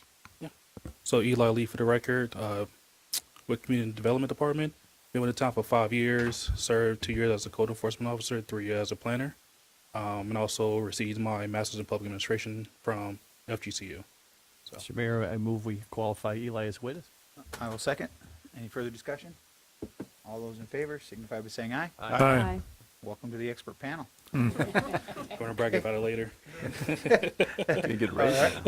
Eli Leaf has been qualified as an expert already by this town council, and based on his education and experience has been accepted as an expert in the field of land use planning and development in the town of Fort Myers Beach. Are there any other individuals who would like to be qualified as an expert witness on behalf of the applicant at this time? Seeing none. Has the property owner applicant seen a copy of the agenda backup materials from staff? Yes. Okay. Eli, take it away. So once again, for the record, my name is Eli Lee with Community Development. Leonardo Orange Beach Club Condominium Association has applied for a special exception to allow the replacement or repair of a major accessory structure that was constructed in the environmentally critical zoning district in the construction of 2 new minor structures on the common element portion of the condominium property prior to Hurricane Ian. These previously existing structures is a partial parking lot, and the new structures are an aluminum rail fence along the seawall and a fence with gate around the soft garden. The applicant is requesting this special exception through the newly adopted ordinance amendment to section 34-652E that allows reconstruction or renewal of primary structures and major accessory structures partially or fully within the EC zoning district with the approval of a special exception. The EC zoning district is the land seaward of the 1978 Coastal Construction Control Line. This condominium was constructed in 1969 prior to the creation of the 1978 CCCL. It appears that the parking lot was part of the pre-existing development prior to Hurricane Ian. The applicant is also proposing installation of the fences, which are new developments that did not exist prior to Hurricane Ian. Staff notes that because the proposed fences are new, they do not meet the code requirement for the special exception. On June 11, LPA voted approval of the request, and included in the staff report are the list of conditions. Staff is available to answer any questions that you may have, and also we have a representative from Leonardo Orms here if you have any questions. Okay. Questions for Eli? John? Yeah. Can you help me understand the denial for the seawall fence and the garden fence? Yes. So the denial for the seawall fence, the applicant said that was for liability purposes and fall protection. So I talked to the town's building official, and there's no requirement for a seawall fence for fall protection because the Florida Building Code, from my understanding with the town's building official, is that you only need a fall protection for walking surfaces. A seawall is not considered a walking surface. That's not what the intent of a seawall is. So that's why I recommend a denial for it. And also the EC code section says that minor structures are allowed in EC, but has to be located closer to the landward portion of the EC line. So the proposed fences are fully in EC, and not only that, but they also did not exist prior to the storm. It is not required by Florida Building Code to have. Thank you. Okay. Jim? Eli, this is maybe a better question for the applicant, but as somebody who lives in this area, when you walk along the beach from the south end to the north end, you run into this seawall, as you know. You've been out to the location, I'm guessing. And your first instinct, trying to get from the south to the north, you used to be able to walk the whole length of the beach, which is one of the blessings of this renourishment plan that's coming down the pike. It'll fix that. Is to hop on top of that seawall and walk around. Now, I do everything I can to prevent myself from doing that, because I could see the liability issues for Leonardo Arms and the danger involved. It's not a balancing beam. It's a little wider than that. So it's definitely doable. So I understand the liability issues. So when you say you're in denial, you're denying this, you're just sort of, it's more procedural than practical. Is that fair? Yes, and I do understand what the applicant was saying, that is a, liability, life safety, fall protection. When I talked to the applicant about this, during the review process, I asked him, is this fence a huge priority? And he told me that it is, but it's not as important to have as the rebuilding the parking lot that was, truly damaged from the storm. And then as well as, of course, the building official saying that it's not really required. They don't really need to, have it. Like, the code's not required them to make to install it. So that's what aided in my decision. But I do understand the liability, life safety need for it. It was a soft no. Yeah, because you can't. I appreciate that, and because you can't really get around to continue to walk on the beach because of that seawall. Yeah. And of course, the instinct is just to climb on top and just walk on top of it, which I'm sure gives the owners heartburn and legitimate concern. So thank you, I appreciate that. Okay, Karen? So this fence would be in the critical wildlife area. This whole area is on that beach. Is it critical wildlife area or not? No, it's critical. It's Yes, environmentally critical. It's EC. It's not in the critical wildlife, Well, like the dunes or anything like that. It's on the seawall cap. It is in the critical wildlife area. Oh, well, EC, yes. Yeah, no, I mean it's in the CWA. Yep. Oh, as okay. well. Is that what you meant? Yeah, because I know, and I'll just go back to the infamous dune walkover. They were not allowed to have railings or anything of height because birds of prey sit on top of it and go after nesting birds and that type of thing. So I'm wondering why that wasn't brought up, or if it was brought up, or does it even play a part in this, I guess I'm asking. But if it's in the environmentally critical zone, wouldn't it? Well, yeah, it's in the CCL and the CWA. Are we sure that it is in the CWA? I am sure because the Bermuda Dunes, which is on the south end of it, is in the CWA. Okay. And then obviously everything to the north up until the dune walkover is in the CWA. South. South. south, I'm sorry, right? south. Right. Yeah. So the dune walkover goes from the dune.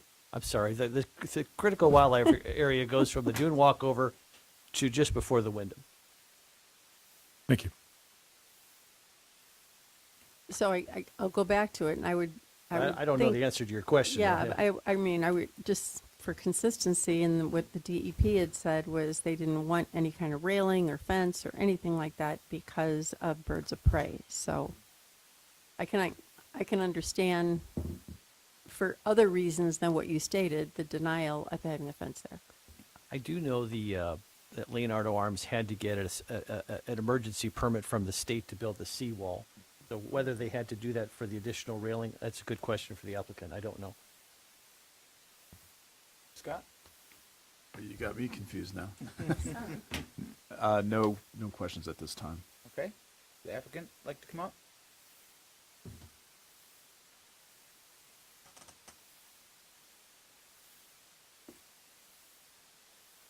Good afternoon, guys. Miles Lagarde, South Shore Construction. I am the general contractor working with Leonardo Arms. Thank you for your time today.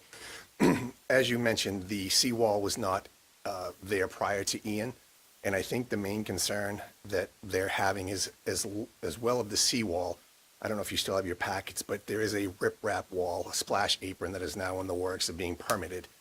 And until the beach replenishment happens, the only way to get across from the north to the south is the seawall. And what they don't want is people walking on the seawall and falling into what will be the splash apron, the riprap. So they're very concerned about liability.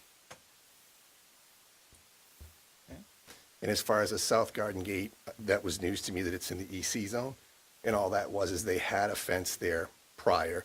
And when I was here in front of you guys back in January to get a special exception for the pool.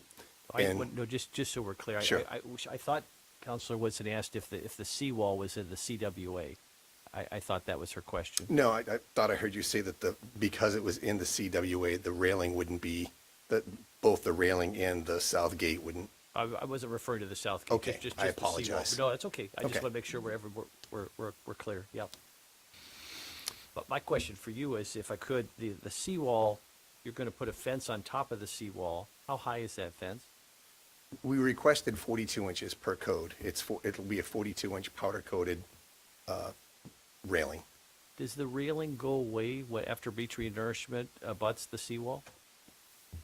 Or does the fence, I mean? I would say that they may be open to that. Again, they're just concerned about the situation that they're faced with now. So I can certainly request that. I can't answer that. I think, again, if the renourishment is as extensive as we're told, and I asked about Leonardo Arms specifically, and they said initially it would be 200 feet of sand in front of Leonardo, then nature would be allowed to sort of naturally do the initial wear back, which would still leave 75 feet of sand. So that fence theoretically would no longer be necessary. And I can't imagine the residents there would want it, and I wouldn't think the neighbors would want it, and I would think the aesthetics of walking up and down the beach would not be good either. Sure. Certainly understand the need for it now. I would agree to that, yes. So would you be comfortable as a condition that after renourishment is done, that fence come down if there's no longer a safety need or a public safety need? If we could revisit that, yes, in case there is still with the riprap wall of safety. But yes, absolutely. Any other questions for the applicant? Karen? No, I'm good with that. I like that suggestion. All right. Thank you. Thanks, guys. Public comment? Is there anyone here that would like to speak in public comment? No? Seeing none, we'll close public comment. Is there any rebuttal from the applicant? I'm assuming probably not. No? Okay. We'll now close the public hearing and request a discussion or a motion from town council to approve with conditions, or deny with reasons, or a continuance to a time certain. Mr. Mayor, let me Yes, sir. take a crack at this. Okay. I would move approval of Resolution 24-134 with the condition that the additional fencing on top of the seawall be removed if there are no longer any public safety concerns post-beach renourishment. Okay. Vice Mayor, I'm sorry, who would be making that determination?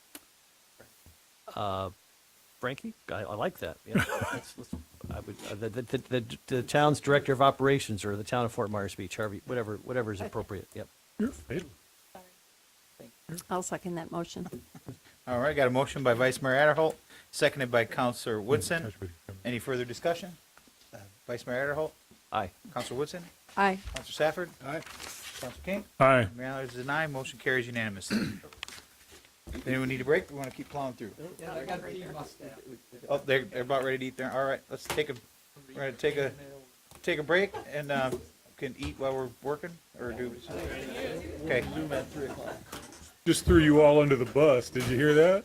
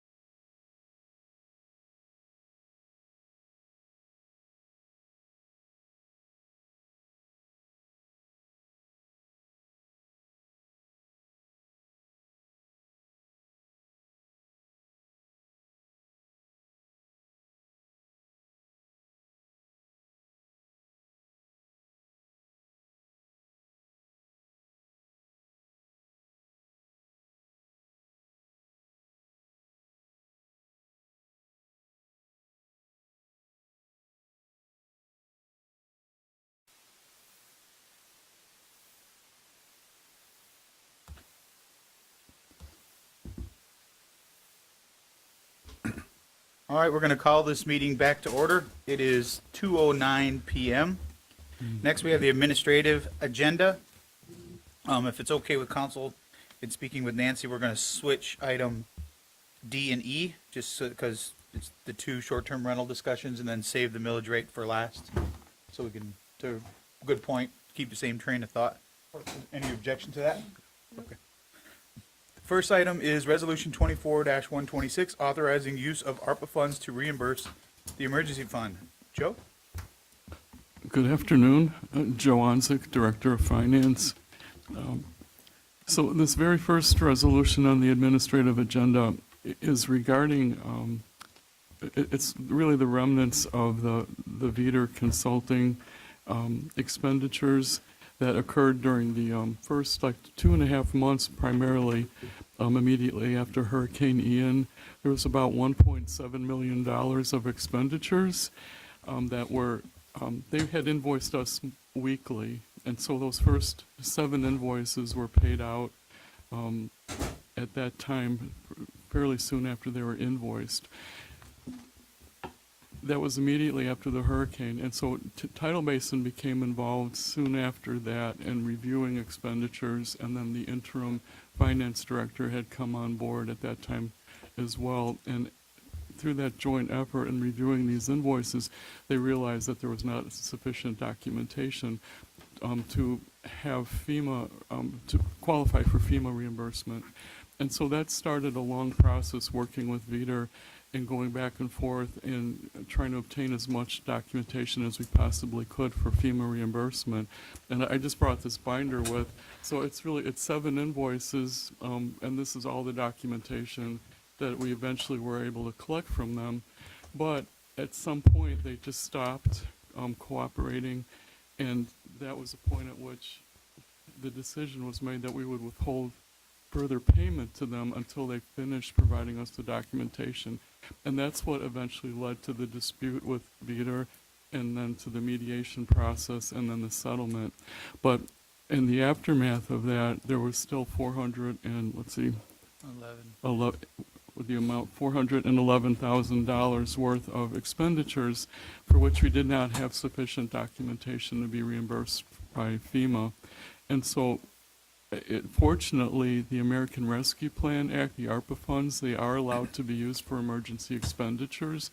And so this resolution is proposing that we use $411,000 of the ARPA funds to reimburse the emergency fund for these expenditures. Okay. Questions for Joe? John? None. Jim? No. Karen? No. Scott? Just for the people watching at home, what's the acronym ARPA stand for? American Rescue Plan Act. Okay. And how much money do we receive from them? It was like 3.6 million. 3.6. Yes. And how much of that have we used so far? There were, after this... Ballpark, Right, after this would be, we have almost 3 million of it accounted for in terms of either has been used or is proposed to be used. Like, for example, 1 million of it is proposed to be used for the matching portion of the grant for the new ball fields that are going in. So that's 1 million of it. And we used 800,000, plus thousand to help balance the budget for this current fiscal year. And there's 1 or 2 other items. So how much will be left then?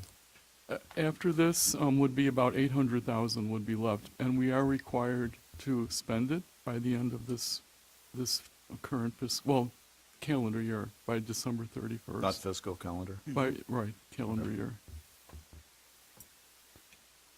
Okay. I don't have any questions. I think you covered it all. I'll make a motion to approve Resolution 24-126, authorizing the use of ARPA funds to reimburse the emergency fund. Second. A motion by Mayor Aller, seconded by Councilor King. Any further discussion? All those in favor signify by saying aye. Aye. Aye. Opposed?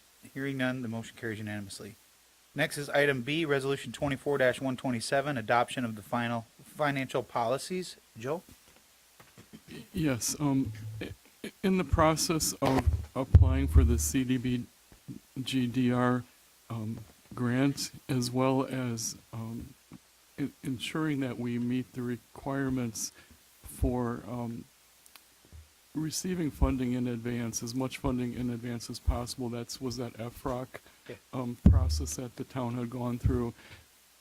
We worked on developing our financial policies and formalizing them. So the four that are included here would be the emergency financial plan, the grant financial management policy, the duplication of benefits policy, and then the accounting policy. I'll just skip over the first one and then go right to the grant financial management policy one. This one is really, it's almost word for word Lee County's policy, and we just took it and customized it to match our own situation and the positions that we have within the town. And so that is how that policy was developed, and that was necessary in order to qualify for CDBG DR funding. And the same is true for duplication of benefits policy. The duplications of benefits policy is just the procedures and the controls that we have in place to make sure that the funding that we're receiving from outside sources for a particular expenditure, grant funding is what I'm referring to, is not duplicating itself. So we're not receiving two different sources of funding for the same expense. So it's just the procedures that we have in place to ensure that that doesn't happen. And that's what the duplication of benefits policy is. The accounting policy is basically a cut and paste of our accounting policy that's already included in our audited financial statements. And that was drafted by our auditors, and those are the policies that they ensure that we follow for in the way we process and record and report our financial transactions. So those three things were really developed by either Lee County or our auditors. The very first one, the emergency financial plan, this is brand new. It was required by the FROC process. It's encouraged to have an emergency financial plan excuse me, by the Florida state statutes for all towns and municipalities within Florida. I did a search to see if I could find someone else's town's emergency financial plan. I could not find anything. The only thing I could keep coming up with was FEMA had guidelines for how to create one. So that is what I did. I closely followed FEMA's guidelines. And so just to briefly run over some of the things that are included in this emergency financial plan, it captures the essence of effective financial management of a disaster. So it kind of lays out the various elements that need to be taken into consideration and the things that you should be doing, the calculation of costs, and then comparing that to the financial resources that we have available. It recommends the formation of an emergency financial team, which is basically what we had, and it would consist of the town manager and the directors. And then this group would assist with budgeting, forecasting, cash flow management, debt monitoring, payroll, risk avoidance, disaster assessment, expense reimbursement, emergency protective measures, debris removal, timely tracking and reporting of costs and long-term disaster recovery, project planning, funding streams. So it really itemizes all the different things that we were already fully engaged with, but it just formalizes it. It talks about the importance of project portfolio management. I think we have something like 37 different FEMA projects, and how important it is to keep track of all of that. The coordination of multiple funding sources, and we're seeing that with the various granting streams that are coming to us, primarily FEMA, but there's other ones as well, and how to coordinate that. The compliance with the procurement regulations, how important that is. Refers to the grant management policy, which was a separate policy, which is here for your approval. It talks about the importance of having pre-existing and pre-qualified emergency contracts, which, like, for example, for debris removal. And then it also focuses on the maintenance, well, the establishment and maintenance of an emergency reserve fund, so that we're able to provide rapid response and recovery from a disaster.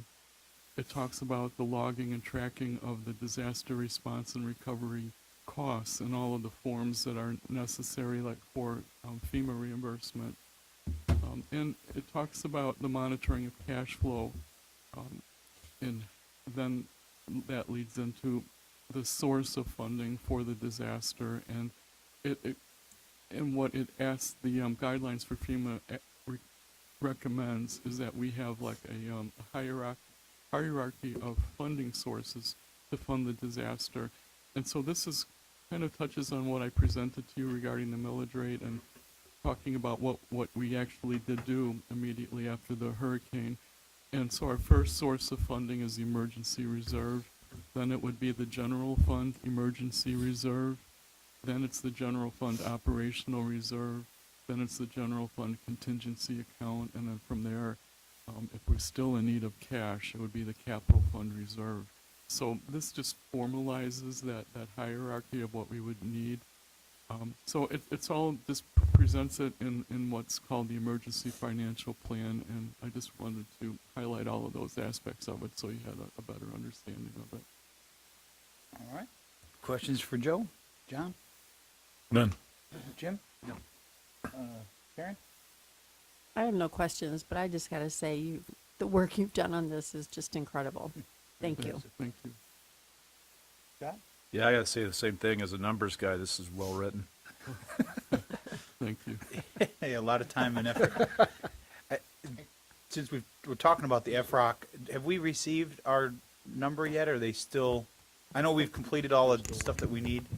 We've got we received a considerable upgrade. They're still working on it, but I think the top's 52 or something, 55, and we're like at 49.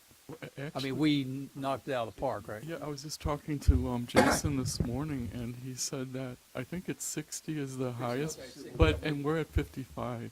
So we're 55. Good. Good. And just if you can explain a little bit about what that is, because people aren't really sure what FROC is and what the program, how it would benefit having that high rating for the town, how that would benefit us should we have another storm. I forget what the acronym stands for, but it's what the emergency, the Florida Emergency Department, Emergency Management Department, it's an evaluation process in which they have a whole list of criteria of individual policies and procedures that we need to have in place. And they use this as like a risk assessment in order to determine how safely how safe is it to give any town or municipality the funding up front and be entrusted with that funding to manage it properly according to all the policies and procedures. And so to get a score of 55 out of 60 is really incredible. FROC is Florida Recovery Obligation Yes. Calculation. Yeah, we were probably in the upper 20s when we first started, and then the homework and providing information, documents like this, we're one of the first, we are in the first group, and now they've had almost every town and city's clamoring to get in the program now, but we're already way down the road. Jason, you want to talk about FROC at all? I just think it's really important that the people out there get to hear exactly what it is. Yeah, Jason's been our liaison for that, so if you want to just talk a little bit about where we started and where we are. Sure. Sorry, apologize. We're doing an EOC briefing right now too, just for hurricane season, so we're listening to that. So a couple of us are on that. But your staff. So the FROC program was new last year. The town opted into it. We just started the optional opt-in process for next hurricane season. So we were in the first year of the program, which is pretty exciting. So essentially entailed us going through a lot of our Category A and Category B expenses and procedures and policies, which is debris removal and emergency protective measures, I believe. Under FEMA, correct. So we worked with the Division of Emergency Management, FDM, on taking a look at our policies, sending them current policies and practices, and they gave us an abatement plan of different activities that we could do to kind of streamline the process, make it easier on them, make it easier on us, kind of formalize a lot of those policies and procedures. So we did that through items such as updating the procurement ordinance, which we did a couple months ago, I believe. And so I don't believe we have our final score yet, but from what we've indicated, we've gone up a substantial amount from what our initial score was after that abatement plan. So as soon as we get the official word on what that score is, I'll be able to share that with y'all.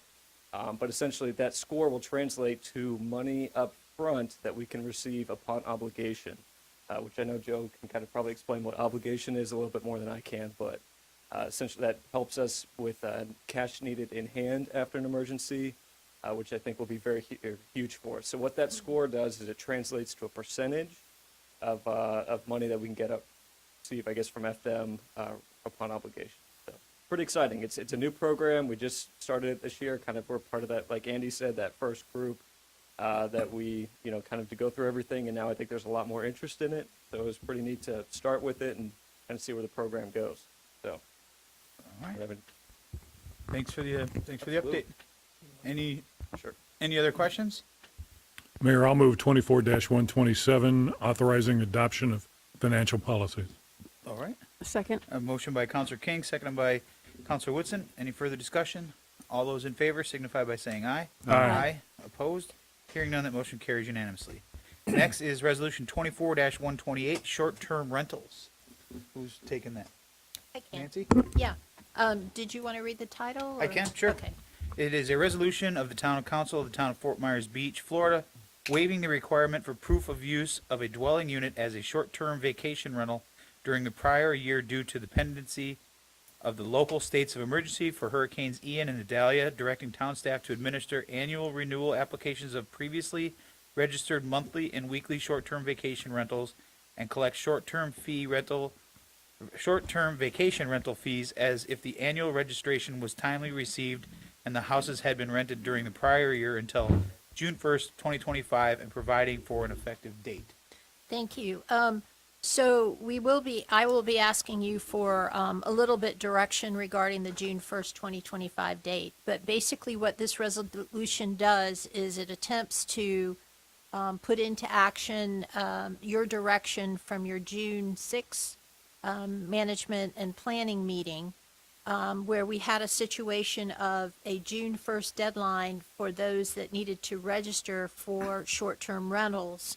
And they weren't sure of what they needed to do because of the fact that their home, their structure had been damaged by Hurricane Ian. So as we understood, the intent was to not require, we're not making any changes to the ordinance, but to not require proof of rental during that period of time when they were getting their permits and moving forward with getting that structure house back into the rental market. So that is the first waiving that you're doing with this ordinance or resolution. The second part is meeting the deadline of June 1st of 2024. I mean, obviously that has passed. So the second part of the resolution is to direct town staff to administer the applications of those that had previously registered as if the registration had been received by June the 1st and the house had been rented during the prior year. What we didn't know was, are you going to set a deadline for when those that perhaps have not registered now to actually get their applications in and pay their fees? So we put in the date until June 1st of 2025, which you may want to redirect that. I guess my question is, what is the need for a deadline at all? I mean, if someone wants to take a year off, or someone where they sell their house and they are on a weekly street and now it's October and they missed the deadline to do that, they should, why is there? It's a renewal. So at some point in Why time. can't it be like your tags on your car? I mean, if it's your birth date, every year on your birth date, you got to go in and get your renewal, or you're not in compliance with the law. That, I don't have a problem with that, as far as the June 1st date. But the way that this is worded right now, which I'm bringing to your attention, is that anybody that didn't meet the June 1st, 2024, they still haven't made their renewal application and they still haven't paid their fee. So how much time are you going to give them to actually come into compliance at this point? Because you've waived the requirement of showing proof that it was rented as a short-term rental, and you've waived the deadline under your emergency powers that you have. You can do that. So now what are we doing going forward? That's the second part of that resolution. So I think a couple of the people that had voiced concerns had lost their structure completely.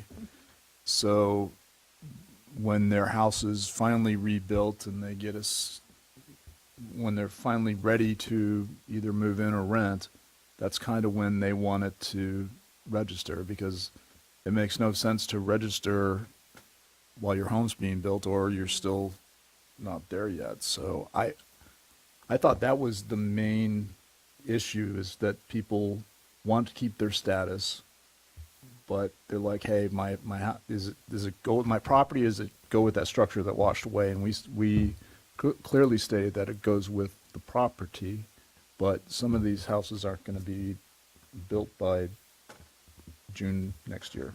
So I agree with you. That makes perfectly logical sense. The problem is that your code has that June 1st deadline in it, and we can't make any changes to that. So we're functioning under our emergency powers that we have in our local state of emergency. So we're providing some flexibility for them to re-engage.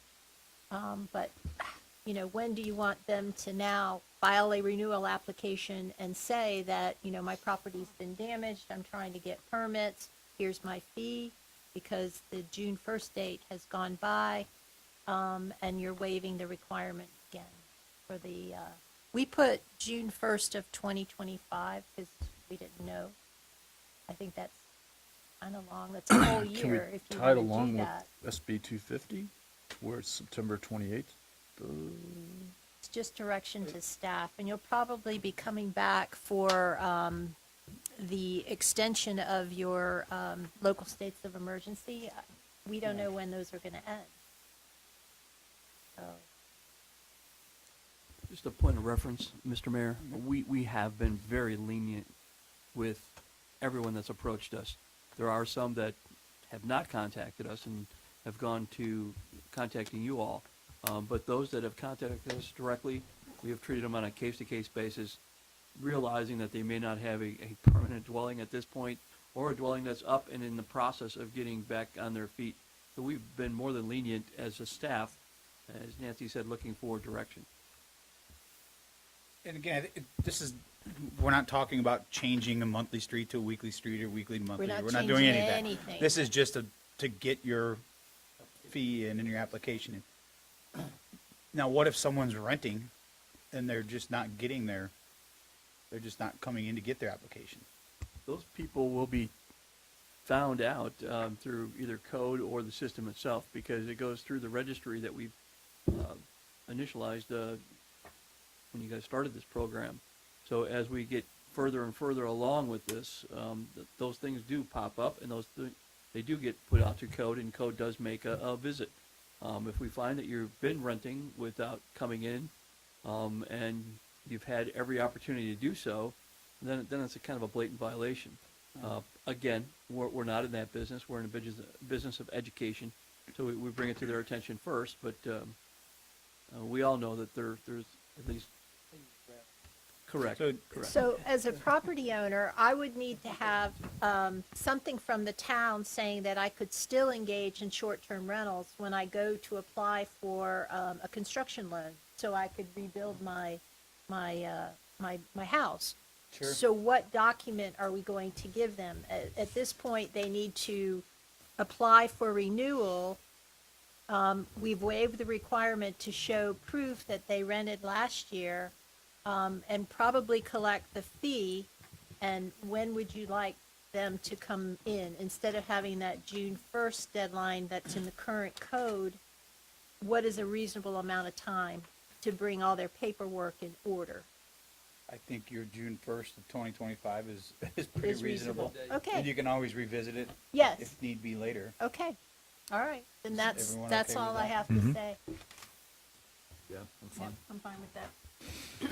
Okay. Any other discussion or a motion? I'll move 24-128 vacation rentals resolution. All right, got a motion by Counselor King, Second. seconded by Counselor Safford.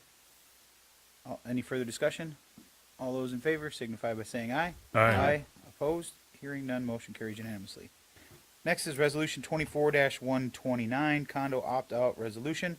A resolution of the Town Council of the Town of Fort Myers Beach, Florida, suspending during the pendency of the local states of emergency for Hurricane Ian and Dahlia the requirement for condominium associations to notify the town manager if they self-perform an enforcement program for violations of the Code of Conduct for the short-term rentals as provided in section 10-197 or 198-7 of the Town of Fort Myers Beach Code of Ordinances, waiving payment of the required fee for each building for which an opt-out exemption would otherwise be requested and providing for an effective date.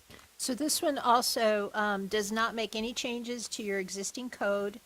And this one is, in effect, the waiving of it until the local states of emergencies for Ian and Adelia have come to an end. Okay. Any questions for Nancy? None? All right. Is there a motion for Resolution 24-129? So move, Mayor. And a motion by Counselor King, I'll second. seconded by Counselor Safford. Any further discussion? All those in favor signify by saying aye. Aye. Opposed? Hearing none, the motion carries unanimously. And last but not least is Resolution 24-120, the tentative fiscal year 24-25 millage rate. A resolution of the Town Council of the Town of Fort Myers Beach, Florida, adopting the tentative operating ad valorem rate of, we don't know yet, for fiscal year 2024/2025, with the Town of Fort Myers Beach establishing the date, time, and place for hearings to adopt the final operating ad valorem millage rate and budget for the fiscal year 2024/2025, and providing for an effective date. Go ahead, Joe. Okay, I'm kind of embarrassed because I think I may have sent Jacob the wrong slide, but maybe it's just the first title that was wrong.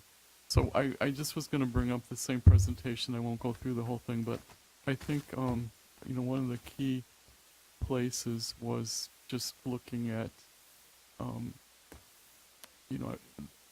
of the key issues was looking at how much of a emergency reserve we should have, and that was determined, as explained last time, it was about $3.5 million, just in total, so that we could make sure that we have enough cash on hand to get through the initial portion of a disaster. And then of that $3.5 million, we have what's left in the emergency fund reserve of $220,000. And I was already assuming that you would approve the reimbursement of that $411,000. So this is after considering that reimbursement. And then we would have the $1,060,000 in the general fund emergency reserve, the $600,000 operating reserve. So we would have like almost 1.9 million of the 3.5 million that we need. So we're short the 1.6 million. And let's see. So we have in this proposed budget 290,000 available that we can contribute to the emergency fund. And then this is then, if we were to stay at the 0.99 millage rate, that would enable us to contribute 290,000 to the emergency reserve. Joe, on that previous screen, Yes. does that include this 290? If nothing were to change, that Uh, no, one more back. Oh no, I'm sorry. You were right. Go forward. This one here? Yeah. Is that is that included in the 1.6 million? That 290,000? Well, it would contribute towards that amount. So we need to add 1.6 million in. The 290 would go towards that. Okay, so that would decrease that number. It would decrease it, yes.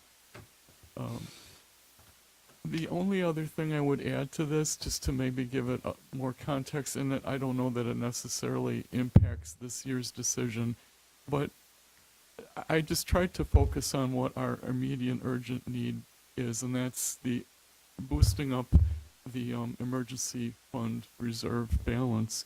But one of the things that was reinforced when I went to the Government Finance Officers Association conference in Orlando this last few days, and I tried to go to as many sessions as they had regarding emergencies, reserves, and things like that. So one of the things that was reinforced was the importance of having a sufficient emergency reserve fund. And one of the ways to calculate that was to take the probability of the need and use that to kind of calculate how much you should put aside each year. And so and this is obviously Hurricane Ian was as extreme as you can get. but that we had $20 million of expenditures, and that's just our own. That doesn't count what the state paid and all their debris removal. We had $20 million of expenditures. Typically, we would be required to pay 12.5%, so that would be $2.5 million. So that would be like, let's say, the worst case scenario total cost. In looking at, I was trying to search for what is the probability of hurricane hitting Lee County again. So the probability of a major hurricane, according to Colorado State University's research, for Lee County in Florida is like 19%. And so if you just round that up to 20%, that's like once every 5 years. So if you use that kind of methodology, that would mean we should be putting like $500,000 a year towards worst case scenario into the emergency fund, so that every 5 years we would have enough. And of course, every year there'd probably be more minor storms that we'd have to deal with, and we have, you know, much less expense. But every year we need to have something in the budget to replenish what our share of that cost would be. And so I think, although this specific presentation is geared towards building up the emergency reserve, I think on an ongoing basis we also need to think about having enough in the budget to continue replenishing it. And so I guess I'm just trying to make sure that this isn't seen as a one-time need, that this is really the beginning of an ongoing need that we'll have. I'm not doubting the need to do what you said, and I support that. Help me understand now this FROC thing. Would that offset help with that $3.5 million we had to come up with, since it sounds like we can get that money quicker, or? Well, I don't think it necessarily would change that, because FEMA decided to give us the $7.6 million, and that comes through the state. So as long as it takes to get to that point where it's decided that we're going to be getting money and it comes through the state, then that's the point at which it's released. And so in this, for Hurricane Ian, it was $7.6 million. But it took, it was like till mid-December before that money came to us. So it was October, November, and into December. It was like those, was that 10 weeks, 10 weeks worth of emergency expenditures. We would have to go through using our own cash on hand. I guess what I'm getting to is, I thought I heard that with this FROC program, Yes. that would expedite issues. Well, all it would mean was like when the point at which we get the money up front, it would be, it could be like the 10 weeks. It may be 10 weeks after the event, and so we'll have to have sustained ourselves for 10 weeks. And that's what's considered quick for government work, is 10 weeks. Well, and I think, if I'm not mistaken, even if you were to receive an influx of cash from FEMA through the state, we still are required to pay 12.5%. Yes, I get that. Of whatever, and Yeah. that's where this money would come into play. Yes. To offset the difference between the money we would get through FROC or through FEMA. Yes. To pay our portion of it. That's true, right. To answer your question directly, sir. Thank you. The FROC program is basically just to expedite all that paperwork. And that's what I was looking so for. we had the proper checking account, so to speak, in place, all the control systems put in place, so they just basically hand you that check as soon as they get it. Which Doesn't sounds really like it's happen 10 that way, weeks. But it gets it a lot quicker than what Joe explained. I think the other thing we have to look at. Thank you. The other thing we have to look at is just this storm last week, Thursday. If we would have had a tidal event with that storm, oh my goodness. So our shorelines are eroded, our infrastructure's a lot weaker than it was. You know, a Category 1 could do as much damage to us as what would a 4 would to another town. So just because it's not a 5 doesn't mean if we get storm surge with the way our beach is today, we're in our infrastructure. We're exposed. Well, just look at what Adelia did. Yeah. I mean, that was 60 miles offshore, and if it wasn't for the berm, those that didn't have it saw they saw the effects of just what a tidal, to your point, Scott, just a tidal event could do. Yeah. You know, I think we should also be clear, it's been very widely issued of the money that we just received from DeSantis signing a bill. And can we kind of go through what that goes over? That does not go into our reserve. That's basically reimbursing us for a lot of expenses we've already had. And then for our building, for the town hall building. So can we kind of go through that? Because that just doesn't come as a, influx of cash, so to speak. That's correct. The $8 million for the building will be used for the building and for whatever renovation needs to be done there. So that's nothing that we can or should count on for a reserve. So we need the building. Unfortunately, FEMA reduces their grant to us by any other funding that we receive. So if whatever we thought we might get from FEMA for a building would be reduced by that, to the extent that FEMA may pay for if there's any kind of additional costs, like for mitigation, they may cover some of that if it's over and above this $8 million.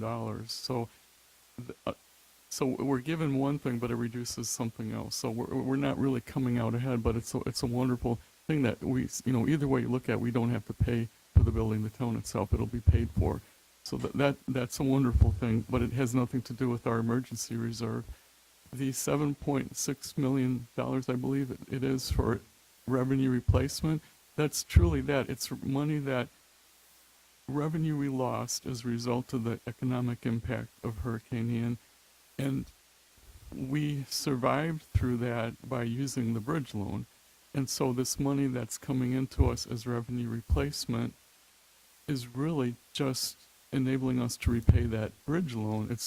And so that will go back to the state unless that loan is forgiven. And then at that point, it could truly be considered additional revenue that we could put towards other uses. But for now, we're required to use that, and we've pledged that all of our non-ad valorem revenue would be put into trust to repay the bridge loan. So until that changes, until the loan's forgiven, or for some reason they change the terms of that loan, that's what we need to do. So we can't even touch that money. How much of the 11.9 bridge loan have we used? Well, I had this the last time. I'm sorry. It may take me a few minutes to find it, but it was whatever the amount that we approved a few weeks back for 2023. It's $3 million. So it was $3 million. Okay, so there's that. And then we budgeted like 3 point some million for this year, although I don't know that we're going to need that whole amount, but we budgeted that. And then we have what's in the budget for this year, which I think I've got on one of these slides, 2.4 million.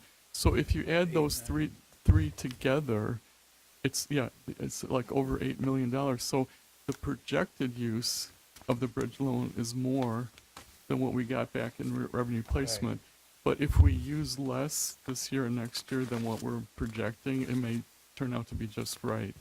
The other use of the bridge loan that we're presuming we'll need it to use would be for the cost of demolition, because we'll have to temporarily fund that until it comes back to us from the tax collection. And demolition of unsafe buildings. Demolition, right. Yes. So we won't know, or is there a time frame that we'll find out whether that loan is forgiven or not, or is that just out there? Best case scenario would be after the next legislative session. Yeah, So not until next June. But you can't do Year from now. you Year can't from do now. a budget and base your numbers off of What if? I what get if, that. No, I so. get that. I just want to make it clear, though, that right now, as of this moment, we are still paying it back. Yeah, that's correct. at 10% interest. Right. John, I've kind of jumped around a little bit. Do you have any more questions? Joe, you barely touched on it, I think, but going back to the revenue replacement, that comes with parameters. That's just not something we can start using right away, correct? You're talking From the about state? From the state? Right. Well, I haven't seen the agreement. Normally, these things come to us along with an agreement, and that would specify, but there's nothing specific I know of now. Okay. Thank you. The only thing that would be governing it at this point that I do know about would be the terms of the bridge loan agreement itself, and that's any non-ad valorem revenue would be pledged towards repayment of the loan. So at this point, that's how we have to view it. And there's never, at least been, in all the meetings we've had, there's never been any discussion of any strings, quote unquote, attached to the revenue replacement. Whereas there are strings attached to the DEO loan that you can only use it for operating costs. You can't use it for capital improvements. You can't. So I have not heard of any discussion that there would be restrictions. But again, if you haven't seen the contract yet, or if it's going to be just a grant, or how it's going to come down yet, again, that's an unknown. We don't know what we can do with it. So just one other question. Between now and our final budget review and decisions, what, if anything, could still be coming down the pike that could change our expectations of the budget between now and our final budget meeting, September, whatever that is, 23rd? 23rd. Just off the top of my head, I'm thinking, most of the non-ad valorem revenues that we built into this budget were based on our current estimates. So if it's possible, as we move closer towards August, September, we may find out or realize that there might be more revenue coming in for any one of those than we knew about. I think the state may have like an updated forecast by then, so possibly one of their revenues may be higher than what we're currently expecting. So that would be an improvement. I mean, it could go the other way too, but that may improve it. Once we get the final taxable value amount from the appraiser's office, if it's higher, then we would have higher tax revenue than what we thought. But last year it went down actually, so it could also go down. So those are some factors that could change it, either up or down. Also, John? really quickly to detail on what the state is looking at, we did get some communication from DEM that possibly by the end of this fiscal year, that the state's fiscal year, not ours, that they would have an update for especially our community here as far as where we stand and what their projection was for our area. But we haven't gotten anything since that initial email from them. And what is their date versus ours? They're, The fiscal year? Yeah, I think it's June 30th. Yeah. June 30th Yeah, is July the final 1st is date. the July start of their 1st fiscal year. Starts Okay. at ours goes October 1st. Okay. John, what else you got? Well, I mean, I've got a lot I could think of before we start moving, but I don't want to dominate the conversation and give you, if you want to hear what I have to think, then of Well, if you have whether any to. specific questions for Joe, then we'll Nope. have discussion. I do. Okay, thank you. Thanks for clearing that up. Yep. I do not. Thank you, Joe. Jim, questions for Joe? Yeah, it's been some good discussion this afternoon. I think we've established, and I think we can all agree, based upon the conversation that we've had thus far, that to have 3.5 million in emergency reserves is good public policy. If we've established that thus far. Just to be clear, though, Joe, under the current millage rate, we're going to increase next year that emergency reserves by 290,000. Yes. We'll still be short. We're 1.6 million short. Yes. So we're bad public policy people if we just do that. If we raise it to 1.6, which is the max you have on here, we're at 542,000 and change. We're still bad public policy people because we're still $1 million short. So we need to do something a little bit more aggressive and drastic in order to satisfy your legitimate concerns, which is why earlier I suggested the sale of part of the old town hall property, because we can then, upon the completion of that sale, fully meet the needs of the 3.5 emergency reserve. If we take your call to have that 3.5 million seriously, which I do. So whether it's 290,000 under the current millage rate, or it's 542,000 we replenish under the 1.6, we're still doing a disservice to what you're challenging us to do. It's better, but it's gradual, and if we had a hurricane, God forbid, this year, we're short. So it seems to me the prudent fiscal policy and risk management policy is to sell part of that land and fully fund our emergency reserves, keep the millage rate the same. Am I missing something in the logic of that, Joe? No, I mean, I agree that selling the land would be the quickest way to boost our reserve that I know of, given our options, which are very few. So that would be a wonderful way to take care of that. Because, Joe, if we raise the millage rate to 1.6, we don't satisfy what you're asking us to accomplish. No, we don't. My only concern is, and it doesn't have to be done this year, but we do need to be prepared to be funding the reserve on an annual basis. And to that point, that's a fair point. If anybody had a chance to listen to Matt Caldwell, the Lee County appraiser, to Karen's point, he said over the next 4 or 5 months, where we'll be wondering what's going to happen when we have to finalize the millage rate, he said things were likely to get better, not worse. Again, guessing, but he's a pretty qualified guesser. He also said over the next year, we'll be back where we were prior to Ian in terms of our appraised value for all of our aggregate appraised value for Fort Myers Beach.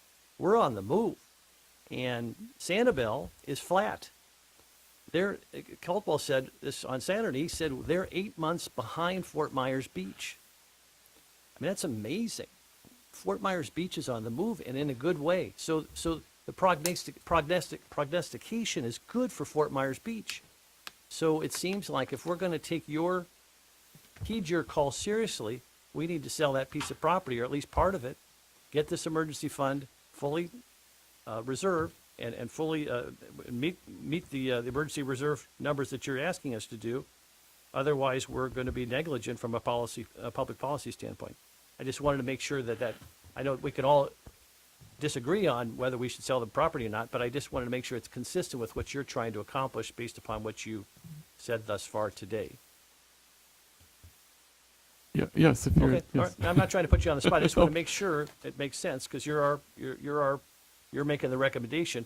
I don't think we're doing you justice by raising the millage rate, because that doesn't accomplish what you're asking us to accomplish. It's a start, but it doesn't accomplish it. If we're heeding your calls seriously, we need to do something much more dramatic to be ready for a storm this hurricane season.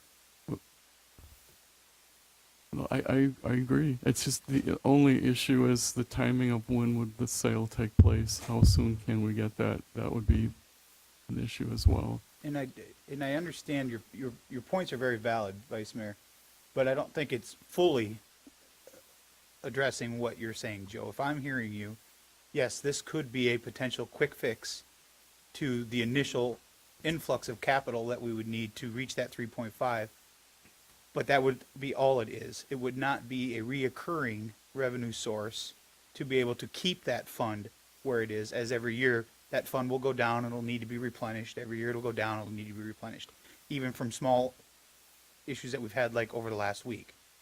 So if the goal is to ultimately achieve everything that you're trying to do, then it would have to be a hybrid of what I believe you're proposing here and what the Vice Mayor is proposing. It can't be a one solution fix all. If I'm hearing you correctly in what you're saying, going past, yes, this initial sale could potentially fix today's problem, but it's not going to fix the reoccurring problem we're going to face every year thereafter.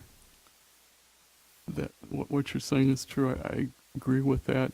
And I think because also in my mind is that, yes, we're focusing on the emergency reserve right now, but we have other expenses that we haven't even talked about or haven't even shown you, but we need to be, beside putting money aside into the emergency reserve, we need to, once a bridge loan issue is, it's either repaid or we have money in trust to repay it, we can then start putting money into our capital fund, which we've stopped since we've had the bridge loan. And just at the GFOA conference, they recommend putting 25% of your depreciation into the capital fund every year. That's $330,000. Once we get the pullback in operation, if you deduct the revenue that it brings in, that's another $380,000. We haven't even talked about ongoing beach renourishment, and we should be putting money aside for that. So there's all these needs that are out there.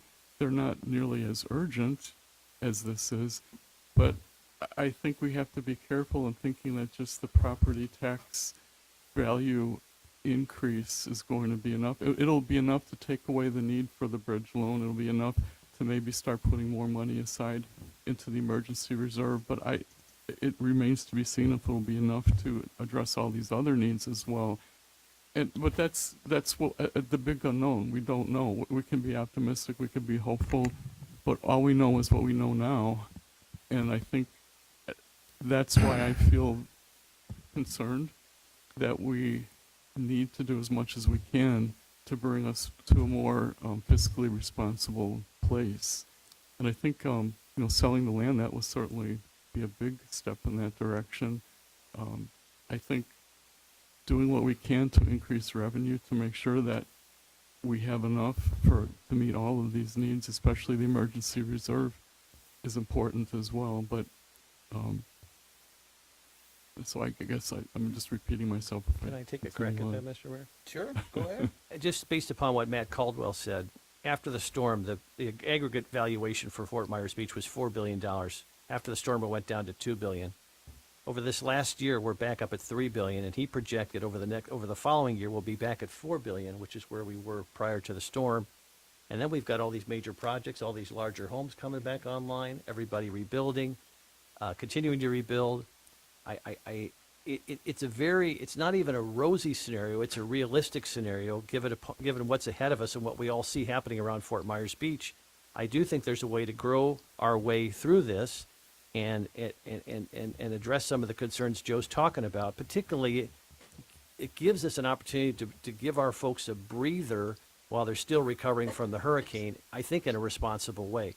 So I just, based upon what Matt Caldwell talked about and what he projected, I think we're headed in a very positive direction. Whether it addresses all of the needs Joe's suggesting, I don't know yet, but we'll know as we go down the pike.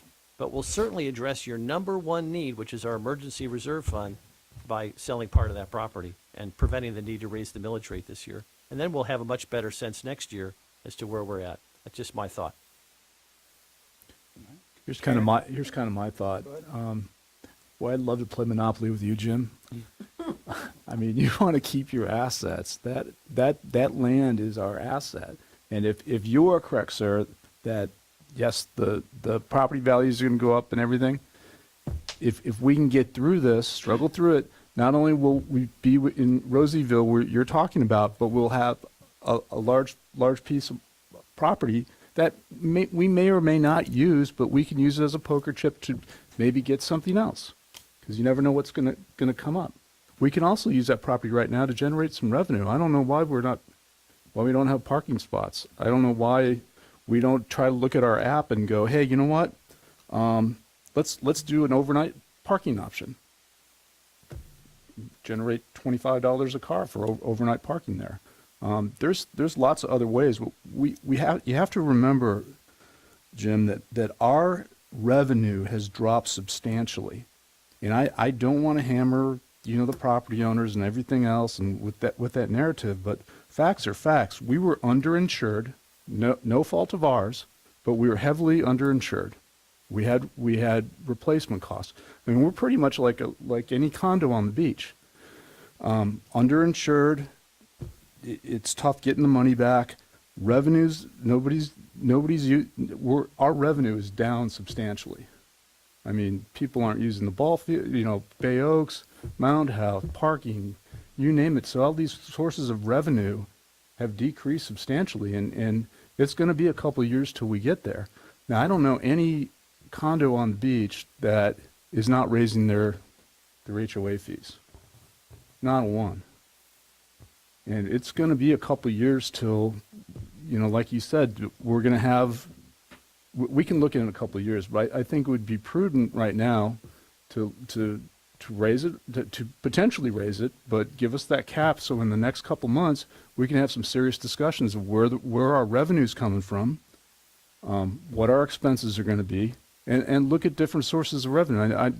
At the meeting I was at last week, one of the towns, they use a P card. They use a a credit card that gets cash back to pay all their invoices. They made over $900,000 in cash back. I mean, there's other ways to generate revenue.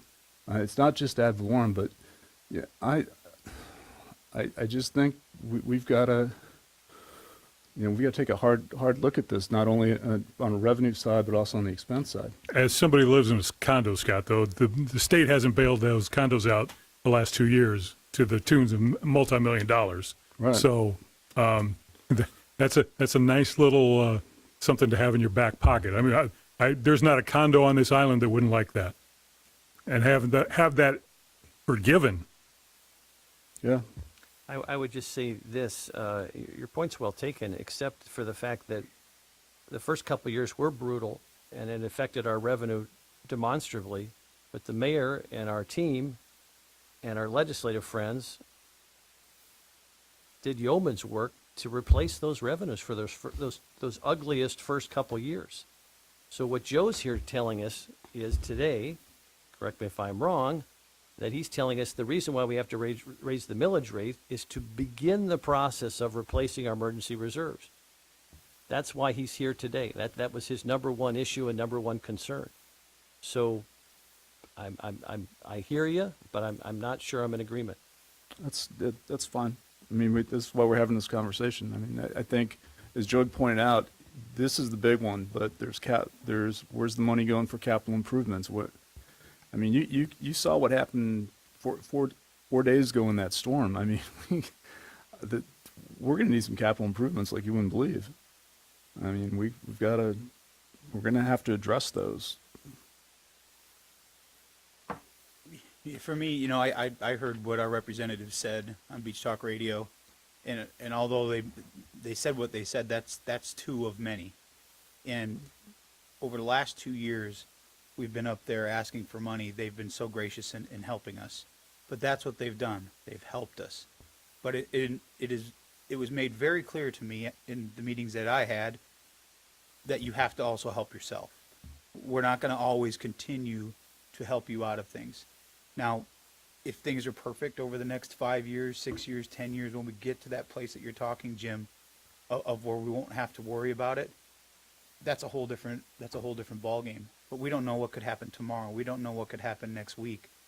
And to not take steps to at least stay in the ballgame until September, to then get more data. And I will challenge you, Joe, to go back and find anything that you can find to trim the fat, if you will, to shave where we can shave, save where we can save. I know there's some programs out there that we could probably look at to save some money here and there, to try to help alleviate that. Anything we can do to cut spending so that we don't have to ultimately raise the millage rate, I would challenge you to do. Not that I don't think you haven't done that already, but maybe come back with some suggestions for us as to here's some ways that we could alleviate some of this to help, get this reserve funding back, and then let us make the policy decisions and let the public help us make those policy decisions on whether it's a program they want to cut, or if it's something that we all agree that it's more important putting this money now in this spot than in this spot, and we'll revisit it that way. I mean, keeping every option on the table is really what I'm all about right now. I don't want to pigeonhole us in today's meeting to not being able to do something should something catastrophic happen over the next 3 months. We just don't know. I completely agree with what you're saying, Vice Mayor. I think if we stay on the path that we are, we will be fine. But what we don't know at this point. And it's hard to just hope for the best and not plan for the worst. So I guess that's kind of where I'm at. Karen, I know you haven't had a chance to maybe ask some questions, so please do. No, it's not even asking questions. I mean, I hear what you're saying, Vice Mayor, about selling the land. I don't know that I agree with it. We've seen nothing but a decrease in property sales, especially this calendar year. If we held on to it as an asset, like Scott said, and we ultimately do decide to sell it, we could get a lot more, perhaps. We could reimburse a lot more things, perhaps. What we do today is not set in stone until September 23rd. So whatever we decide on today can always be changed based on what you come back to us with in our budget meetings, what creative ways we can come about. I love the idea of the credit card, cashback credit card. But the other thing, and I'll go back to, I remember in our budget meetings last year, and we talked about raising the millage rate, and we agreed that we would not, because our citizens just absolutely could not bear it at that time. But there was also concern, even back then, with everything that we were being given by the state, how long would this last? Now we're another year into it, and this budget goes into effect for the following year. So again, how long will this last? We're seeing everything being reduced by FEMA. We're seeing grants fall by the wayside that are disappearing. That available funding is just not there going forward. And I shouldn't say it's not there. It certainly is being reduced from what we had at the onset of this. Just looking at what happened this last week, and now more rain coming this week, and all the people's houses being flooded still in that, first category of streets. I mean, there's a lot of work that needs to be done on the infrastructure, and, we don't have that budgeted. So whatever we do today can still be changed if other things unfold. Mr. King? We move beyond questions? Well, I was just going to say, I think the question, I'm sure there'll be more that come up, but Because I'm ready to let everybody know where I'm coming from on things. But Okay. And I think I've started, but down that road. And Karen, I thank you for that, but I understand it's not set in stone, but I think it sends a bad message to our residents. Mayor, I appreciate all the lobbying efforts that you, the town manager, Frankie, Jason have done over the last couple of years to bring home what was needed.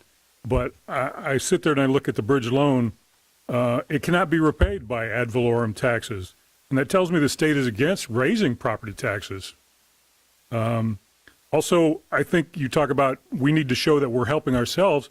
I think by implementing the impact fees that we're talking about will be a big help to show the state that that's what we're about, raising ourselves up by our bootstraps. We still need, I think at times, a handout. I know the delegation, at least the two members, the senator and the representative, talked to. They're still willing to strategize and brainstorm about what we need, if anything, for the future. So the millage rate stays the same, but people are going to be paying more in taxes. That's just a given. I think the vice mayor did a great job in coming up with a solution that I think, for me at least, is something that I can hang my hat on, and that's the sale of the old town hall property. And I thank him for working hard to come up with that solution. And that's where I'm coming from. So I will not be supporting any increase. That's fair enough. I just don't know that I'm seeing over the last 4 years how hard it's been to try to acquire land, to accumulate things that the town has wanted to do, connectivity, green space, things like that. To me, it would be a last resort to sell something so valuable that you could bond against, protect. I mean, you can loan against. I mean, there's you could potentially use, if we don't get approved, to get that forgiven or the interest rate go down a year from now or 18 or 24 months, we could use that property to loan against to pay back the loan at a much lower interest rate, therefore saving a lot of money. So I think there's other ways that you could use that property to benefit as opposed to using it and being a knee-jerk reaction to try to fix something. To the vice mayor's very well pointed out point, there's not one thing that's going to fix what I think your concerns are, Joe, overnight. There's not one thing that we've talked about up here in the last 45 minutes that's going to solve, I think, what's keeping you up at night and how are we going to fund this. So I think it has to be a multi-pronged approach. And again, it's what we're discussing here is not finalized. It's not something that, you can just take it to the bank that this is what the number is going to be.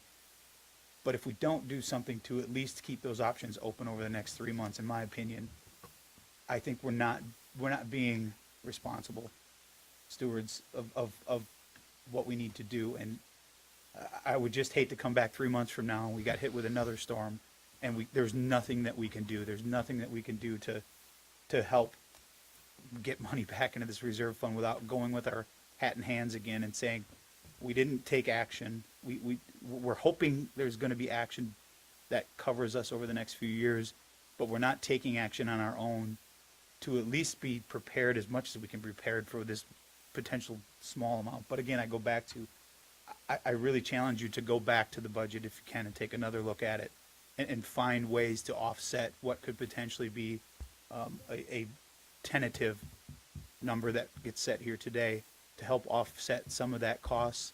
I'm sure there's a program or two out there. I know I'm thinking one off the top of my head. I'm not going to say it publicly, but or I'm not going to say it right now, but I can think of one off the top of my head. I would absolutely hate to lose, but if it meant saving the taxpayers money in September to have to revisit it down the road, I would certainly do that. But I just want to make sure that we're giving ourselves time to hear from our residents, to say, here's some things that we could potentially pull off the table to offset what we could maybe have to do if we get it with a storm. But we want to hear from them. We want to hear from them that, no, this is important. We keep this program, or it's important that we keep that. We need this. We don't need that. And see where those numbers come out so that we, hopefully in September, don't have to do anything that none of us want to do.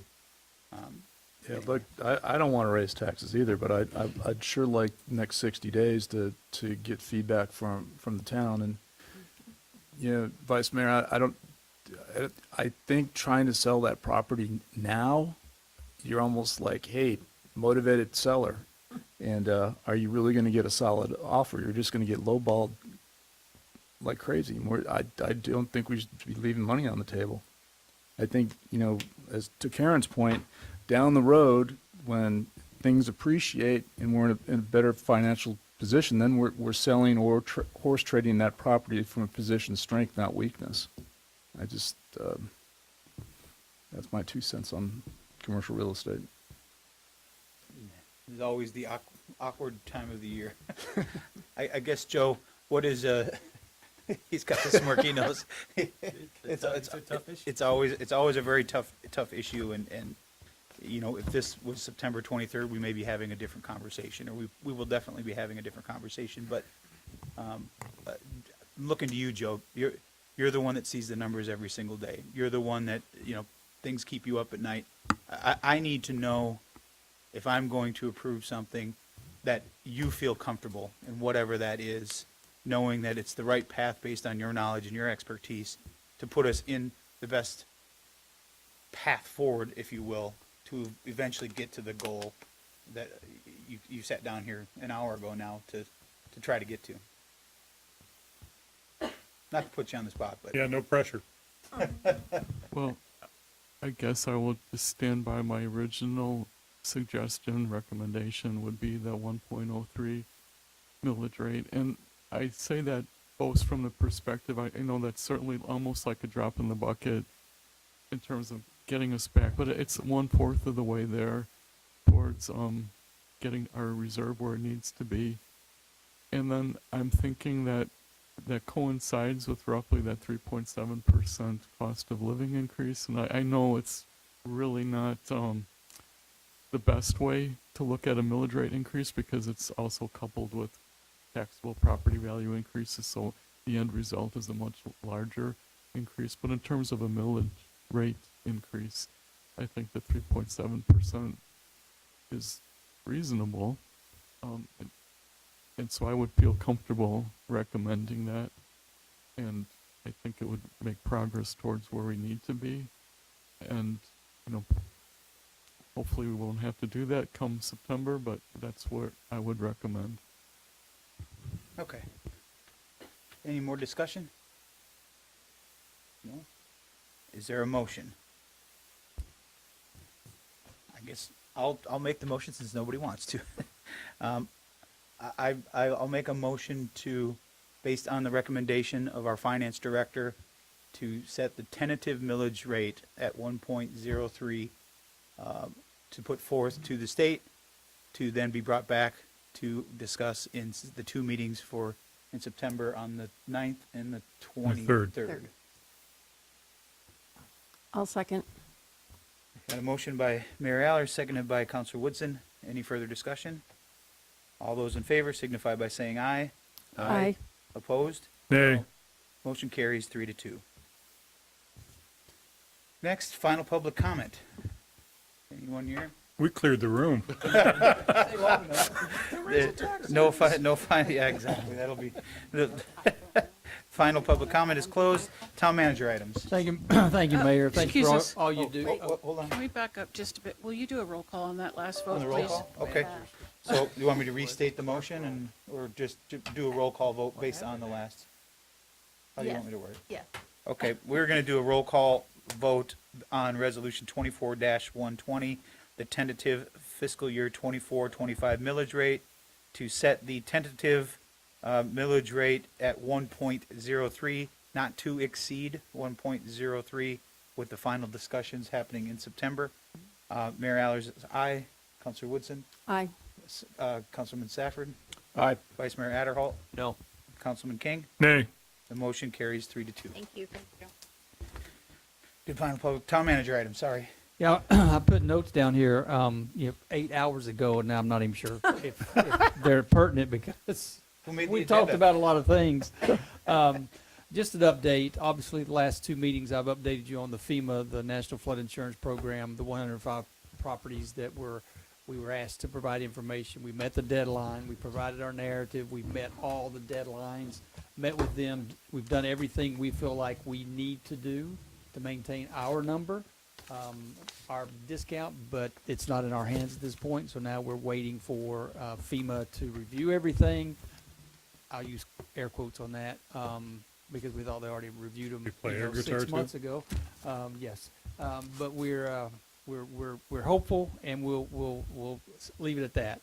I wrote down town hall, and it'll come back to me in a minute, but we are moving forward. Obviously, on that, there's some other things that we'll be doing, looking at a piece of property next to it to put an offer in. I'll put an offer to see.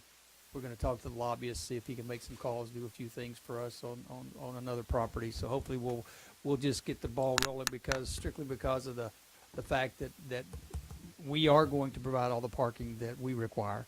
We're not going to ask for a variance. We're going to do the right thing and put parking where it needs to be. And also, we're going to put flood controls in to help with Bahia Via, to do some things there. So we're going to be a good neighbor. We're going to do all the right things to hope alleviate some of the concerns and the energy that's expended on worrying about flooding in that area. We will do all we can do and go from there. You've got a question. I do have a question, Mr. Town Manager. I again, based upon the mayor and the town team and our legislative delegation's hard work and the signing of the governor, we received $8 million to purchase the new town hall building. Right. I just think it's important for the taxpayers to know that there had been estimates prior to this for the town to build a new town hall. Correct. And the difference between what those estimates are and what it actually costs to purchase an existing building are dramatic. Correct. And to your credit, but could you just for the record discuss what the costs prior to all this were in terms of what we were being told to build a new town hall at the Bay Oaks location? Yes. Mayor can probably add to this as well, but when I got here a little over a year ago, the discussion was that we were going to ask for $12.5 million over 2 years, which is a total of $25 million to build a new facility on the property we already have. Now, in my experience with estimating, town managers typically underestimate. We typically do because we want to sell somebody on what we're going to do. I would imagine it would be north of $25 million were we to actually build something. We can't control cost and supply and things like that. That affects what's going on. We can't control the weather. You don't know what's going to happen over a 3-year building project. Plus, then it's 3 years. Now, we went to Tallahassee, and we actually were sitting in the Senate President Pasadomo's office. We didn't know she was going to come in. She came in one of the meetings, and they run together, Mayor. And she said, I don't know if we can do that go back and sharpen your pencils, as it were, and see what you can come up with. And we did. We looked and we found a suitable facility, which we've all been in. We understand how good that fits us. And we reduced that down to $8 million ask from just a 1 year of $12.5 million. And to her credit, she got behind that, even though she's not our senator. She got behind our recommendation and our ask, and we were successful in achieving that because we worked with our partners in Tallahassee and in Lee County. That is a significant public policy accomplishment. I just didn't want it to go unnoticed. Thank you, sir. Also, we continued hurricane preparedness, getting more information out as we go forward. Of course, we realize that, in the drop of a hat in the next, 3 days, weather could change, as we all know. But we continue to do that as a staff and continue to train and make sure we're ready. Even go on Fox Weather if we need to. Looking good. I get poked pretty good by this guy and that guy about that, but it's not you, Mark, the guy on the end down there. You're not a meteorologist, but you play one on Fox. No, apparently so. Sorry. We're also, I need to talk a bit about bringing to you probably in August a discussion about an ordinance for silt fencing. We don't have one, and I believe part of what you see, and I know what part of what you see with the sand in the streets and getting in our storm drains and things of that nature is not helping. We need silt fencing put up, so we're going to bring an ordinance to get back and have you discuss that at a future meeting in August there at MMP. So just be mindful of that. Strategic planning, going to get with Angela Christ over the next couple of days. So when you get back in August or between now and then, we'll have more discussions about our strategic planning so we can start to focus on our future. R2P2, the survey's out till Friday, I believe. That's the 27th, which is a Friday, I think, maybe. I don't know. But No, it's a Thursday. okay, close enough. So it's still out there, but please they're looking for the results. They're looking for input to what the proposals they put out there, so we can get some feedback. I think at the time on Friday or Thursday they only had about 10 or 12, but they were it was good information. And also, I'll finish up. Town Hall is closed on Wednesday for the Juneteenth holiday. Okay. Anybody have any questions for the town manager? No. Town attorney items? No items. Okay. Council member items and reports. Scott? I think we had a long day. I'm good. Karen? Done. All right. Vice Mayor Adderholt? I just have a brief one. I just wanted to get consent from my colleagues to begin a process to work with the owner of Santini Plaza and some of the tenants, including Anita and some of the other tenants who are signed. The sign ordinance for Santini Plaza is very outdated and just needs to be tweaked and updated a bit, and just wanted to get everybody's consent to begin that process to update that sign ordinance so when Santini Plaza gets up and running, they can be competitive and their existing and future tenants can have a successful venture. And I'll be working with the town council, our town attorney on that. And I'll have, obviously, the devil's in the details, but I just want to make sure people were comfortable with that process moving forward. No, it was actually, I was going to bring up the side ordinance too, believe it or not, but in a different aspect. It seems as there's many on the island that are choosing not to follow the sign ordinance. Now, I think what you're suggesting is maybe looking at it, is there ways we can tweak it, make it better? Or just for that particular plaza. Just for that, yeah, okay. but certainly open to other concepts as well. I mean, because there are some that have 5, 6 signs on their property advertising their business, and then there are some that are following the rules and starting to get more emails from people that are saying, well, how come they can have 4 or 5 signs in their front yard for this, but we can't have a 3-foot by 3-foot sign? So I'm in agreement. So I think if we're going to look at it, let's look at it as a whole, not necessarily just for that one specific property. But only because their situation is very unique and their language is very unique that affects them. But I'm happy to look at it the broader, and just from our enforcement standpoint, I think it's technically expired, but I appreciate the town continuing to give grace to those condos who have yet to open. We decided after the storm to allow those condo buildings to allow their general contractor to put up a larger sign so the subcontractors could find it, because a lot of these places don't even have signs or addresses that are visible from the street.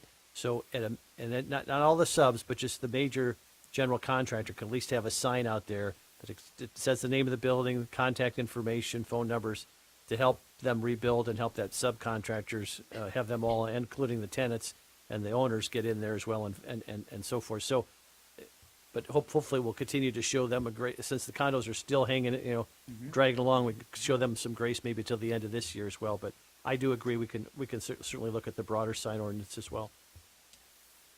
That's all I've got. Okay, John? I'll pass. And yeah, I have nothing else. If there's nothing else, is John? Well, I heard the Go-Go song yesterday, and it was vacation, all I ever wanted. Vacation had to get away. So those of you about to vacation, I salute you, and I'll move to adjourn. All right. Second. You guys We got must- the beat. Second. Way to pick it up. Motion by Counselor King, seconded by Counselor Safford. Any further discussion? All those in favor signify by saying aye. Aye. We are adjourned at 3:30.